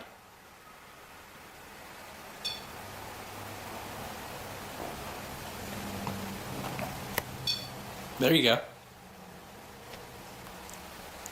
So what that is it's a proximity meter. So the closer you get to the antenna, it'll light up. And the closer you get to it, the more light. The thing is, like, who's saying somebody's not clicking a button and then it makes that beep sound and the light goes on? That's the problem with these. That's why you always have to take it with a grain of salt, because you never know. It's a light up. Is anybody in here with us right now?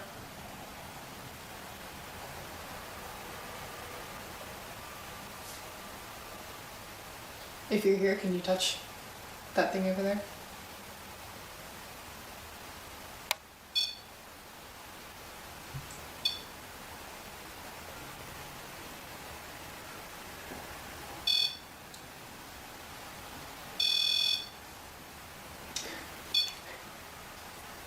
Do you recognize someone in this room?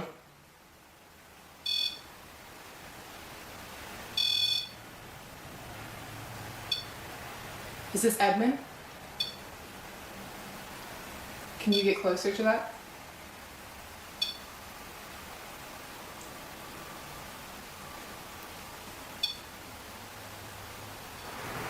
Come on, grab that and hold it.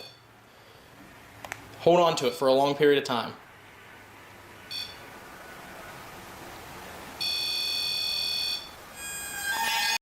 Well, that's unfortunate.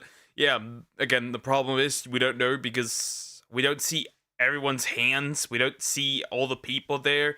You know, somebody might just stand behind the cupboard there, and then you know, it's just pressing a button, and then this happens, right? We can't prove that.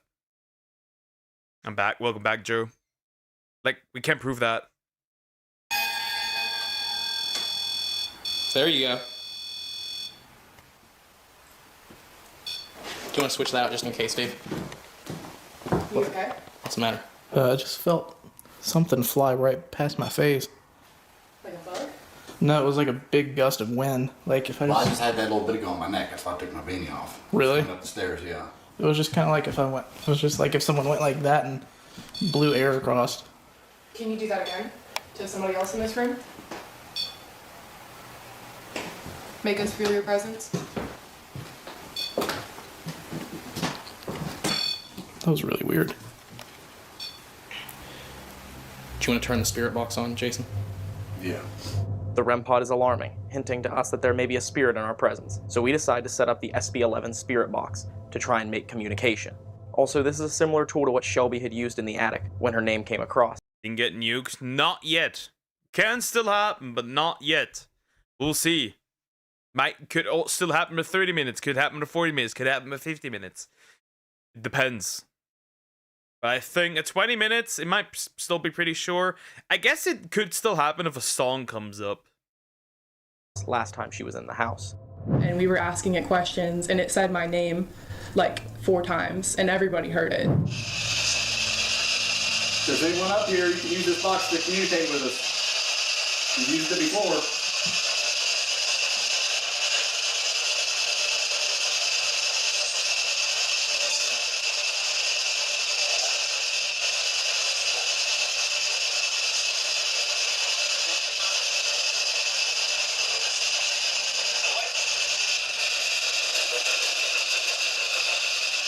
Try and speak as loud as you can into this device.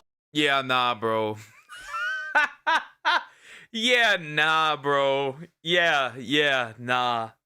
Don't you think you would get a massive influx of content like this if ghosts were genuinely yapping into the little microphone? Nah, bro. Ice in my left hand. Speak as loud as you can. Let us hear your voice.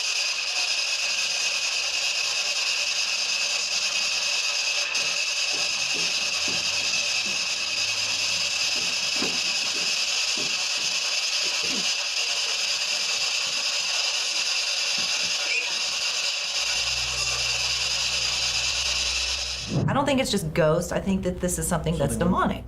Does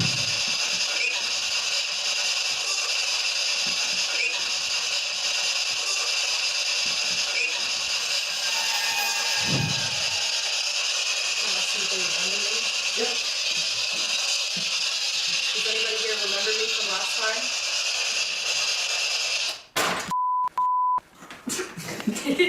Is that your fault?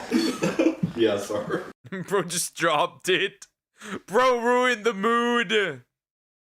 The only demonic thing that's gonna happen is that if this is a hot ghost, the back shots she's gonna receive.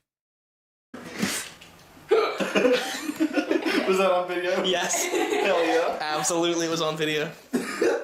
It right as soon as I panned over to you, too. Yeah, hold your ears, kids. What's over there across? Is that a house? Yeah. I just saw something blinking on the side of that house. Speaker off. Really? Yeah. Did you just run into my camera? No. Look how far away I am. Something just bumped my camera. Something bumped into your camera? Yeah. I felt it like... That was weird. Because very few voices seem to be coming through, we decided to try a different tactic, setting the spirit box down on the floor and all standing around it as if being observers to the conversation. We hope that this technique will yield results and paranormal evidence.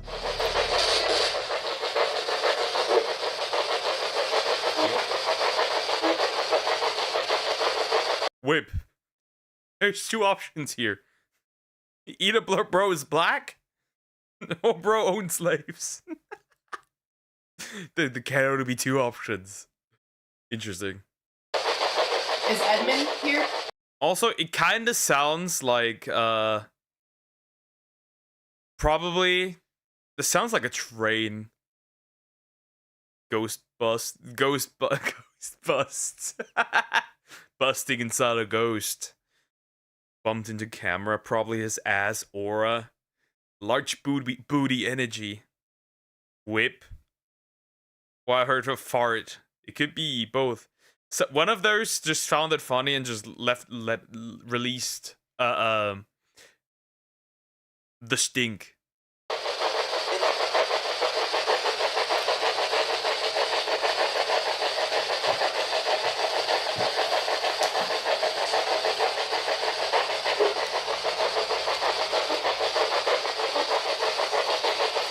Same voice.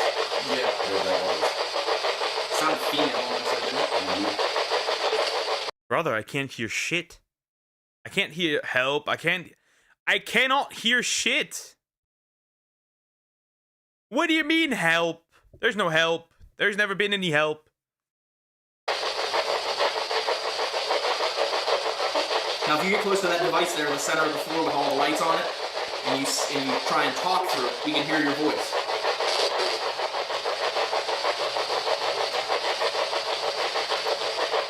Can you say something to us? Pause! It's a ghost. A gooner ghost. Pause. Help my insanity. Nah, bro is horny. That's why he needs help. Maybe that's why he was interested in one of the women.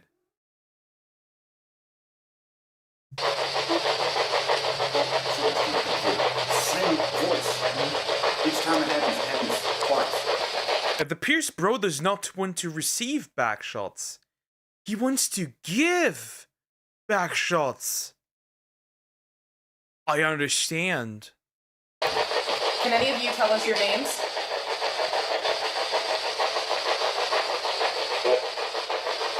Ed? Yeah. Did you hear Ed? I heard Ed. Huh? Ed, do you remember me me from last time?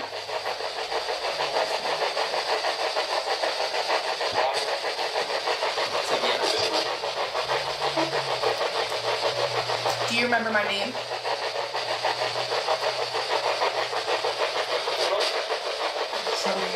Did it say that? I thought I heard it say that. Yeah, I heard. Yeah, bro is saying name. Yeah, bro, we know what bro is. We know what he is. Doesn't matter which age you die. We all have only one goal. Gooner ghost, gooner ghost. Say Shelby. Can you say it, Shelby, again, clear?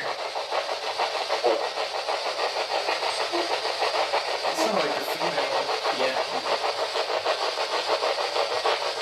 Anyone who wants to speak is more than welcome to. Who do you recognize in this room?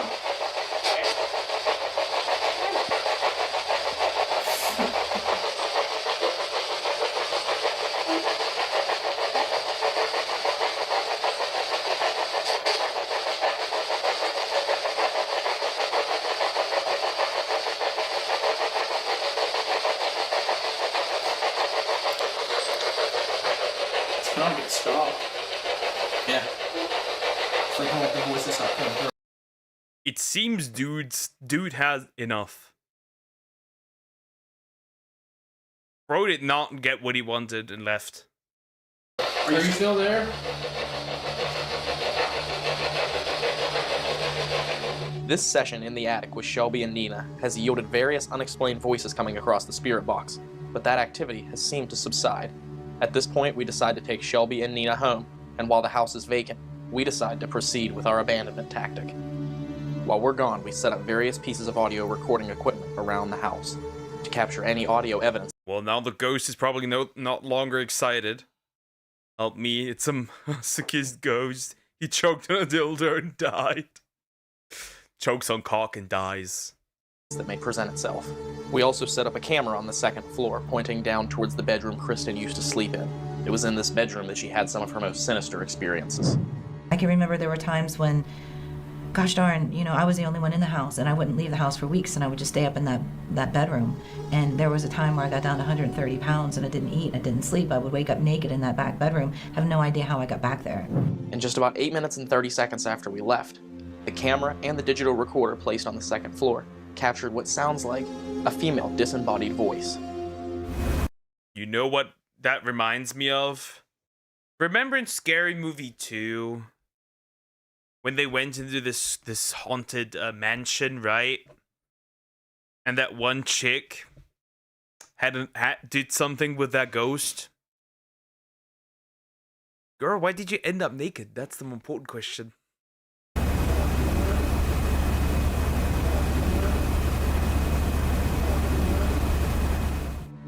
And periodically, this camera's audio captured movement that sounds as if it is coming from different areas throughout the house.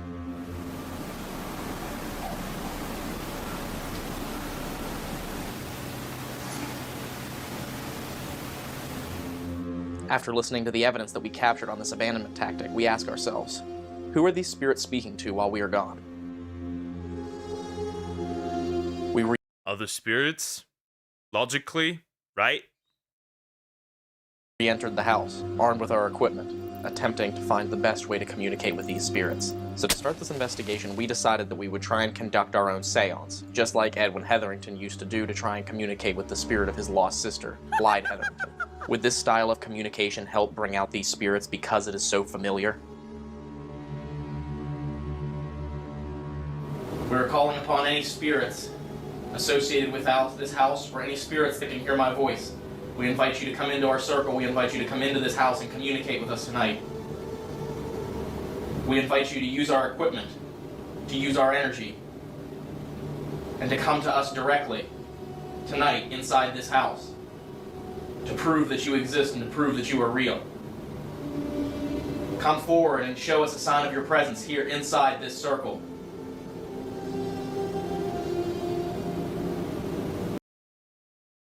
The thing is this, right? Realistically, why would a ghost give a fuck? I have to ask this question. Why would a ghost give a fuck? Why would they care? talking to living humans.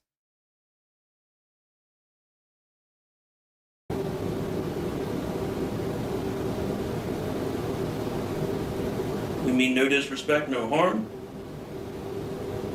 Like Ryan said, we just wish to communicate with you. During this seance, as we try and entice the spirits of the Bel Air house into communication, we have various pieces of equipment set up in front of us. In the center of the table we have the REM pod, which is a proximity meter. Creating its own magnetic field, this antenna detects when that magnetic field is broken, causing this device to alarm. If a spirit gets close to the center of this circle, this device will alarm. We're also running the route of diode experiment, which Jason explained earlier. So any type of voice that you get through this is almost by definition paranormal, because these diodes do not pick up, as a regular microphone does, ambient noise, our voices, and other types of background noises, etc. We invite any spirit that is within this home. Also, can I just say this? Bro is locked the fuck in. Bro is more locked in than EDP when he sees a cupcake. Bro is hyper locked in. Bro is preparing for the worst. Or within this area, to come here and communicate with us.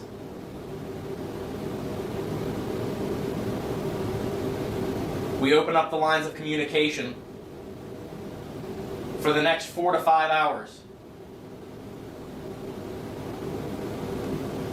So we're sitting here at this table just as Edwin Hetherington would have, trying to communicate the lost souls of his loved ones. So we too want to communicate with you. So come forward, communicate. Come forward and talk. Come forward and be known inside this house tonight. As we're opening up the lines for spiritual communication, the route of diode sitting on the table directly in front of us captures a strange and unexplained sound that we cannot decipher.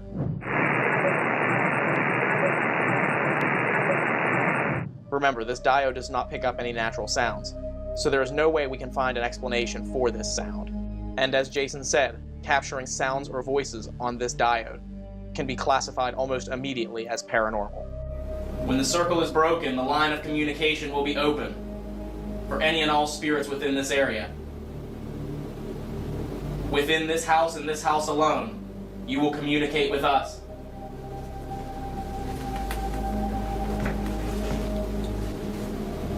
Specifically Edwin Hetherington, we invite you to sit at this table with us in this chair, to take part in that ritual. Can you please give us a sign of your presence? I'll be real. Should I ever end up as a ghost or a spirit, I will troll the shit out of everyone. I will definitely make sure that people know I'm there. I will troll you. I will give like I will like give you like a lipstick. I will give you hickeys. I will give you a wet willy every night whilst you're sleeping. They broke the circle. You never break the circle. It appears. I will be the most obnoxious ghost. You're not gonna be haunted. It's gonna feel. You're gonna feel rage baited, even. Not haunted, rage baited. I will rage bait living human beings. Should I ever end up as a ghost? You're gonna wear glasses, and when you stand somewhere with your glasses, I will just use my transparent tongue and lick your glasses.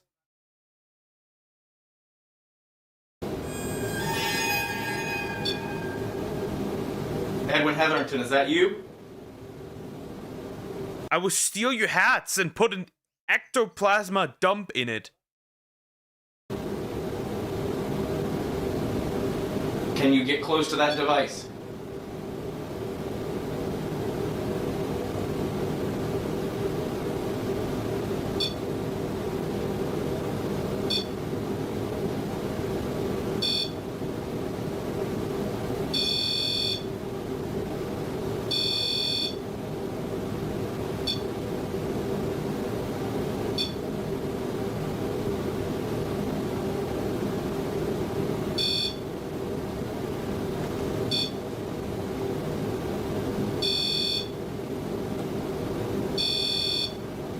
Try as hard as you can. You make it the second light. Intensify it. Intensify your energy. There you go. Keep going. You can do it. Try to hit that second light. Interesting. If I end up as a ghost, I will write the write on your bathroom mirror nice cock for women, and for men I will write nice tits. You will be peeing standing, and I will make it so that your little pee beam goes like the wrong way and misses the toilet. That's the kind of obnoxious I will be. You will wash your hands, and your shirt will just go down and get wet too. I will place Legos throughout the house. That's the kind of ghost I will be. You will stub your toe because of me. You will cut your dick while shaving. Or your puss. Come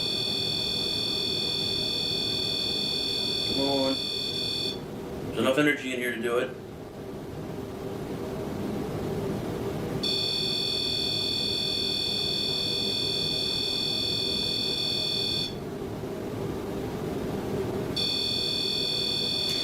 That's weird that we've been sitting here for this long with that on and it hasn't done anything until we mentioned Edwin and invite Edwin into the seance. Edwin, can you tell us who we should communicate with here tonight?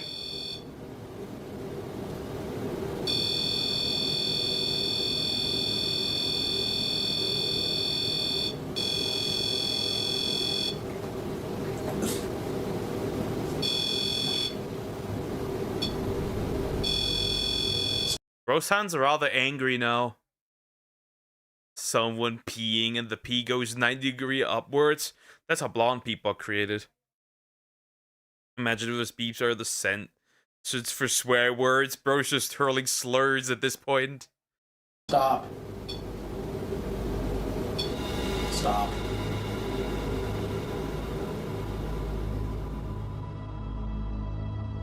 Just before this activity dissipates, we capture a couple of strange voices on the diode sitting on the table. It almost sounds like a man and a woman talking to each other.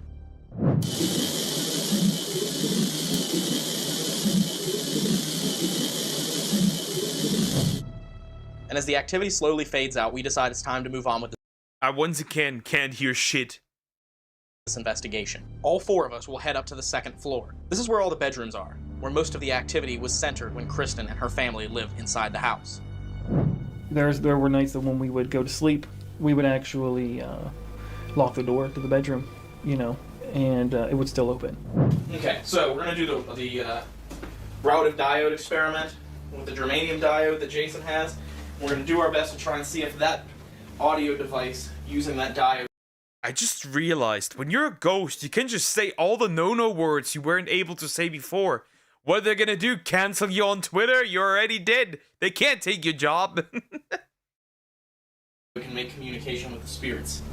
This bedroom right here is actually where Kristen was held down in her bed, and where she also said her dog was thrown up against the wall. Has it tried to harm me? Absolutely. I mean, absolutely. It's threw my dog up against the wall. So who in here, who resides within this room?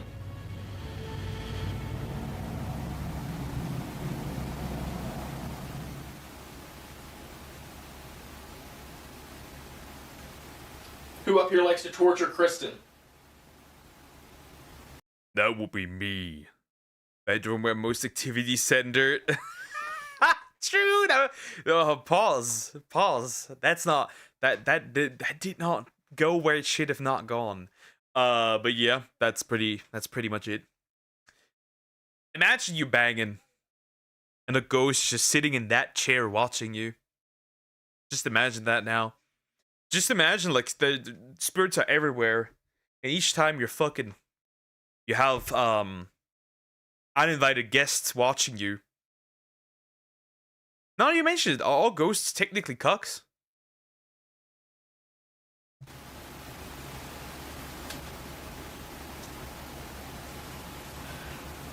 Is there a reason why you would oppress her in this room?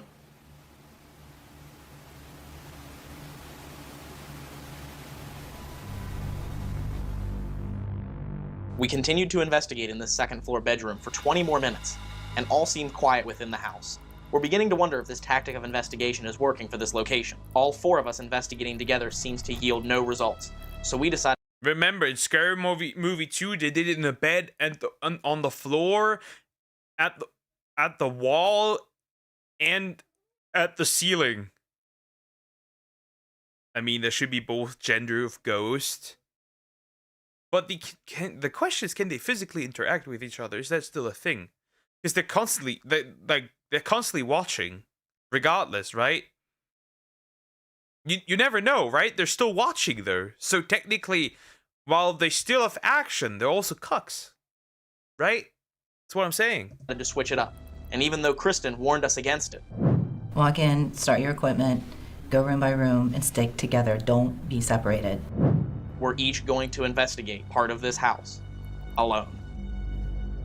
First, Dave will be by himself on the first floor, covering the kitchen, living room, foyer, and dining room. While Dave is investigating by himself, we will leave the house. So any type of activity or movement within this old, haunted home can be considered paranormal.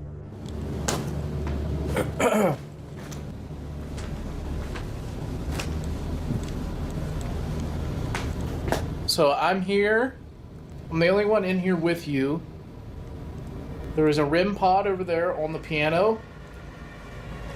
Could you play a song for me?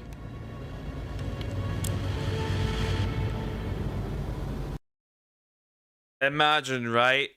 In like when all of our generation is dead, right? And is gonna end up as ghosts. And ghost hunters of the next generation will look up. And then the most terrifying thing a ghost will say is, if you move, you're gay. Or, I'm gonna clap your cheeks. Or even worse. Or even worse. Imagine you record a ghost and it says skibbity. Or Riz.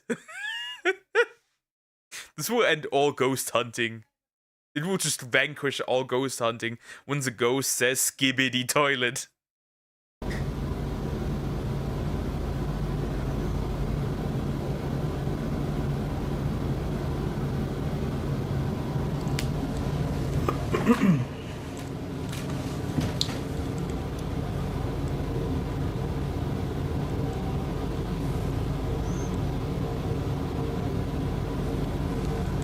What is your name?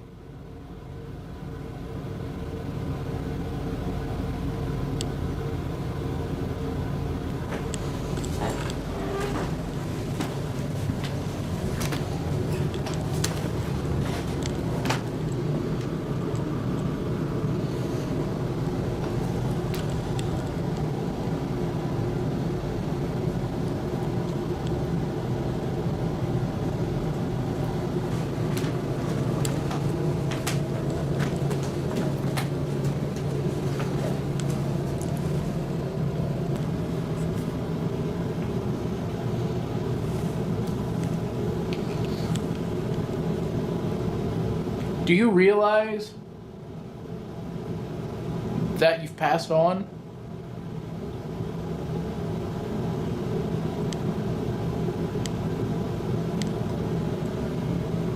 I think bro for sure knows that he has passed on, or girl.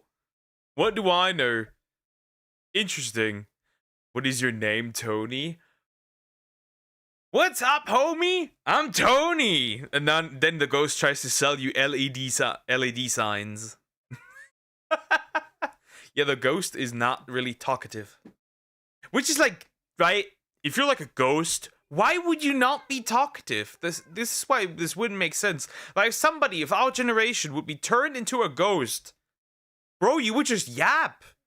It would be like, oh, touch this. It would be like, you just yap their shit. That we're in two separate realms?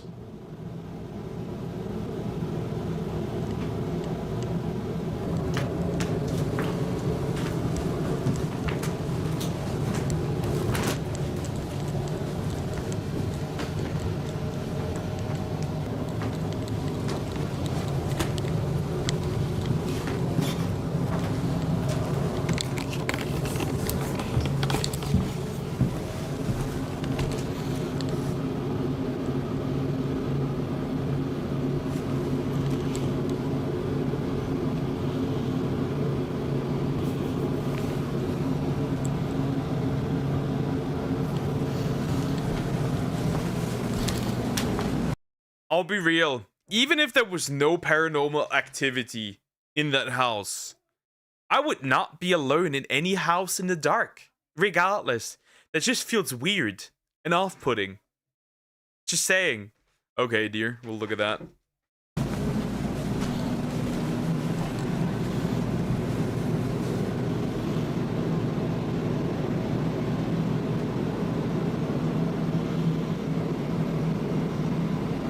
Look, the oven! It's beeping! Clearly ghost.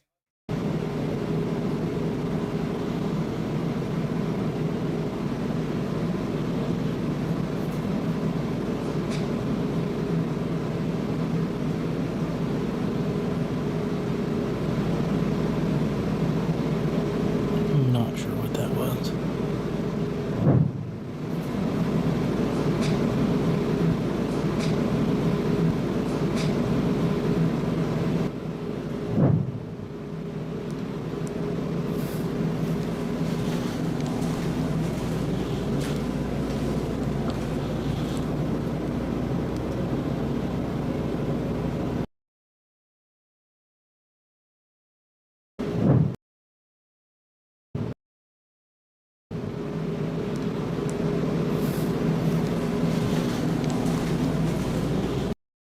That fuck ass looks like a face, I'm gonna be honest. That fuck ass looks like a face. Why does this look like a face? We have like eyes. Wait, that's a skull, isn't it? I'm like, bro, what the fuck? That's a skull, right? Is that a skull? Wait, but the skull wouldn't have eyes. Why the fuck is that here? Who placed that here? What the frick? Like nose, mouth. I think that's a skull. But a skull's eyes wouldn't reflect. What the fuck is that? Did they preserve an alien head? What the heck is this? I just realized.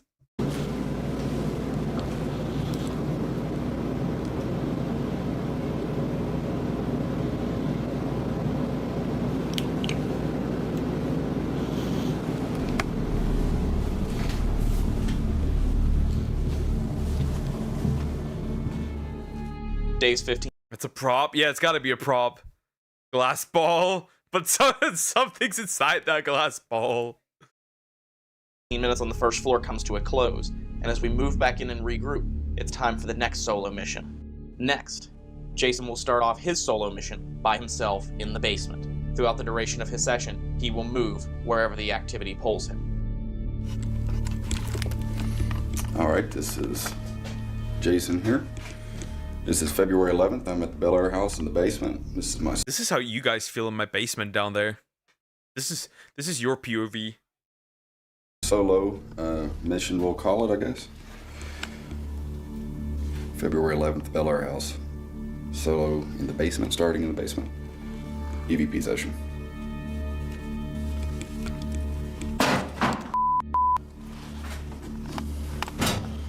This is a perfect example of one of our biggest challenges on investigations. The light that our camera sees cannot be seen with the naked eye. So when we are investigating, the room we are in is literally pitch dark. Jason cannot see where he's going. And bro just tripped. Yeah, bro, that's not safe. You're gonna die. He almost trips on the table in front of him, but he recomposes himself, observes his surroundings, and continues with his solo mission. If there's anyone down here that can hear my voice, my name is Jason. I mean you no harm. I'm just here to like to make contact with you. I'd like to be able to speak to you. I'd like to be able to see you. If you could come up and touch me, give me a noise. Touch me? Why would you be wanting to be touched? If the ghost interacts here, it's safe to assume the ghost is a gooner. Or a Discord mod. Just give me a sign, give me a sound. Like ghost cord? Let me know of your presence, please. Is there anyone down here in the basement with me?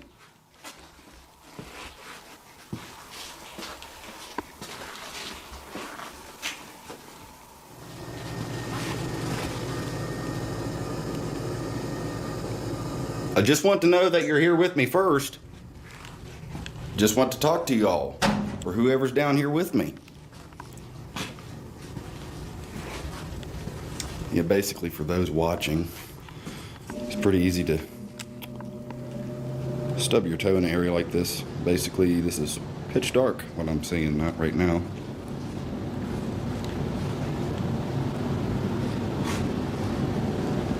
It's super unsafe. Walking around in the house, pitch dark. If something happens, you're just straight up dead.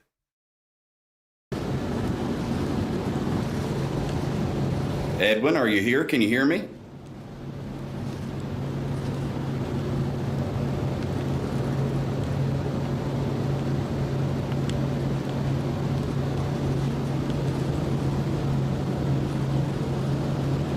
What I'm going to do at this time, I'm actually going to grab onto this, which is my ghost box.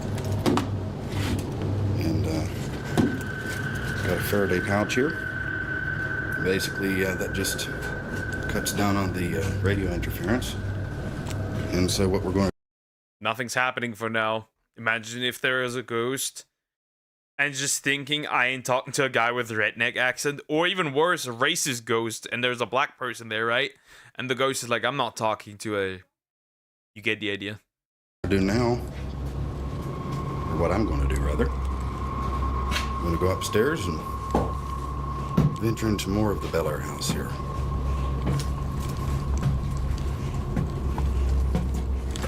Hello, who's here with me? My name is Jason.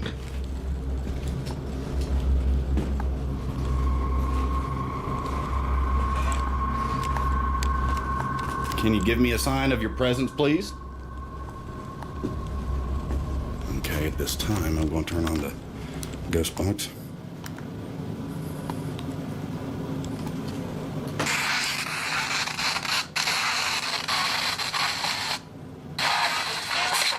That fucking prop? Who put that there? Who thought this was a good idea? Bro! Yeah, I'd shit myself the moment I'd see this. Anyone that can hear the sound of my voice, this box that I have in my left hand can pick up the sound of your voice. And if you would come up and speak into this in my left hand and give me your name, I would appreciate it.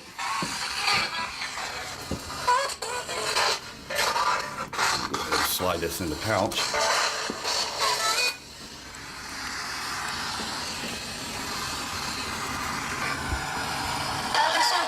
Come on up to my left hand here on the stairway. Anyone on the attic or on the second floor, come down and speak into this. Tell me your name, please. My name is Jason. What's yours?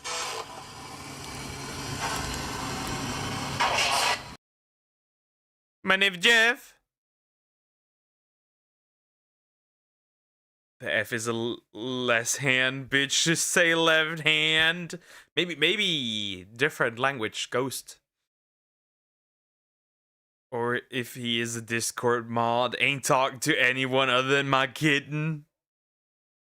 Nice says left, yeah. Nah, this time I'm 45 minutes in. It's unreasonable that I would die here.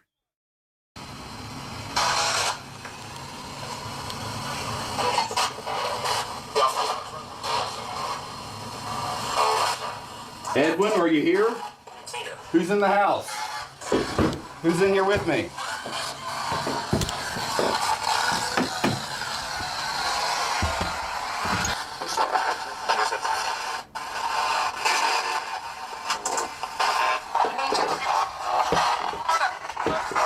Come on, speak to me.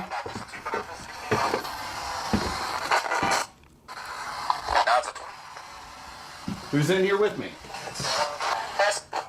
Go ahead and turn that off. Who's up here on the second floor with me? It seems like I'm picking up on you. Can you please just give me a sign of your presence? Just give me a knock, even.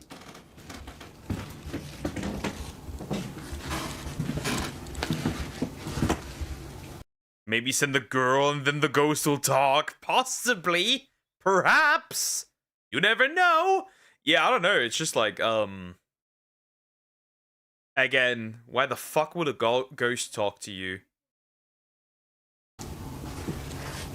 Please.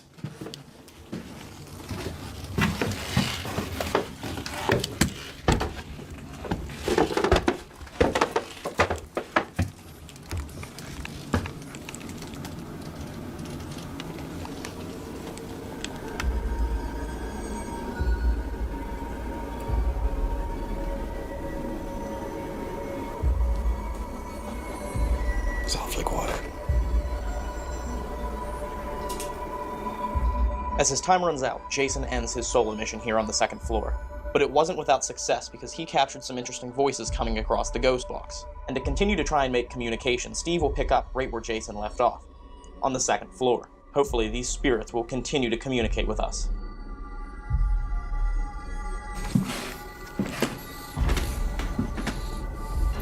In one of the bedrooms? The ghost be like, I unga, therefore I bunga. And then he just yanks you down the stairs.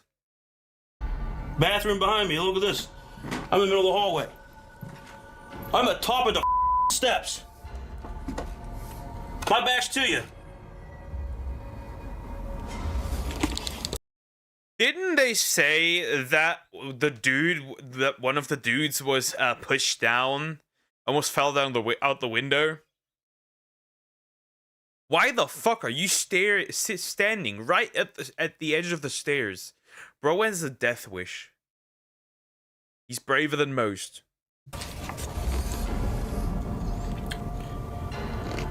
You good at pushing people around, oppressing people.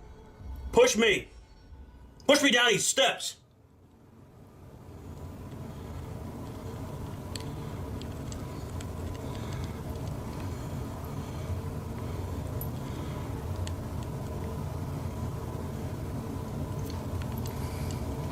You know right now, Kristen's a good friend of mine, and so is Jeff.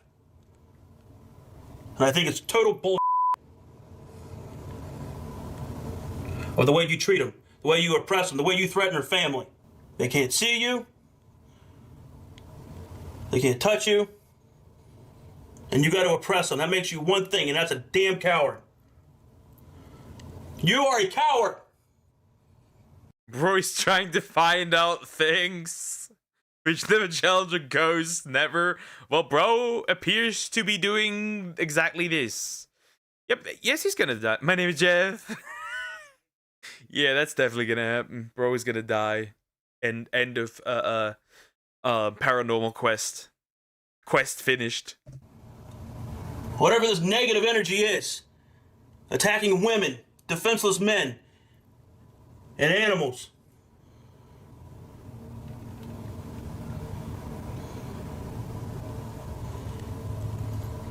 Push me!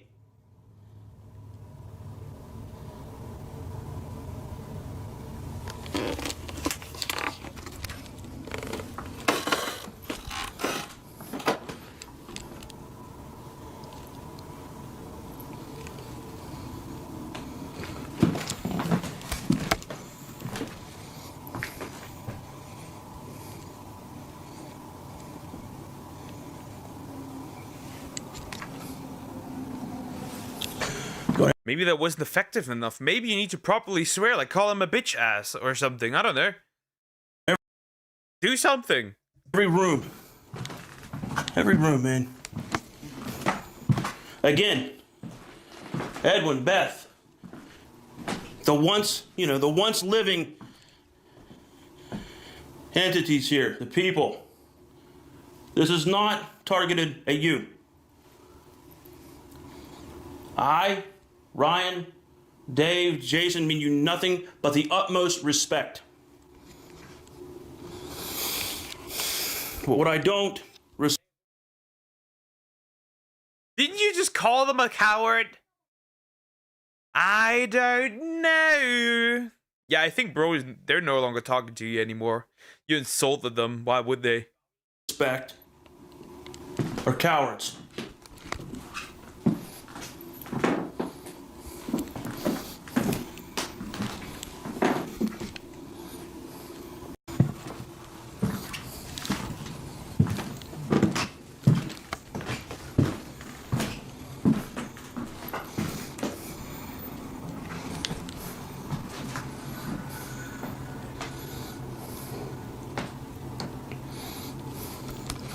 And I'll let you know one thing right now.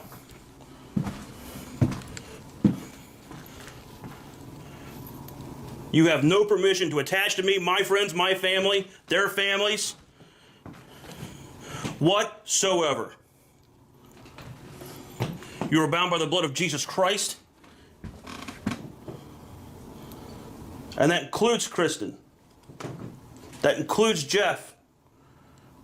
And yeah, they're no longer yapping. They're sad now. They don't want to talk. Exactly. Maybe you didn't even want to do it. They're just testing out the powers, you know? Kristen's husband. And all they and all she loves and holds dear to her heart.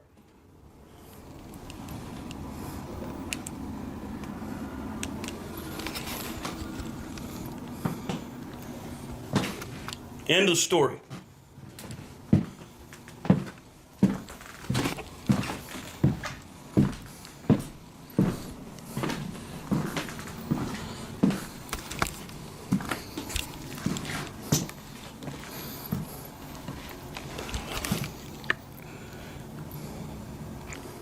One thing I do want to say is that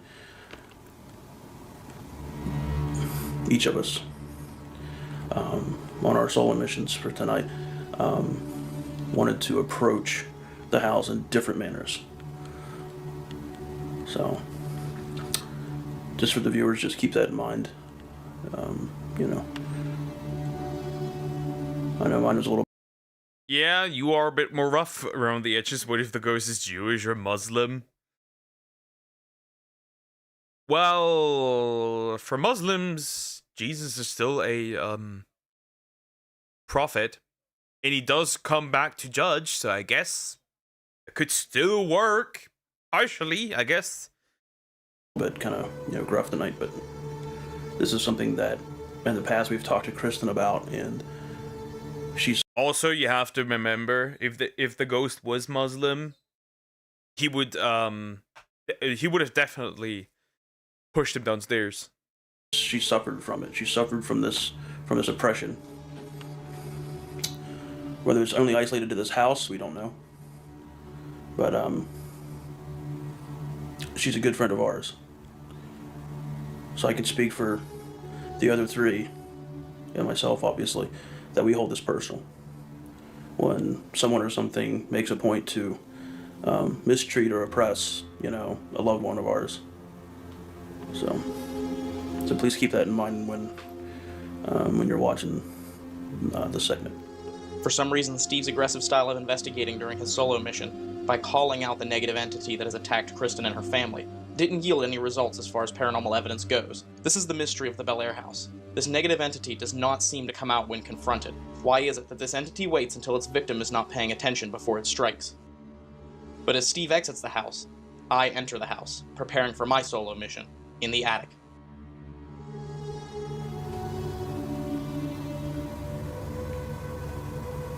Hello? Is there anyone up here who wants to talk to me?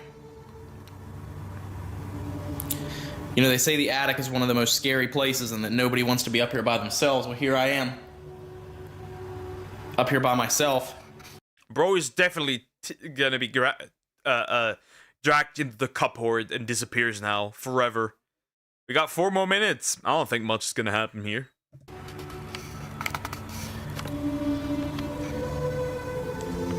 Against the advice of Kristen, against the advice of pretty much anyone that's investigated here, they say you don't want to go up there by yourself. You don't want to go anywhere by yourself in this house, especially the attic.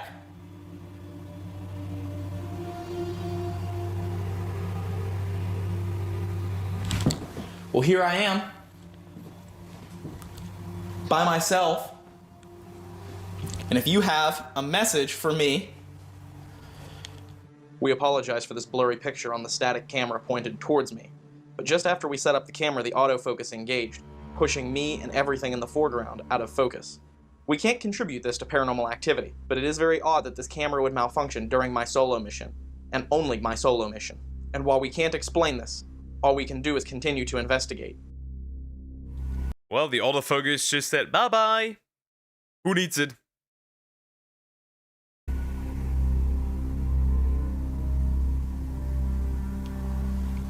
Is Edwin Hetherington here?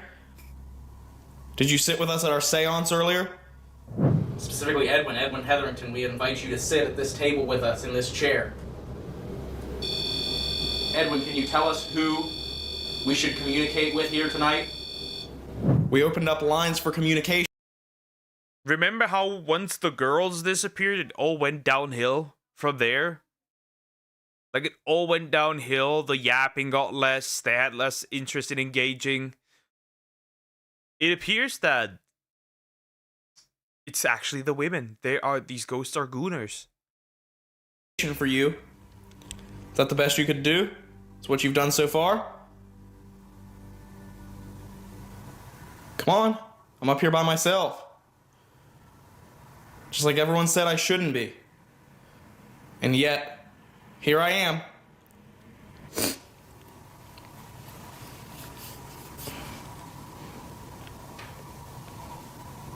Ready to start a knock?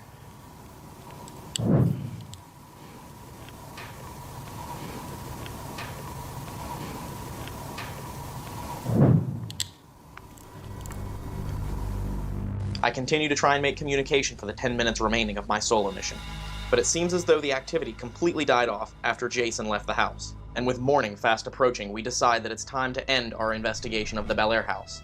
But we can't leave this house without closing the circle that we started at the beginning. So we all sit down at that same table and close our communication session with the spirits of the Bel Air house. All of the spirits that were unleashed and open to communication at the beginning of the night at the breaking of the circle from the first seance, upon the breaking of this circle, are no longer open to communication and are bound to what they were and where they were and cannot follow us or anyone else home or move anywhere where they are unwelcome. The blackish thing above the REM pod looked like a middle finger. Now that you mention it, I was like, odd. Well, maybe it was actually a middle finger. Be like, yeah, fuck you. The conclusion of this seance will be the conclusion of the communication between Paranormal Quest and the Bel Air house.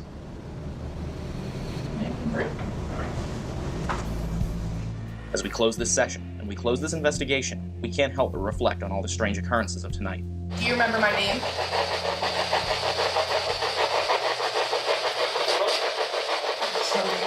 Did it say that? Yeah. I thought I heard it say that. Yeah, I heard it say Shelby. Can you say it Shelby again clear?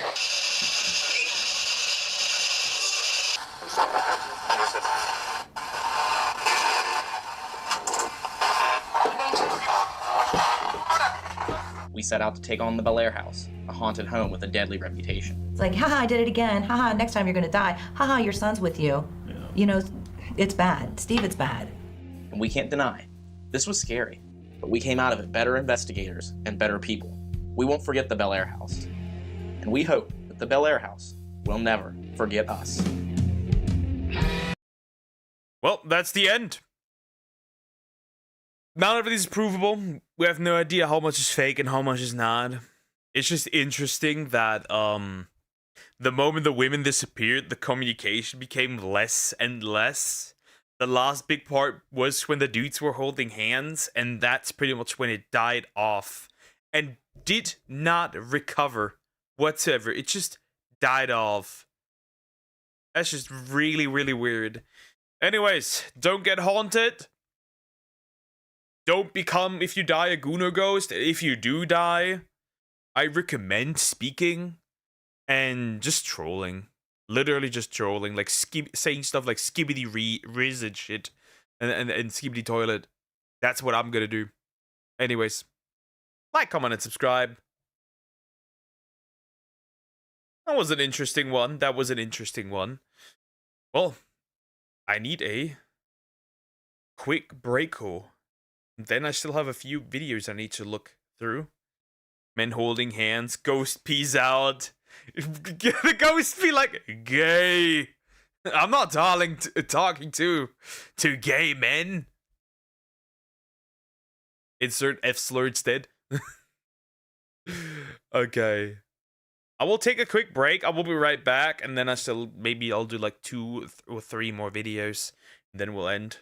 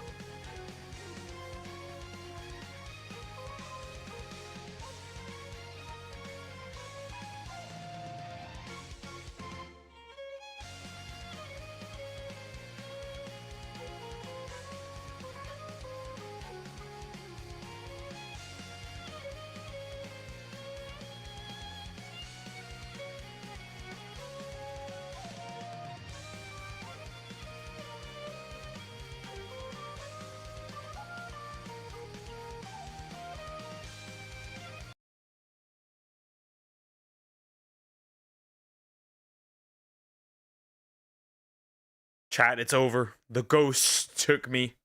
Anyways, okay. Let's see what we still have to get through. Let me click something.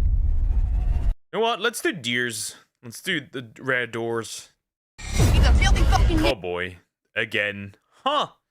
Well, that's gonna be interesting. That's gonna be interesting. That's gonna be interesting. Give me a second still. I need to adjust a few things. It appears, or we can continue this fun stuff. I need to look something up very quick.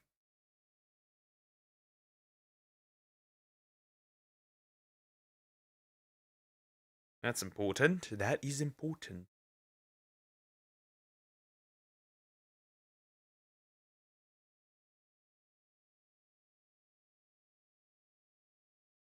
Okay.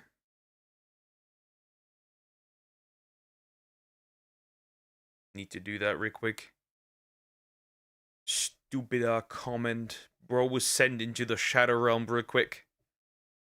Into the Shadow Realm. He was sent. I hate when people are stupid. Then they just get sent into the Goon Realm. Anyways. Time to do some more stuff. Okay, perfect. Alright. This one.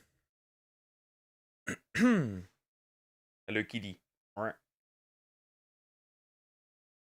Equal rights, equal lefts. When men finally fight back hard, the best compilation by Karmaland. I don't know if it's the best compilation. We'll see about that. First, I want to say, do not hit a woman under any circumstances except when she's actually trying to violently attack you. Then I'm gonna be honest, knock that bitch out. Send her to the Shadow Realm. That is all I can say. Also, like and subscribe. I appreciate it. Let's see. He's a filthy fucking nick. Look at these mad women. Oh yeah. Okay. Did you just want to try and touch his balls? These dirty Karens think they can do all sorts of crazy things with impunity.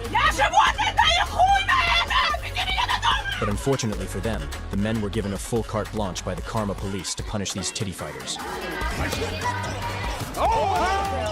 Guess what? Not right. However, women should not be fighting with men. I'm gonna straight up say it. Women should not be fighting with men.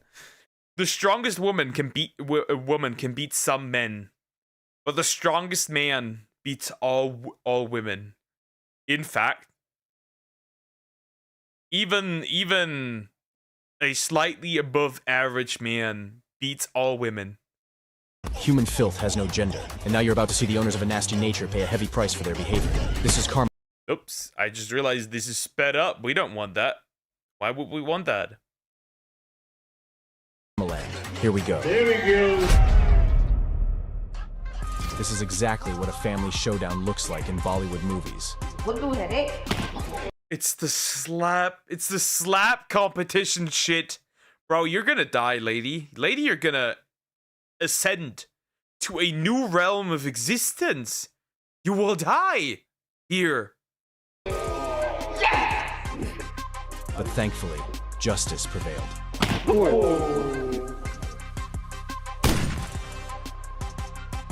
Look how happy bro looked when delivering that. God damn, bro. Shields is a real monster in a skirt whose hunting zone is the ring. Shields is fast. That speed Jovis can deal with.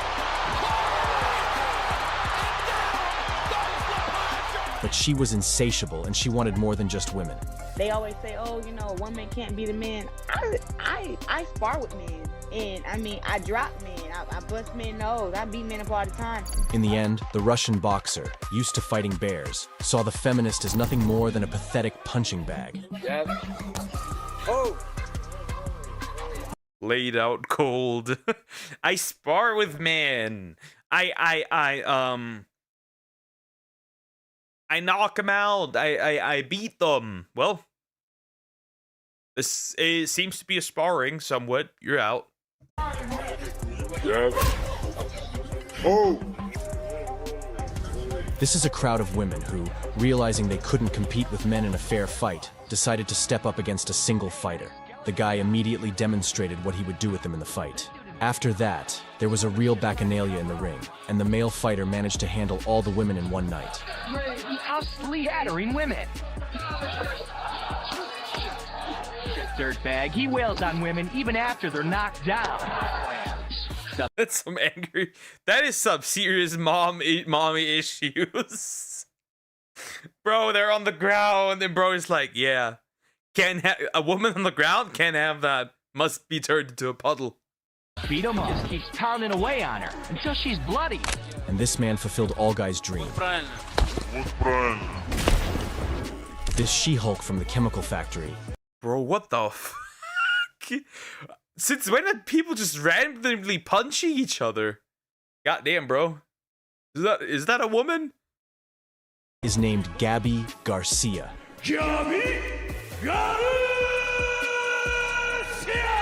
And she thought she could compete with men on equal terms. Apparently, the alpha female prefers smaller guys. Otherwise, how do you explain her choice of opponent? In arm wrestling before the fight, Garcia overpowered the man and brazenly mocked him.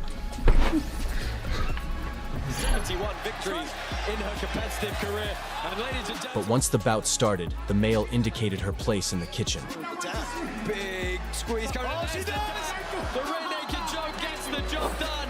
Craig Jones victorious over Jiu-Jitsu intergender champion. This fat cow named Mamaha is an avid fan of... What the fuck? Bro, why is bro so aggressive? If that's a woman, I am white. You're officially white, because apparently it is. Welcome, homie. Sucks out all the melanin. Bullying and humiliating defenseless men on the street. And one day, she stepped into a fight against an old man who was half her size. In the fight, it seemed that the man was a representative of the weaker gender.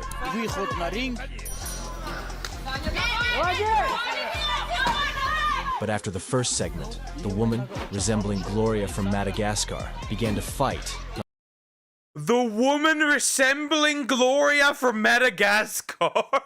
Holy shit. Not for victory, but for oxygen. In the end, the man secured a decisive victory over the brazen woman.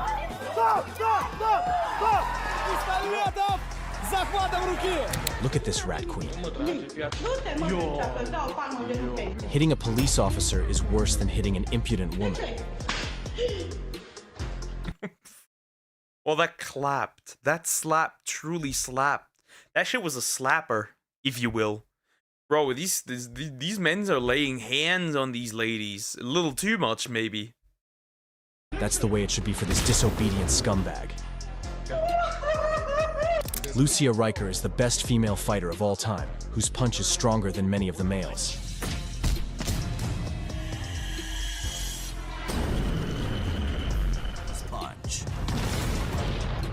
Lady Tyson, not feeling the competition among women, came out for an intergender fight against a Thai boxer. And here our guy showed that women have no place in the ring with a man.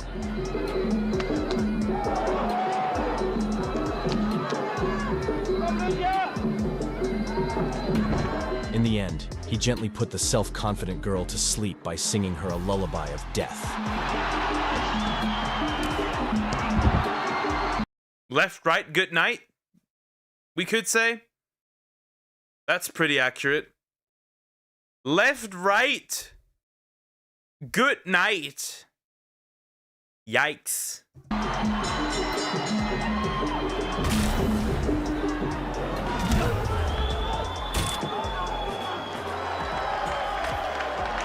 A girl inspired by the movie $1 Million Baby believed in herself by stepping out against a man, and here's what happened next.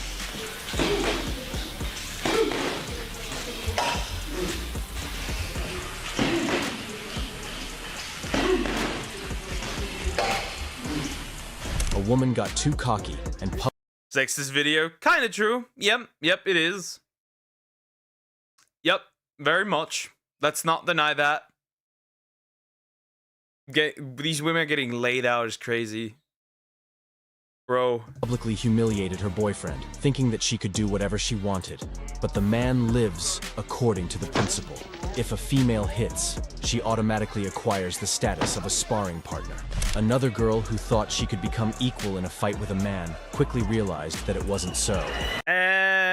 Again, I'm a firm believer of equal for if you're gonna do it, you need to do equal force, right? Spilling water over you is it should not be met with physical violence. Just, I don't know. You know, just take her out at one point, right? And just pour some water. You know, pay back. Realizing that it would be impossible to win fairly, the girl almost made the opponent infertile.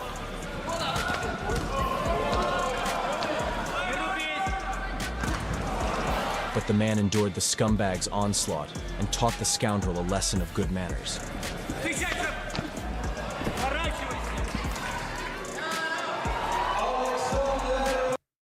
That's always what I'm questioning. Why the fuck are you kicking into his nuts? He's not hitting your boobs, so why are you hitting his nuts? Bro, imagine if a girl throws water at Poke and insults him in public. Oh, I'm not gonna do anything. I know who's gonna do anything. I'm not one of the people. I know a woman that's gonna do something. Look at her shaking like a leaf. Desperate to snatch victory, she tensed every muscle in her body. What she didn't realize was that it was— Girl, there's no way. There's no way you beat this dude. There's no... Girl, give up. There's no way. There is no way. There is no way. You pull so hard on this man, he's starting to form a second face on his head. It's all for nothing, because this beast only needs one move to not just pull her in, but make her cry. In this sparring match, an overconfident Karen went up against Lil Jon's doppelganger. But what she didn't expect was for him to make her get low in record time. Here goes another cocky Karen. Her face practically screams, "I hate men," but unfortunately, for her, men hear it as, "Break me completely. I want to be humiliated." Said and done, just like this. That's not what happened there. She just... It appears that she thought she had enough confidence to fight the guy, but the fight was just, the guy was just like playing with her like completely. That's not what happened, bro. If a girl throws water at Poke, next thing you will hear a gunshot and billion ton of bro. That's not what happened here.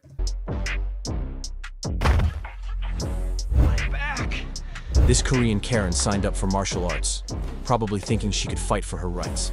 But after this humiliating sparring session, she'll happily retreat to the kitchen and never come out again.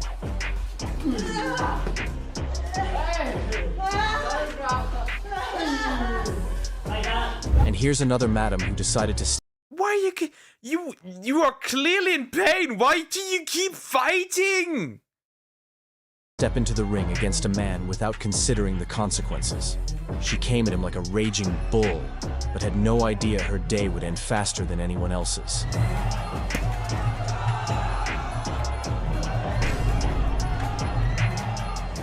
And just look at this Mexican Wonder Woman. For this fight, it seems she unlocked an incredible superpower, lying flat at a man's feet. High kick, Oscar might be out. Perea trying to make it count. Oscar's going for the takedown. Perea landing. Why I have a question though. Why are these even a thing? Why are these competitions even a thing? Like it's so clear that a man is too strong. This titty fighter decided to fight men, but they put her in her place. Desperate housewife Nong Rose, in the fight against the Asian Will Poulter, punished him fiercely as if he were her unfaithful husband.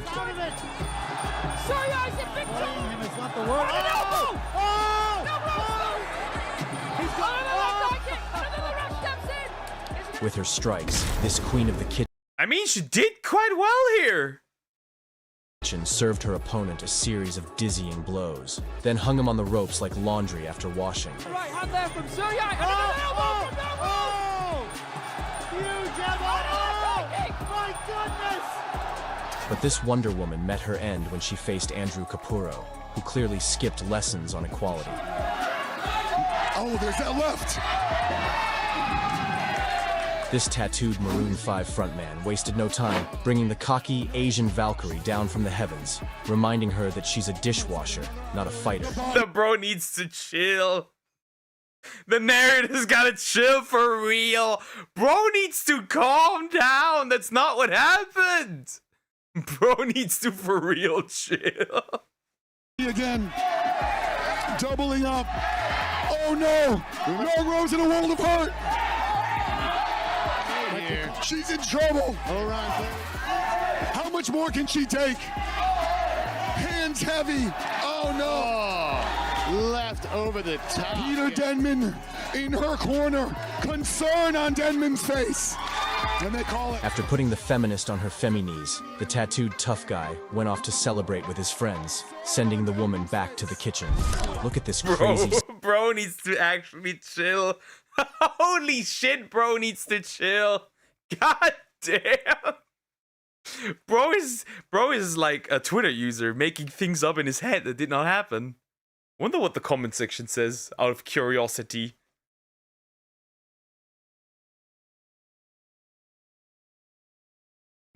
Bro. God damn, dude. Even the women are agreeing. Even the women are agreeing. Even the women are agreeing. Joni is agreeing. Are there any more women? Yeah, even as a woman. Even the women. Even the women. Even the women. What the fuck? Scoundrel.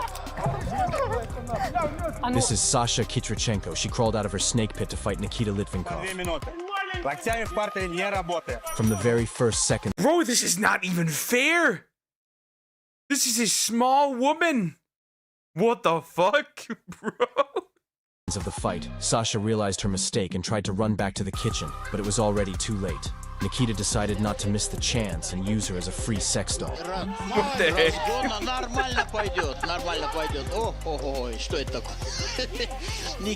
After which, Sasha couldn't stand it and refused to continue the fight. This is another woman who decided she could be an equal in a fight with a man. Man-eater, Figueroa! From the very first seconds of the fight, she pounced on the man as if she wanted to marry him. Kick straight to a head kick. And Gina looks for that trip there to get the finish the takedown and does. But he put the cocky princess to sleep and sent her to rule in the realm of Morpheus. Circle out of that cage. Oh! And that is all over Shane. God damn me when my daughter misbehaves. Never mind. What the fuck? Incest. Estrada with the big right hook to end this fight. In the blue corner. In this case, the young wrestler gave the woman a nosedive for free and landed in doggy style.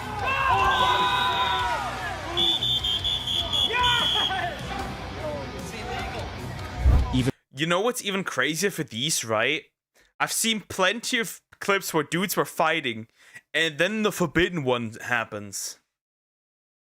He's gonna shove his finger up the other dude's ass. The forbidden one. Or clench his cock between his hands. At least that one didn't happen. At least the great technique. The forbidden one. Official fights weren't without equal fights. I could be wrong here. This smug woman thought she could overpower a man in the ring. This booby boxer's name is Joni Laurer. One day, after putting on boxing gloves instead of dishwashing gloves, she decided to challenge Joe Buttafogo. Thinking that the chubby guy could only watch TV, lie on the couch, and drink beer, the queen of the laundry decided to teach him a lesson. Little did she know, this guy watched how to hit women in the ring tutorials every day, and from the very first minute, he began showcasing his academic skills in the fight. Joe, throwing punches into her face like clothes into a washing machine, waited for a reply from Joanna, but all he got was the bell marking the end of the round. After receiving clear instructions from her husband on the fight tactics, Joanna confidently... Chill, narrator. That man is not chilling. That man is playing right into it. That man is not chilling. That narrator has beef. I don't know what beef he has. Forgot everything. For this, Joe quickly gave the desperate housewife a face makeup with his fists, then knocked her down. Realizing she had to cook dinner for the family, Joanna decided to stop fighting. And Joe took the win and went to watch TV while lying on the couch and drinking a beer.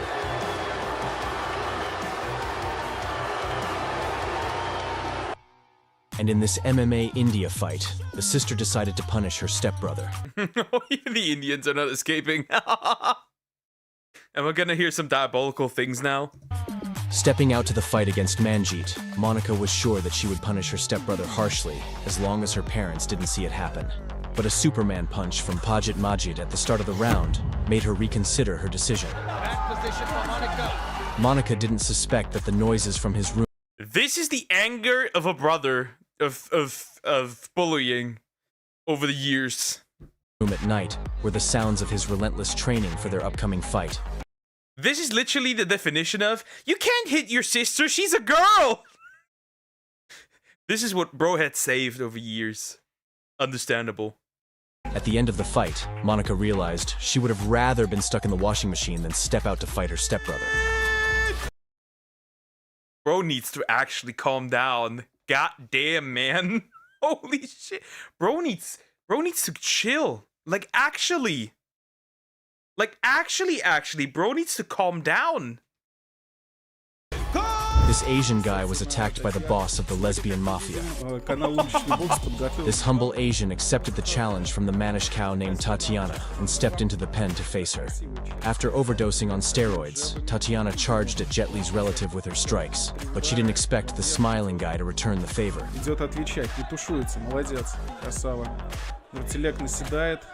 With his accurate punches, this fighter from the East made the testosterone guardian realize that standing at the stove is a beautiful thing.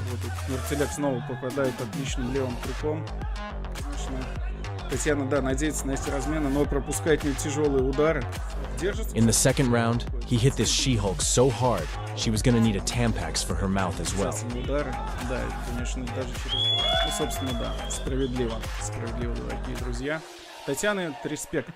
Look how happy bro looks. Lesbian mafia. Bro, that's crazy. The narrative is diabolical. Women often try to act strong, becoming wild and arrogant, only to be sent back to the kitchen after facing quick retribution from men. If you experienced vivid emotions, then give us a like and subscribe to the channel. Bro had no chill. Zero chill. Zero. None. Bro made up people in his head that probably did not exist. Again, I'm still saying though, men and women should not be fighting in these competitions. That's competitions. Like, you got no chance. None at all. You just get folded. Anyways, like, comment, and subscribe. Bro, this is crazy shit. That was crazy shit. The narrator had no chill.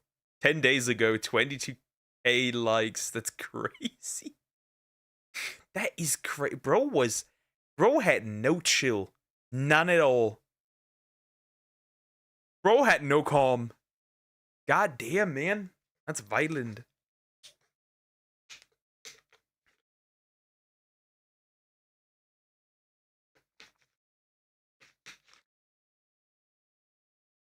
Though he did say in the beginning, being a scoundrel has no gender, so maybe he is for equality.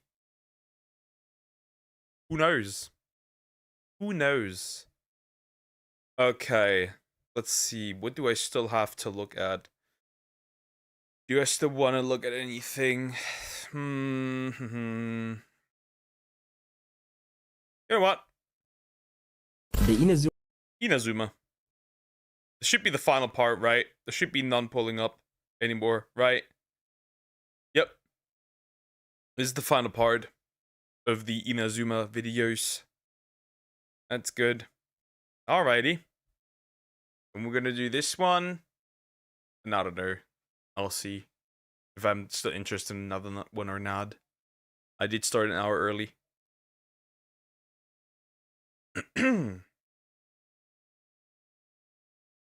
What is Inazuma 11 even about? 4. We react to all the other parts. This is by Senshi. We're gonna react to this part too. Let's see. Also, like and subscribe if you like this kind of content. We'll jump in. The Inazuma 11 trilogy was clearly loved, like, you guys really blew them up. So when I got the call from the council telling me to make a part 4, I just couldn't resist. The council approves.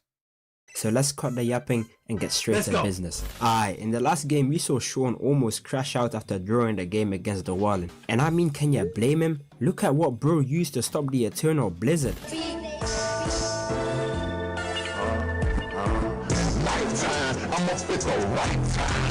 The Warlin literally pulled out the Giga Draw break from Gurren Lagann. There was what the fuck? What is going on again? No chance Sean was ever gonna score against a move that literally pierced okay, bro has a ginormous drill. The heavens. He was cooked before he even took the shot. Fast forward, and in preparation for the 3rd game against Alias Academy, we go through a bunch of character arcs, and just a heads up, it's gonna get pretty depressing. We find out that there is another notebook which will have a new super move for Mark to learn, and in that process we see some more lore about Mark's grandpa, and lo and behold, it runs in the family. What the hell? Bro's a Baki character. And also, why is bro looking so old? Oh my god, no way. Mark's grandfather must have also been given the super soldier serum, because there's no way a regular human is knocking down a whole tree just by kicking a football. Look at the terrain, and to make things even worse, apparently they used to hunt wild boars for training. This is some nonsense. This is some Baki level shit. This is some Baki level. They are killing boars with footballs.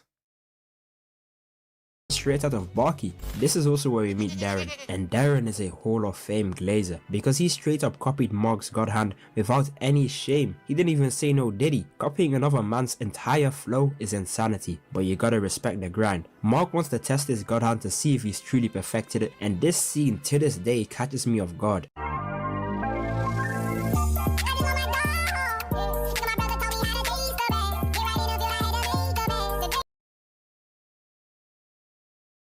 Maybe there is Super Saiyan. Maybe they are. They definitely are Super Saiyan. Yep. Inazuma's canon in Dragon Ball.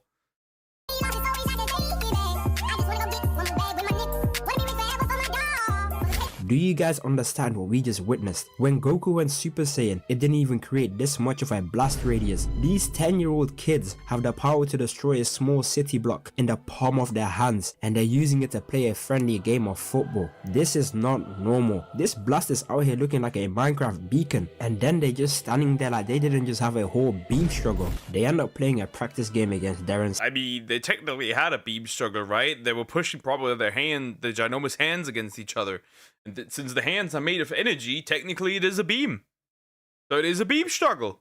Team, and it's basically just everyone trying to upgrade their skill tree, since Mark is trying to perfect the new super move and Darren damn near pulled out his own stand. I would have sworn he got hit by the stand arrow, and I'm not gonna lie, I got so hyped seeing him almost pull it off. Like, I don't know, I kind of like Darren's character. This little slice of life episode was really nice. I needed this after all these stressful Alias Academy games. I really hope it stays like this for a little while, you know.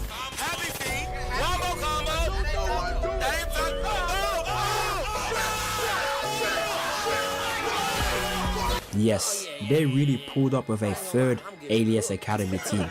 When will it end? Next you're telling me we have to play against Ben 10. Where are they even pulling these teams from? Xavier straight up looks like Super Saiyan God Goku. The match begins and nah. I mean, it does look like Super Saiyan God Goku, let's not deny that. And they're already solo again.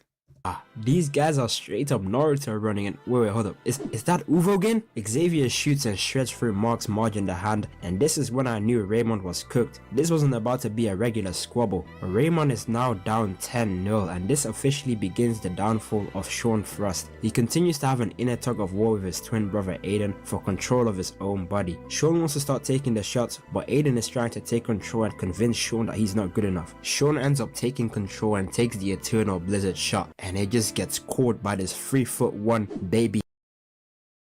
This is the shortest king I've seen! How? How are you tanking this? The alien. Man, I remember watching this and 9-year-old me was absolutely flabbergasted. I couldn't believe it. Kid me had never seen a character like this in any show before. Like, this kind of reminds me of Akashi from Kuroko no Basket.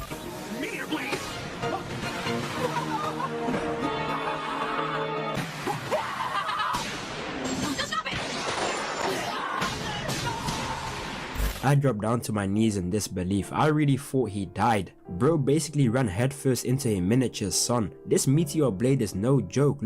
Bro should be dead at this point. Bro should be dead. Goku needs to tell us what he did in his free time while he was in heaven. Play football. If I died, dear, that's your fault. Look at the way he ate this shot. Sean is out cold in the hospital right now, and this is where we get the revelation that Coach Lena Schiller knew about Sean's split personality disorder this whole time. And if I tell you I wanted to fight her right there and then, I did not care. My hands are rated E for everyone. She really jeopardized the health of an innocent orphan all for the sake of a game of football. When will it end? Surely that has to be illegal. Where is the government? Where's Child Protective Services? Like, come on. She then goes on to reveal that Sean doesn't actually own the Eternal Blizzard shot. Child Protective Services? They are literally throwing Gallic guns at each other. Kamehamehas. Passing through dimensions. Time traveling. The Child Protective Services isn't enough. Call the Japanese military.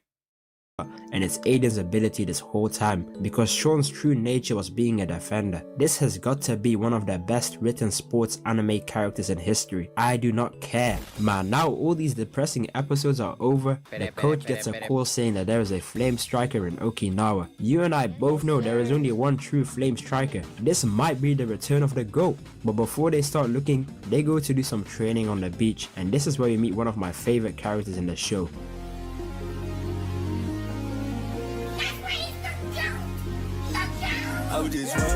Bro is a waterbender. Bro is bending the waves. The waves.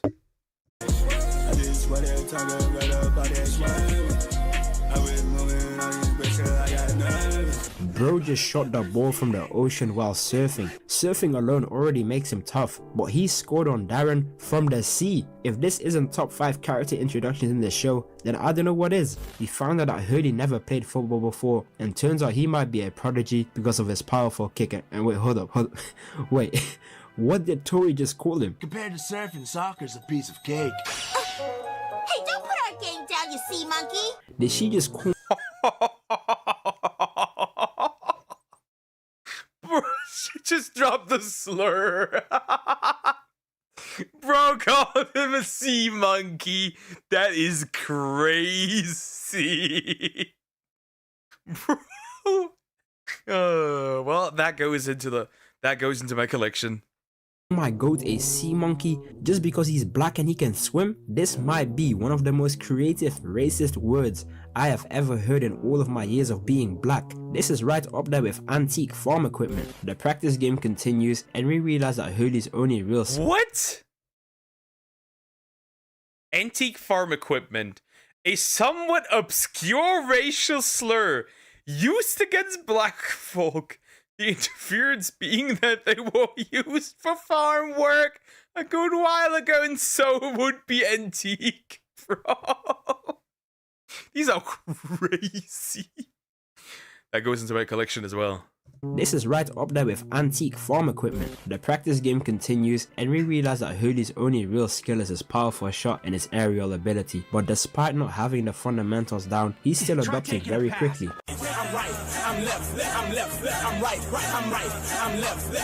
Bro riding them balls. Pause.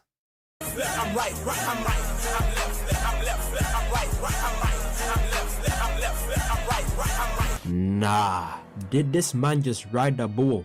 No, did he?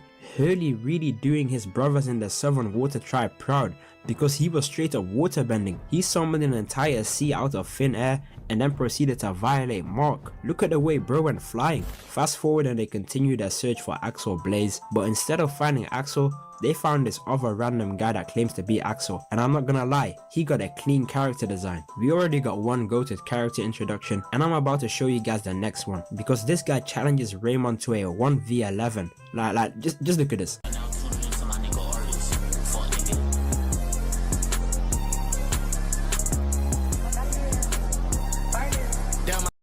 Bro, it's just all of them. It's just all of them. What the fuck? I deal with your bitch. Hey, lay hair, yeah, she gone. Hair and all these ain't shared, so fuck nigga, these Rick Owens. I used to have a Metro and an iPhone that do numbers. Fuck that little ass. Bro literally flew up 40 feet into the air like he's going in Killua, and then kicked the ball so hard it caught fire, and then proceeded to jump after it like the Incredible Hulk. And if you think that's already crazy, he out jumps Super Saiyan Sean himself and then proceeds to summon the actual sun. Look at this. This is literally impossible. Who's stopping these weapons of mass destruction? Bro really thinks he's Escanor. The problem is, this is still Generation 1. And there's already Escanor level threats. Now, I'm not gonna lie, I really wanted him to join the team, but turns out bro is an alien. How many of these teams are there? We have seen Jordan, Dwalian, Xavier, and now they have another character in the Smash Bros roster. When will it end? Mark and Hurley go on a little training arc because Hurley recognized Mark's technique as a surfing technique, and after Mark does some XP farming, they not once bother explaining the power system to us. They just kinda expect us to, understand. The aliens pull up to run their fade for the third time, and the keeper passes the ball to the opposition striker and tells him to shoot. You know how disrespectful that is. Sean goes forward and proceeds to take the shot, and Sean starts straight tweaking and continues to desperately spam his Eternal Blizzard on some Hadouken timing, but each time he does it, the shot seems to get weaker and weaker. I know. Well, that does make sense, right? If you overuse a special ability, that's a common trope. It doesn't get stronger. So I have drawn the line like 7 times, but I'm actually going to. He takes another logic-defying shot, but this bit, the entire Raymond team is out on the floor looking like they just fought in World War II. We spin over to the guy in the orange hoodie who's getting chased by some of the aliens, but turns out it was a detective pretending to be the GOAT himself. And this part right here might be the single best moment in Inazuma 11. You know what, dare I say, in TV fiction, we get the coolest and most anticipated pull-up in all of history. The aura of this man, the walk, the man. I just remember being so damn hyped. I still remember where I was when this episode dropped. Me and my little brother were sitting on the edge of my mother's bed watching this episode on Disney XD, shaking from pure excitement. This just brings back so much nostalgia. Dwalin goes back in the net after Axel just scored an easy goal. They kick off and everyone is locked in. Jude gives a beautiful pass to Axel, and just watch what happens next. Hit us with one of the coolest fire moves I've ever seen. Even bro, is a new move and a stand. Dwalin's drill that pierced the heavens couldn't stop this shot, and then he just turns around like Steph Curry shooting a free and smiles. And I genuinely remember grabbing my brother and we were dancing and screaming, celebrating, and then having to go to school the next day to discuss this peak cinema I just watched with my friends. We couldn't even enjoy the winnings for too long, because tell me why a whole new alien team pulls up. How many? Like, come on bro, how many more teams do we gotta beat? There's at least all of them. There's many more. If bro as a child knew that alternate universes would become a thing. 3 more teams. I'm starting to think Nathan was onto something. They proceed to hack Kai Epsilon with a football. What in the beerus is even going on right now? And they just vanish. Alright, you guys know the drill by now. We always react to an opening at the end of the video, so I'm gonna go. That's the thing, right? They just disappeared and since then never returned. They just evaporated them. With the Italian opening this time. There's been a lot of hype. A lot of you guys have been hyping this up, so I'm gonna give it a listen. And if it's peak, I'm gonna say it's peak. But if it's trash, it's trash.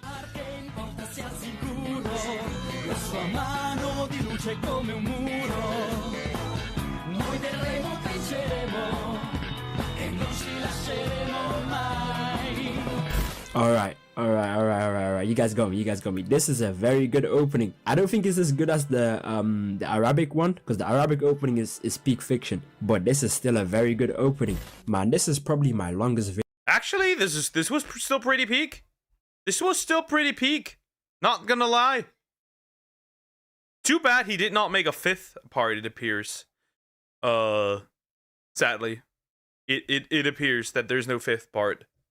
Video yet. But I had fun making it since, you know, I just love talking about Inazuma 11. Hey, all I ask for is that you drop a like and subscribe. I want to continue dropping more content on the rest of the series. If you enjoyed the video, you can watch part 1, 2, and 3 on my channel. Make sure to join the Discord. If this video gets 8k likes, I'll give you guys an even longer part 5 covering the next couple of games and plot twists.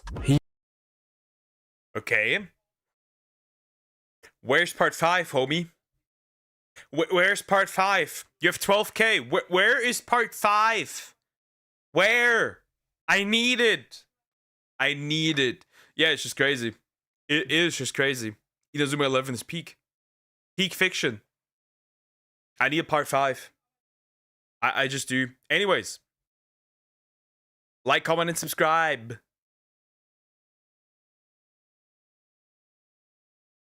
Alright. Am I gonna watch one more? Am I not gonna watch one more?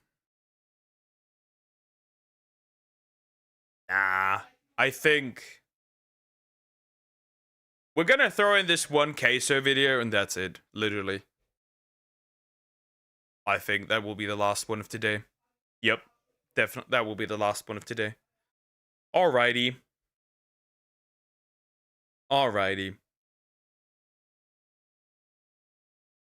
Clips that make queso famous, part 2. Again, a lot of VTubers have reacted to this. So we're gonna jump into that. Simple. So I'm gonna watch it. Easy. This is by Canoon. Anyways, let's see.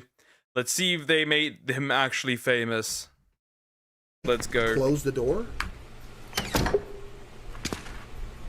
Chat said to come here to eat. Oh, wait, I remember this. They specifically made a game where you had to escape queso. You had to escape getting eaten. So where's my food? My bad, man. We're all closed up. What do you mean? Is that Jinxie? The mod said you close at 11. Dude, we close at 10 on Fridays. Wait. So this game was basically you are Jinxie trying to escape from queso? Bro. I'm so sorry. There's no way. You're done. We're playing as Jinxie. Yeah. You have the boom mic. Film the intro. You're pushing me off. Just stay up. No. Burger Shape here. We're live from New York. We have 2 possible jumpers. One's already committed, and is it my turn? We weren't filmed. Ow! Bro hit his hand. Ow! Yo! I just broke my finger! Chad, if you look at Enderman with a spyglass, does that count? Yes, That does count. Well, even I didn't know that. Wait, that counts? Actually?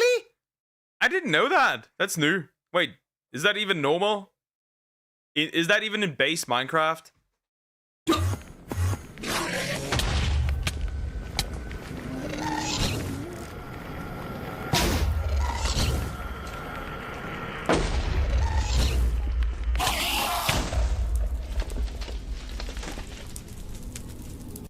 Wait, this was a hardcore world? Well, that's gone. Don't break the beam, bro. What'd you just say to me, buddy? I said, I just hope the beam doesn't break. Why would it break? No? Jump, come on. No. Why would the beam break? Explain. It's like it's slanted, bro. Come on, you got it. Jump. Alright, now you gotta make another layer. You got this. It's just like Fall Guys. Oh, your head! The bracket. Run for the bracket. Go. Bro made the jump and just fucking died, bro. Damn it!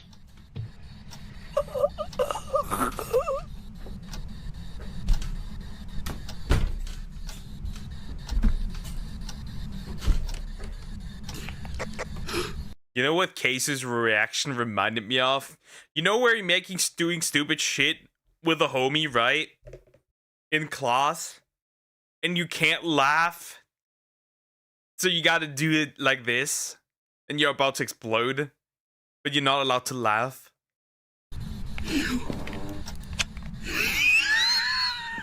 Why are you yelling at me? What do you mean don't get your seats dirty? What do you mean by that? Don't get your seats dirty? You're right, I won't get them dirty. Hey, I won't get your seats dirty, bro. Hey! Hey!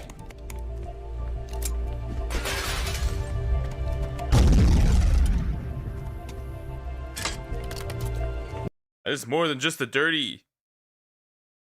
That is more than just a dirty seat. Next! Queso! Oh. Queso, do you like my shirt? Do you like my shirt, Case? Do you like my shirt? Do you like my shirt? Queso, you like my shirt? This is like a bunch of monkeys seeing bananas. Queso's the banana.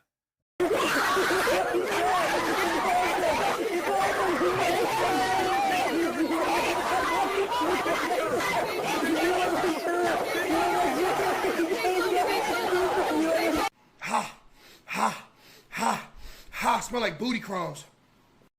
That's white. Why would you drink that? That is white. Tastes like...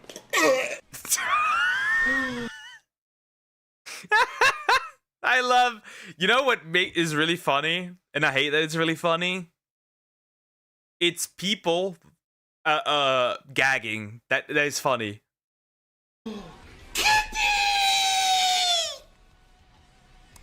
Kitty! Kitty! We ain't got no light up here?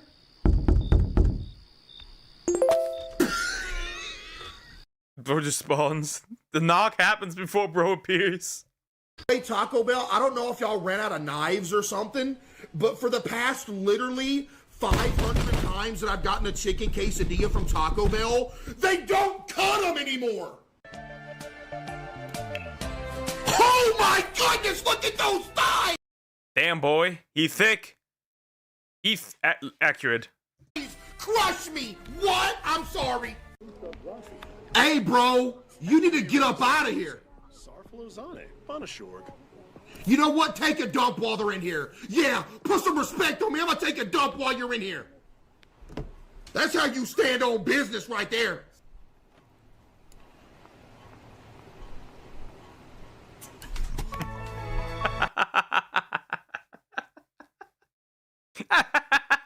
The character was like, nah, bro. Uno reverse. That's all I've got him punching. Oh, unfortunately, yeah. Why is he Naruto running? Why is he Naruto running? Live violation. You can go back live on... What was the... Gambling!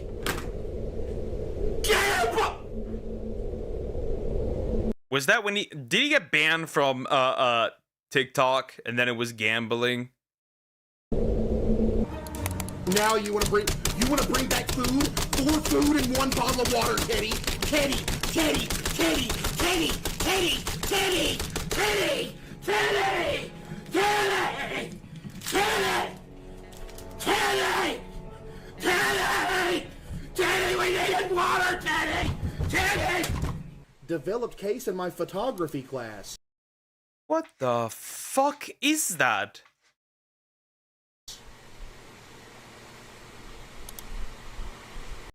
What the fuck? What? That is clearly queso.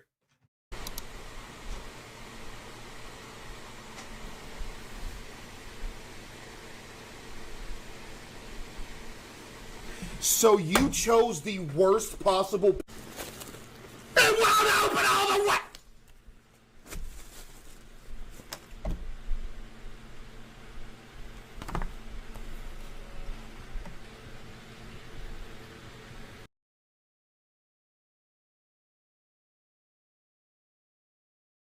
What the fuck?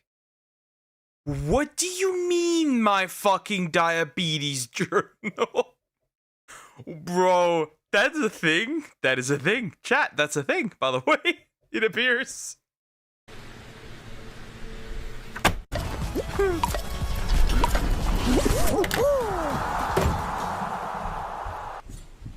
I'm surprised you know about Apple, considering your diet consists of nothing but McDonald's, Waffle House, and cake. Get Nate out of here now! Case our school uses your weight to learn scientific notation.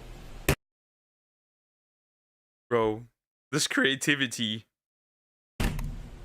Bro's favorite song is Ice Cream Man by Van Halen. Dude, oh my god.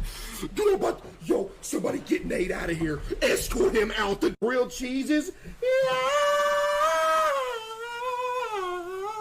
Look here. Somebody should make a song out of that. Somebody should make a song out of that. For real. Somebody should. Just auto-tune it. Just straight up auto-tune it. It's fine. Here. When I throw it this way, it's going to reflect. You ready? Did you see it? I'll do it again with this. Look again, look again, look again, look again. Poof! It does. It does reflect. Making the right play. It seems you are taking a long time. Please proceed as quickly and as quietly as possible.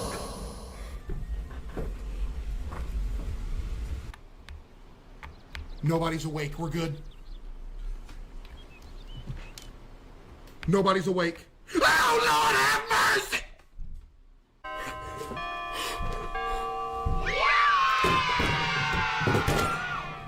Oh, my God! Let's go! Let's go! It's over! Yes! Hate the Pufflepuff! I told y'all! That's gonna be me when I finish Blaze Black 2 Redux finally. That's gonna be me. I'm not your average Huffle! I told you, I'm not your average Hufflepuff! Sit down before I put my finger in your belly button? Yo, what is wrong with you? What?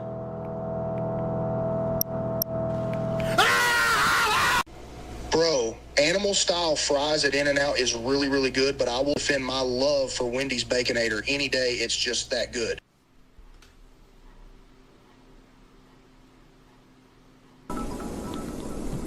Is this just AI queso?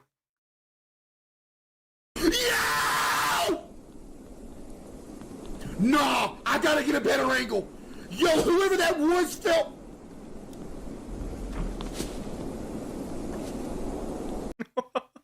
That was kind of funny though when they fall down there.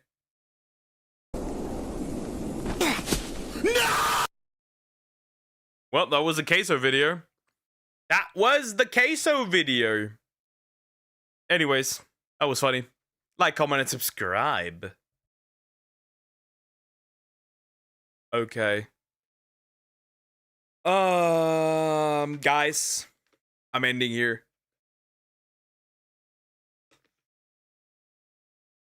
I started an hour early due to the damn what was it? The damn Monster Taming Direct, exactly. That means I will end now. So yeah, let me swap over to this screen. Lower the volume, otherwise you will die. Ending, yeah, I'm ending. I will be ending. Oh, yeah. Like I said, I will end.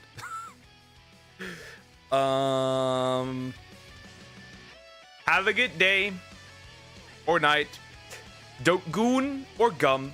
I will see you tomorrow with the usual stuff, right? And yeah. I will see you tomorrow. Farewell. Bye-bye. The stream is over.